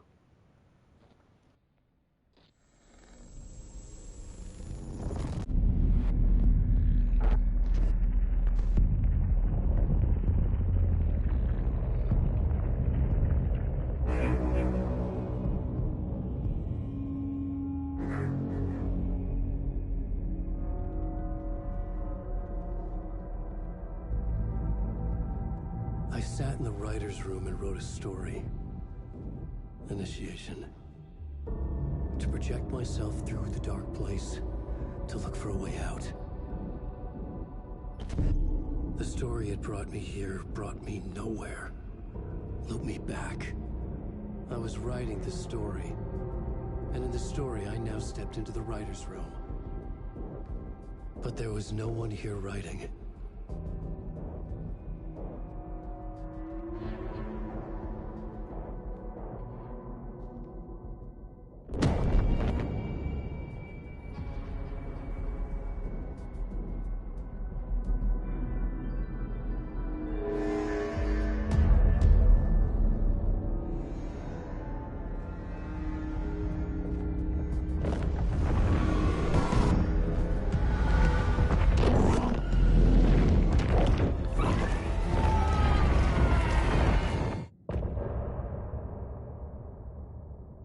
Ryan, you have that song saved in your Spotify playlist, the long and the short version? Oh, very nice. That's cool.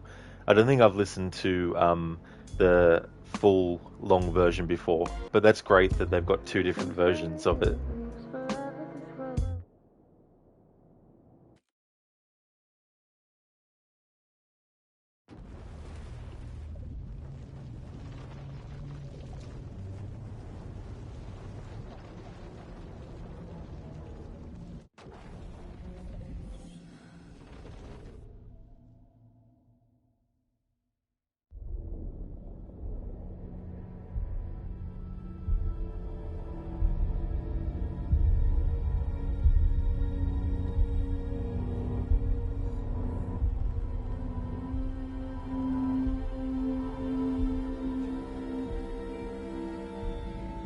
Okay, let's recap what you've told us so far, Alan. For the past 13 years, you've been trapped in a nightmare dimension called the Dark Place. Yeah. It's like New York, but it's not New York. And can be reached from the bottom of Cauldron Lake, but it's not really under the lake. And after all this time, you've managed to get out. Yeah. But so has your evil doppelganger. Mr. Scratch? Or is it the Dark Presence? Both. It's interchangeable. He's Scratch when he looks like me, but he can change into this other form. And Scratch, the Dark Presence, wants to rewrite the world in his own image. Which would be in your image. As he looks just like you. And turn the world into a fucking nightmare. During Deerfest, which is scheduled to take place in a couple of days. You got out of the Dark Place by writing a novel, the pages we've been finding. But your double edited it into a horror story that's now changing reality, taking over people, making them crazy, bringing the Dark Place to Bright Falls. Yes, fiction coming in contact with the Dark Place can change reality. The story is coming true, soaking into everything, like darkness when night falls. But last time This will be back in 2010. Yes, last time it didn't happen all at once. The story came true bit by bit as it unfolded. And that dark presence was still bound to the lake. I stopped it before it got the ending it wanted. Before it broke free. Based on that, there's still time. Which brings us to your magical light switch. The clicker. Magical doesn't quite cover it. Scratch wants it to bring about his ending. That can't happen. If I can get the clicker, I can send him back to the dark place, make all this shit go away.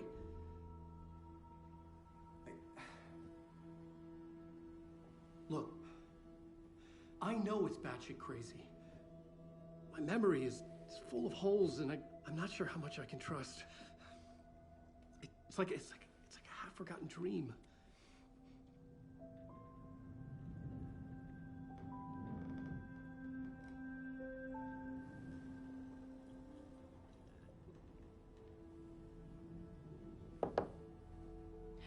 Mr. Wake.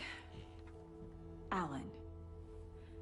We've seen our share of batshit crazy in the past 24 hours. What I want to know is, why am I? Why are we written into the story? I think I saw you. Or a vision of you in the dark place. I think you helped me reach out and escape somehow. With that in the story, Scratch would have edited it to get to you. To hurt you. We are all in danger.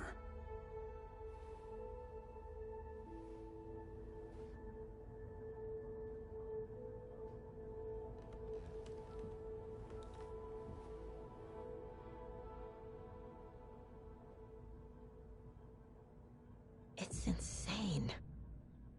And there's so much of it.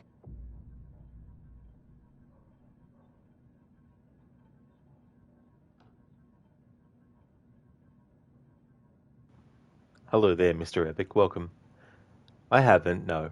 Yeah, I haven't done that mission yet. It's your favorite part of the game. I don't blame you.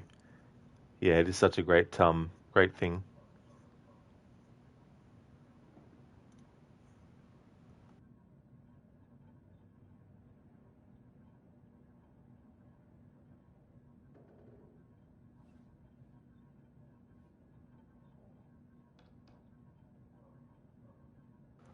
Alrighty then, so I've just been working out how I want to go through the game. And I've decided for this playthrough that what I'll do is, now that the game has switched us back automatically to Saga, I'm going to continue the playthrough doing all the Saga missions back to back until we play as Alan again. So I'm going to call it a stream here for today, and in tomorrow's stream I'll continue on with Return 3, which is Saga's next chapter as well. So just want to thank everyone for watching this stream. I really appreciate it. Let me see. When would the last autosave be? Their manual saves and stuff. Okay, so the final draft, Return to the Heart. That saved 5 minutes ago. Oh, that's good. Just load it and see where it puts me. Oh, that's good. This can act as a little bit of a recap then, at the start of the next stream.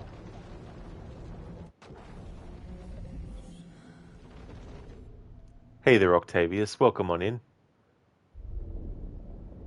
Sorry about the timing, but I'm actually going to be ending the stream now. Yeah, so this will replay that part, so that's good. Alright, let's go back to main menu. There we go. Octavius, no problem. See you next time. Absolutely, Octavius, for sure. Oh, yeah. So that's the end of this stream. Earlier, I did a playthrough of Alan Wake's American Nightmare from start to finish, which took about 3 hours. So I did that before starting this stream 4.5 hours ago. This is a good head start because I wasn't sure if I was going to be starting this game today or tomorrow, but getting a bit of a head start on it today and doing a few chapters is really good. The prologue was very short, but overall we've done 1, 2, 3, 4, 5 chapters, including the prologue. I'm not really counting as a chapter, but I guess you could. But yeah, 1, 2, 3, 4, 5. 5, and maybe, you could say 6 if you include the prologue.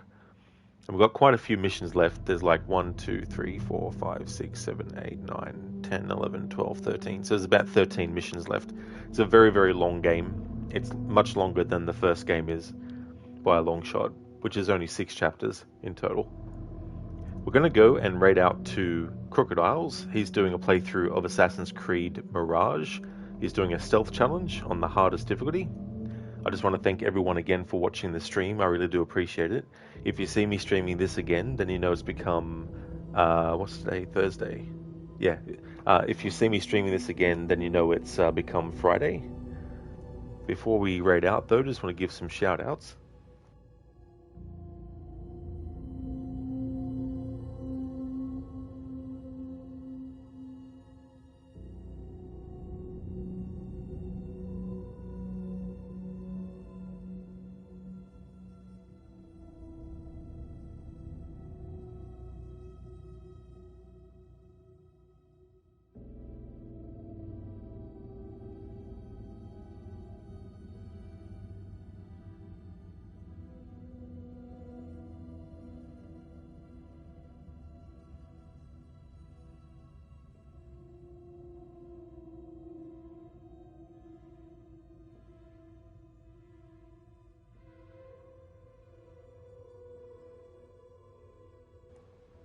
Oops, I got Amateur Tech's name wrong.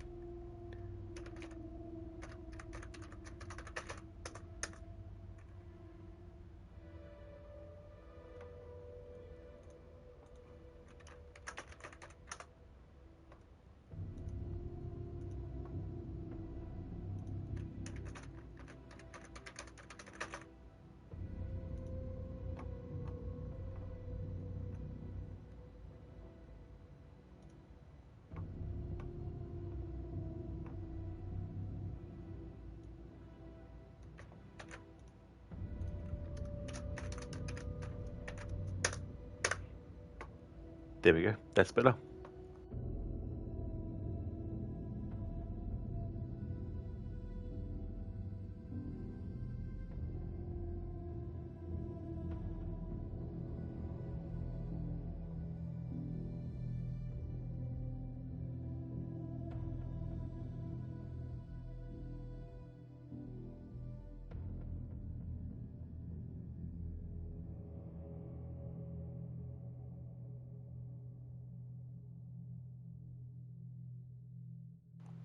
Would like to definitely recommend people check out the following streamers. Shillerlock, who is doing a playthrough of The Witcher 3 Wild Hunt. He's also a fan of the horror games Dead by Daylight, as well as the Dark Pictures series of horror games. Mr. Gote is a streamer of games like Banishers, Ghost of New Eden. He's also a fan of horror games like the Outlast series, as well as Dead Space. Foxenheim is also definitely recommended, has been doing a playthrough of Elden Ring. Scar has been doing a playthrough of Red Dead Redemption 2. Shaky Johnson has been doing WWE SmackDown Here Comes the Pain. Amateur Tech TTV has been doing Helldivers 2. AC has been playing a game called SnowRunner. He also plays games like 7 Days to Die. And Grace has been doing a variety of different games. A big fan of games like Stardew Valley. And also in the backlog has a playthrough of Red Dead Redemption 2. Here's a general raid message that people can feel free to copy and paste. And I'll put a raid message into chat for subscribers to be able to use.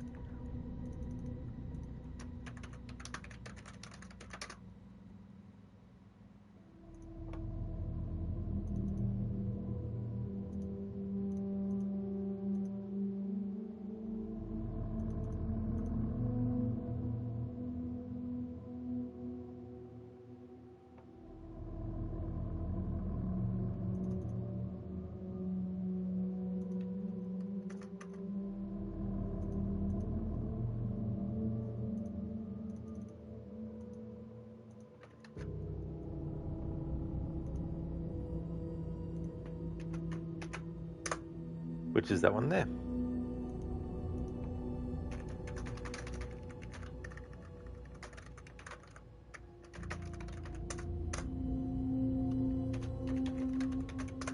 Alright, so current schedule is Alan Wake 2, and at this rate I'll be finishing the game. Estimated time will be on Saturday, And the next game that I've got lined up as part of my Rod-Legion-Ween month will be Alien Isolation, doing a playthrough of the main game, as well as the 2 DLC, Crew Expendable and The Last Survivor.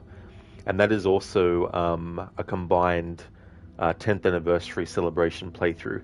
I've already done 2 other phases this year to celebrate its 10th, and the one coming up during this month will be the final and the third and final phase as well. Thanks again everyone for watching, and catch you next time.